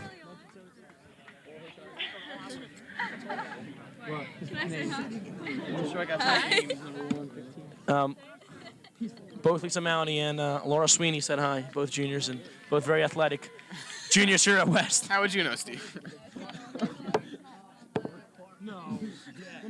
West is gonna win. Olympic conference says tie because you go to guard. Anyway, as the At this point. West will not choke. It's the bottom of the 10th with umpire dusts us off. Sean Senior up to bat. Junior Sean Senior, top of the lineup with Kevin Foley, the freshman pitching. No count, man. The East team gathering at the mound.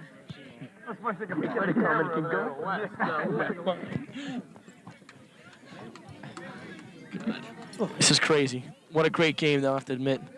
It's 8-8 in the bottom of the 10th inning. Kevin Foley on the mound. Top of the lineup, Sean Senior. Game's about 3 hours and 40 minutes old already. Unbelievable. The sun is setting. Foley on the mound. The pitch. Strike, over for a strike. Good pitch. 0-1.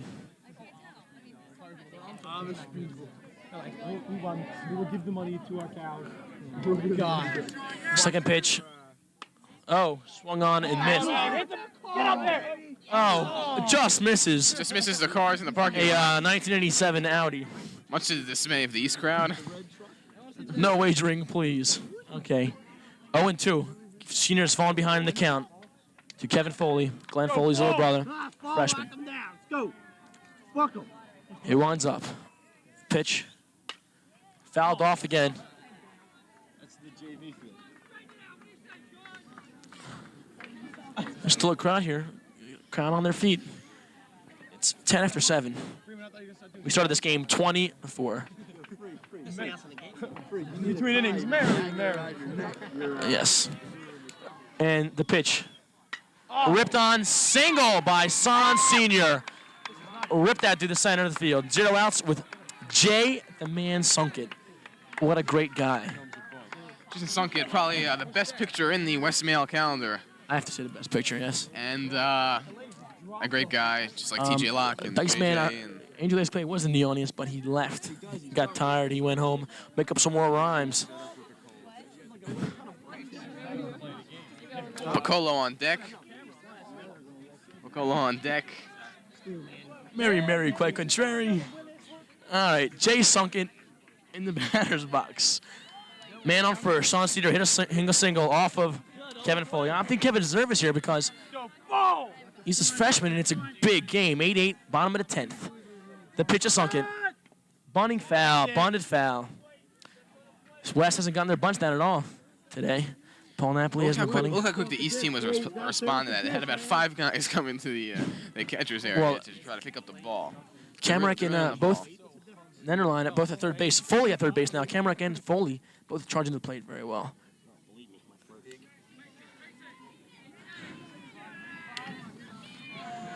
Watch a fly. Counts 0-1 for the bunt. Pitch. Oh, good heads-up play by Senior to get back at the base. Jay Sunkett popped it up. All right, J.J. Piccolo up against the other Foley, Kevin Foley, as Glenn gives his little brother some advice on how to pitch the Piccolo. J.J. Piccolo, of course, struck out in the bottom of the 7th inning to go into overtime. That's right. By Glenn Foley. Thank you. And, of course, Sean Senior on first base being coached very well by TJ Locke.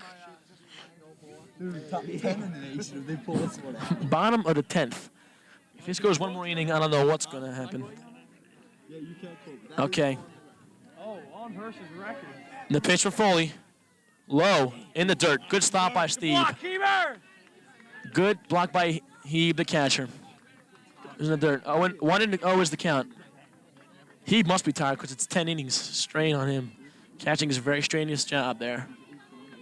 Senior on first from a single off of Foley. Kevin pitches. Strike, fastball right down the middle of the plate. Dude, now you got a cloud coming over, so it's going to be dark. The count is 1-1.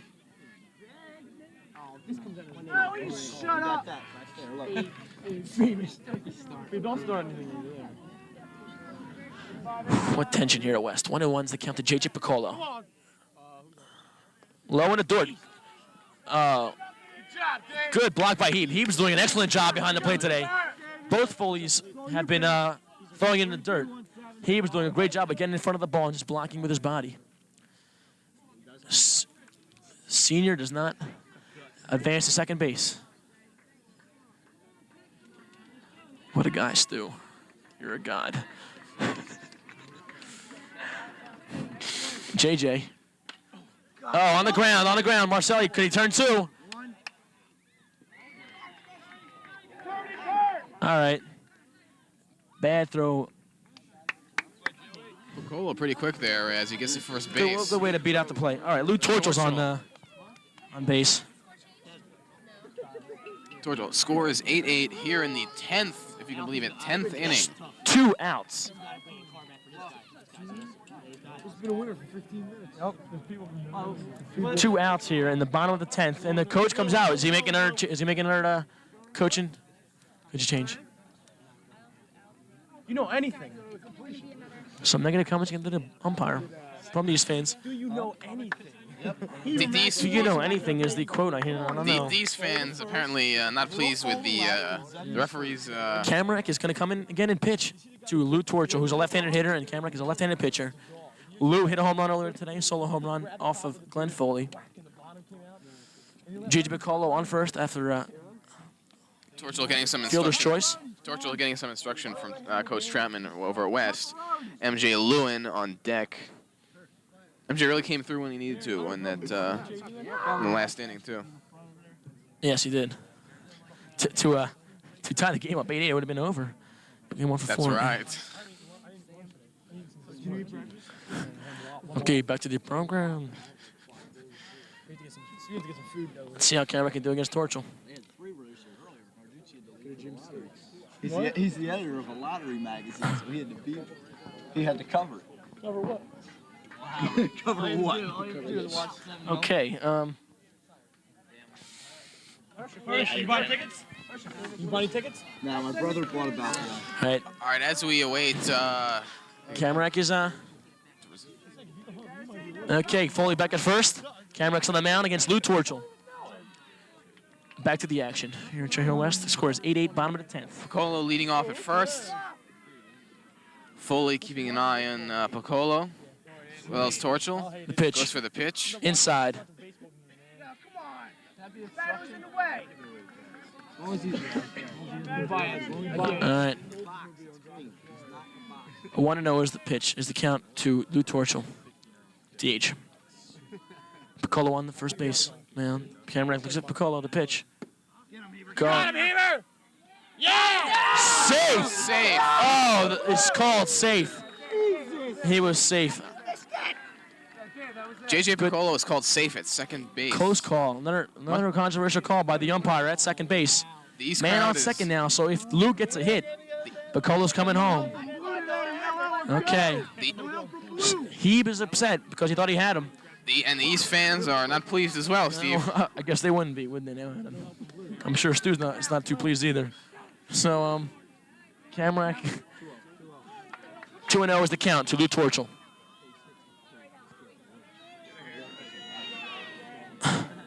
Pitch. Oh, it's a hit. No. Ellis. Foley makes the catch. We're going to the 11th inning. I can't believe this. We turn you back over to Drew Scott and Stu and Scott. Scott and Stu. Here we go again, Stu. Boy, I'll tell you. Unbelievable, Free. Stu, I can't believe we're still here. We're almost 4 hours into this ball game. I'm curious to see how long the umps are going to let him go. I think they got another inning left. Yeah, I think at least this one, Stu. I think this could be the one. I think this could be it. I really do. Stu, we got Glenn Foley leading off. It would be safe to assume if I was West, I wouldn't give him anything to hit here. Dan Carbeck comes in twice, does an outstanding job getting 2 big outs. And Kevin Foley did his job too. Oh, he sure did. I mean, 2 outs. Hell of a been very consistent out, that playing a family great left field. is beyond me. Yep. Ed played football at Bucknell. Cliff's playing baseball at Villanova. Glenn's headed to Boston College, and who knows where little Kev's going. Well, in case you just joined us, let's recap what happened here today. East came out and took a 3-0 lead on a 3-run home run, Clubber Lang. In the bottom of the inning, West tied it on a 2-run single, made it 3-3. Top of the second, East went ahead again 4-3, and then West tied it again. Then on a home run, and another home run by Napoli, West went ahead 6-4 going into the top of the sixth. Steve Lang came through again for East with a big 2-run double, made it East tied the score at 6. and then in the bottom of the. In the top of the, I would think it was 9th, Stu. I can't even remember now. I think Clubber Lang hit that double and put them ahead 8-6. And then Foley gave up 2 more runs in the bottom of the inning, and that's where we stand, 8-8. And this is going to tie the record for most innings played by East, 11. And most of these runs have been unearned for both teams. If you think back to the West has beginning of had the 2 game. errors today, both charged to the shortstop, And, MJ. And I don't. East had 1 error by Rob Dwyer, and that was that. And the throwing error by Matt Zeberline, but Zeberline came back and made a strong play at third. Well, West is having a little old 11th inning conference at the Hill. And J.J. Bacola with the rock in his hand comes back here. This is the last inning, I'd have to say. Yeah, no question about it. And leading off for Cherry Hill East in the top of the 11th. It's quarter after 7, and if you won the lottery, give me a call, and we'll work something out. Anybody. And seniors in there. And here's the fearsome Glenn Foley. And first pitch. Oh, that was in there. They're going to pitch him outside the whole count, just like they've been doing the whole He's game. waiting for the heat, Stu. He wants the heat. They won't let him turn on an inside 1 strike fastball. on You can East guarantee. power hitter Glenn Foley. Oh, way in the dirt. Sean Senior's getting frustrated. Their arms just feel like rags. Stu. This I has don't even know how been to- a battle. And believe me, this could be the first of 4 meetings this year. You know, they could meet each other in states one more time for the conference and in the Diamond Classic. And if all the games are like this, wow. I don't even want to begin to think. Well, count is even at 1-1 on Glenn Foley, and here comes a pitch from Sean Senior, number 32. Oh, Foley, that looked like Foley's pitch to hit. We are still undecided about our old Milwaukee player of the game. Yeah, this game's got a long way to go. Oh, he reaches off just to stay alive. And that's a little girl. Oh, wow, a little girl almost got beamed by Foley's foul ball there. And it's a good thing. That would have That's been a a good thing. shame to see. That would have been a shame. There's already been 1 injury today, and we don't need any Here's the more. 1-2 pitch. Senior in the windup, and he Steps off. Let me do my play-by-play.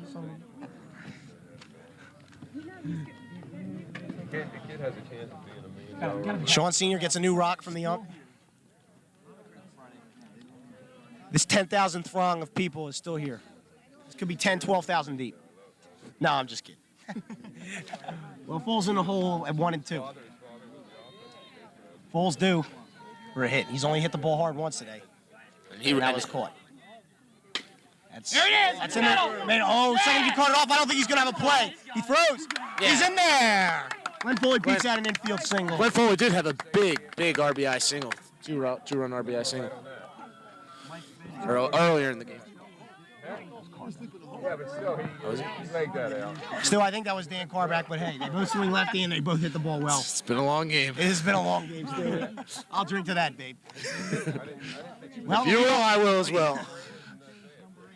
Mike Ellis is going to bat for the first time today. You don't have to be a 4-3. And I guess Paul Delvecchio will not swing. And Chris Murphy will come in and pitch again.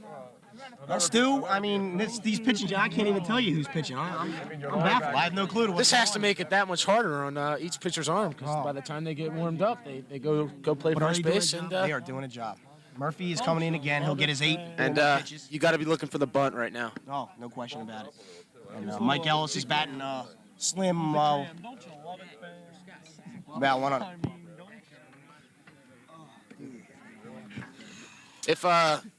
If the cameraman could get a shot of us down here. Just so you guys can get a look at who's been bringing you this ball game. And our cameramen have, All as usual, have all done an ladies, please stay outstanding seated job at home. today. All ladies, please stay seated. I understand it. And there goes that umpire again, dusting And, the dish for about the 100th time today. Doing a heck of a job. Still a pretty good-sized crowd on hand for the game it's been. It's been probably one of the best games in the history of South Jersey of baseball. Well, it could be, Stu. Well, let's check the situation here. We got nobody out. Top of the 11th. Foley on first. I think you could bet the ranch that he's going to bunt with Steve Lang, who's already had 5 RBIs today, coming up next. Yeah, I would have to concur. And also Mike Ellis is only batting 100, so it would be safe day. And of course he's swinging away. I'll tell you, we've had more than we could gamble for this game. Stu, I can't believe he's not bunting. Stu, I cannot believe it. I think he's going to take a strike. Murphy hasn't exactly been pitching strikes, and you don't want to give it away too soon. So I can't keep track of who's pitching more today, Murphy or Sean Senior. I'm sure Senior a little more. Senior's pitched. Oh wow, 2 up and in on Mike Senior's Ellis. pitched many more innings. Let me tell you something. He better not lose Ellis. He better not lose Ellis. Statistician.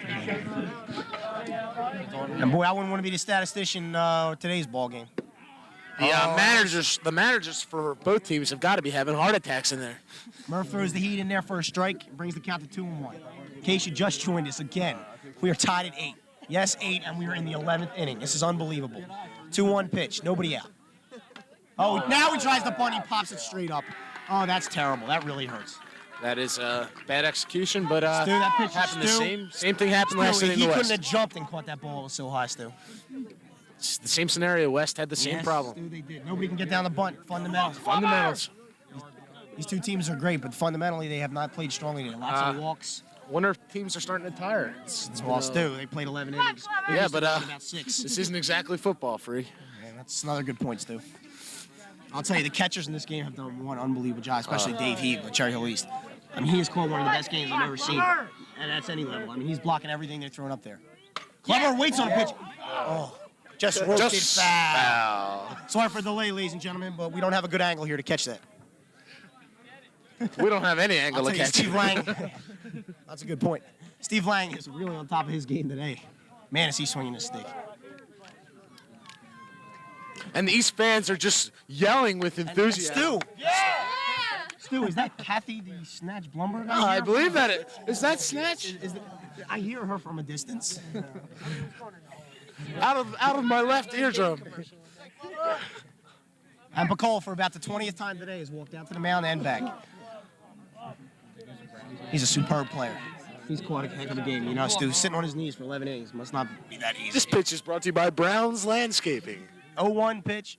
Oh, he pops it up, and he's going to be caught by the first This base. should be caught. Oh, Stu, this really hurts. Yeah. Yeah, you can't fool Steve Lang, though. That's Set what an he's outstanding game. This will bring on Joe Marcelli. And Joe Marcelli. Probably made the game-saving play at the shortstop on that rope. I don't think Glenn Foley's still over at first base with a leadoff single. It's a shame that they didn't get that bunt down still. 1 out is a lot different than 2. Yeah, it is, isn't it? Yeah, it certainly is, especially at this point in the game. You know what they're gonna do. I'll tell you, it's tough to question anything that these two teams have done to get this far today, Stu. No. Joe Marcelli bears in. This should be the last inning. Foley, Foley just got picked off. Oh, God. Damn it! Foley's in a rundown, and he's got the ball. And he's out of... Save! Oh! They're gonna tag him. The West fans are irate. Oh, are they irate? That could be a big play in the game. Oh, brother. They could come back to haunt that play. Oh, brother. Foley with a big mistake, and he... I guess that's why he's the athlete he is, because he did not get caught out. Glenn Foley. Oh, brother. Oh, brother. And the West fans... I'll tell you, the umpires, you could have said have been bad, and you might not get an argument, but they have been consistently bad. And that's all you can ask. Consistency is all you ask for both Consistency is all teams. you can ask is out of the blue. That's all you can ask. And once again, the old mill player of the game is still unknown. And still waiting on the first pitch to Joe Marcelli. Oh, that's Could have car. That could have car, ladies and gentlemen. Well, oh! 2 cars. A double dandy. Wow. I'll tell you, the cars in the South Side parking lot are taking a beating. A thrashing. Oh, boy, I'll tell you. Oh, brother. Just got decked. Oh, brother. Wow. 1 strike to Joe Marcelli. Gee. Oh. Still, even the foul balls. Another outstanding play by J.J. Bicol. He's blocked everything today. Still, even the foul balls have been exciting in this game. Unbelievable. Great foul balls. Great foul balls. Count is even at 11. Man on first, 2 down. East is lucky Top to still be 11. up with that pickoff. All the way upstairs. Fall. I don't know. Foles dancing. Throw to first. Ooh, just in there. I mean, Foles dancing on first base like he's Juan Samuel, Stu. I can't see. He is flirting with death out there. I think Glenn should keep the old keister on first until the ball is parked way. Maybe he's doing it on purpose, trying to draw a throw from Picola, and maybe he'll throw it into the stands. Comes a 2-1. That's a TL. Oh, that could fall in there. No, it couldn't. Fine play by the MJ shortstop. Lewin, with a nice play. And as we end the top of the 11th, yes, ladies and gentlemen. This game could be called after this Last inning, inning. so this is Stu Sheeroff along with Scott Freeman. We've had an outstanding time here, But guess what? If it don't end, we'll be back. and you'll like it. Thank you again, Scott and Stu. I wonder if we can measure the egos of you guys. I'm just trying to figure it out, if it's scientifically possible. Thank you very much. Now.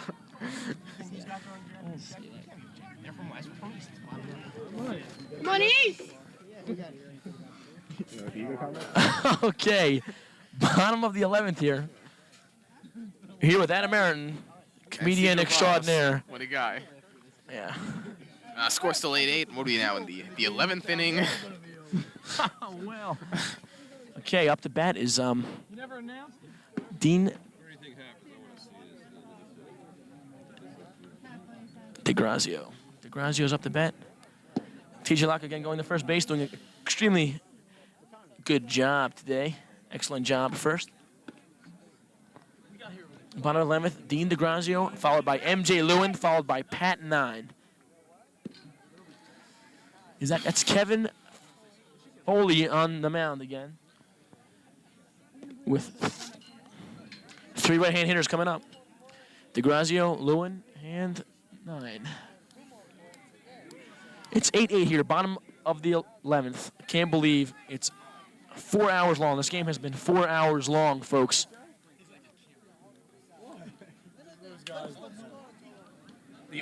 They must be tired, folks. I don't know. I'm tired just sitting here looking at the game. That's right. Was that Hans I heard? I don't know. Andrew Yasker doing a fine job with camera. So is David Hawes. Mr. Hawes' son. No connections. Can you say nepotism? For those who don't know what that means, nepotism is favoring one of your relatives for a job. SAT word.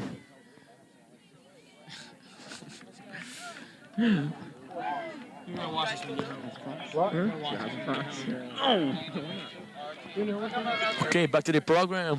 Dean DeGrazio up to bat. All right, let's see. The crowd's on his feet. The sun is almost set here, folks. Cherry Hill High School West Stadium here. The pitch for Foley. Oh, ball. Dean just laid off that pitch. Dean's extremely aggressive batter. Look at his stance. He's extremely aggressive, just moving his body the whole time. Very unusual stance, but very effective. That's right. The pitch. Yeah! Oh, strike. That was a strike. Count is 1-1. Yep. He's not even big yet. He's not even strong yet. I didn't even think he was going to The pitch. Low. 2-1. It counts 2-1 to Dean DeGrazio, who is 2 for 4 today. 2 singles and 2 RBIs. 11 innings, feel familiar? 0 outs. The pitch. 2 Mars. No. Base hit. Out. Glenn Foley making the play from third base. Nice defensive play by East. Quick passes, accurate. So athletic. He's playing every position from first base, from pitcher to third base. Good play by Glenn Foley. Up next, MJ Lewin for Cherry Hill West. Of course, MJ got that clutch hit back in the 8th to tie it up, 8-8. And the score is 8-8. Pat 9 on deck. All-around athlete, all-around guy. Yes. The pitch to Lewin is a strike.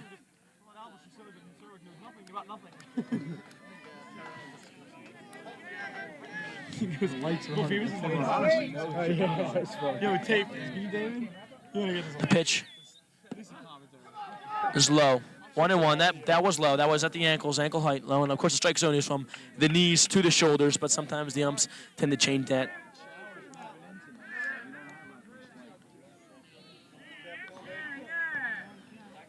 The pitch to MJ. Oh, swung on and missed by MJ. Bad pitch to swing at, I felt. It seemed high. Little high, yes. Little high, yeah. He was under that one. Got his head out of that one. Got to keep his head on the ball. A lot of motion in that pitch. Count is 2-2 to MJ Lewin. That's right. The pitch. Ball 3-2. He wanted that strike. Count is 3-2. Full count to MJ Lewin. Of course, MJ singled at his last at bat, knocking in 2 RBIs.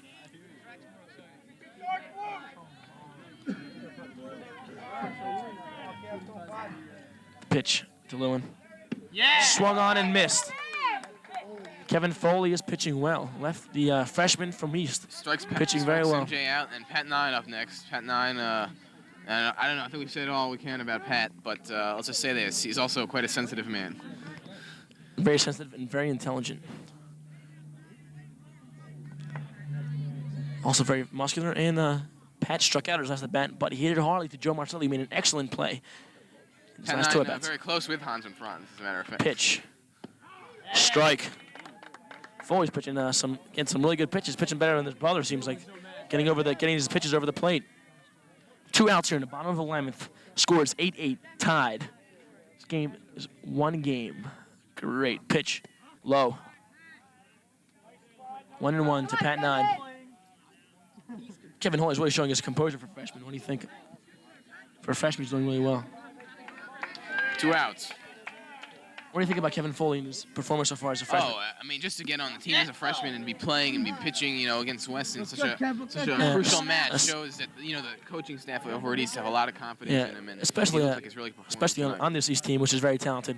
Of course, having a lot of sophomores, many juniors, different variety of classmen there. The count is 3-2 to Pat 9. 2 outs. Yeah. Let's go, Cam. I don't know. The umps might call the game after this inning. I don't know. Yeah. Outside.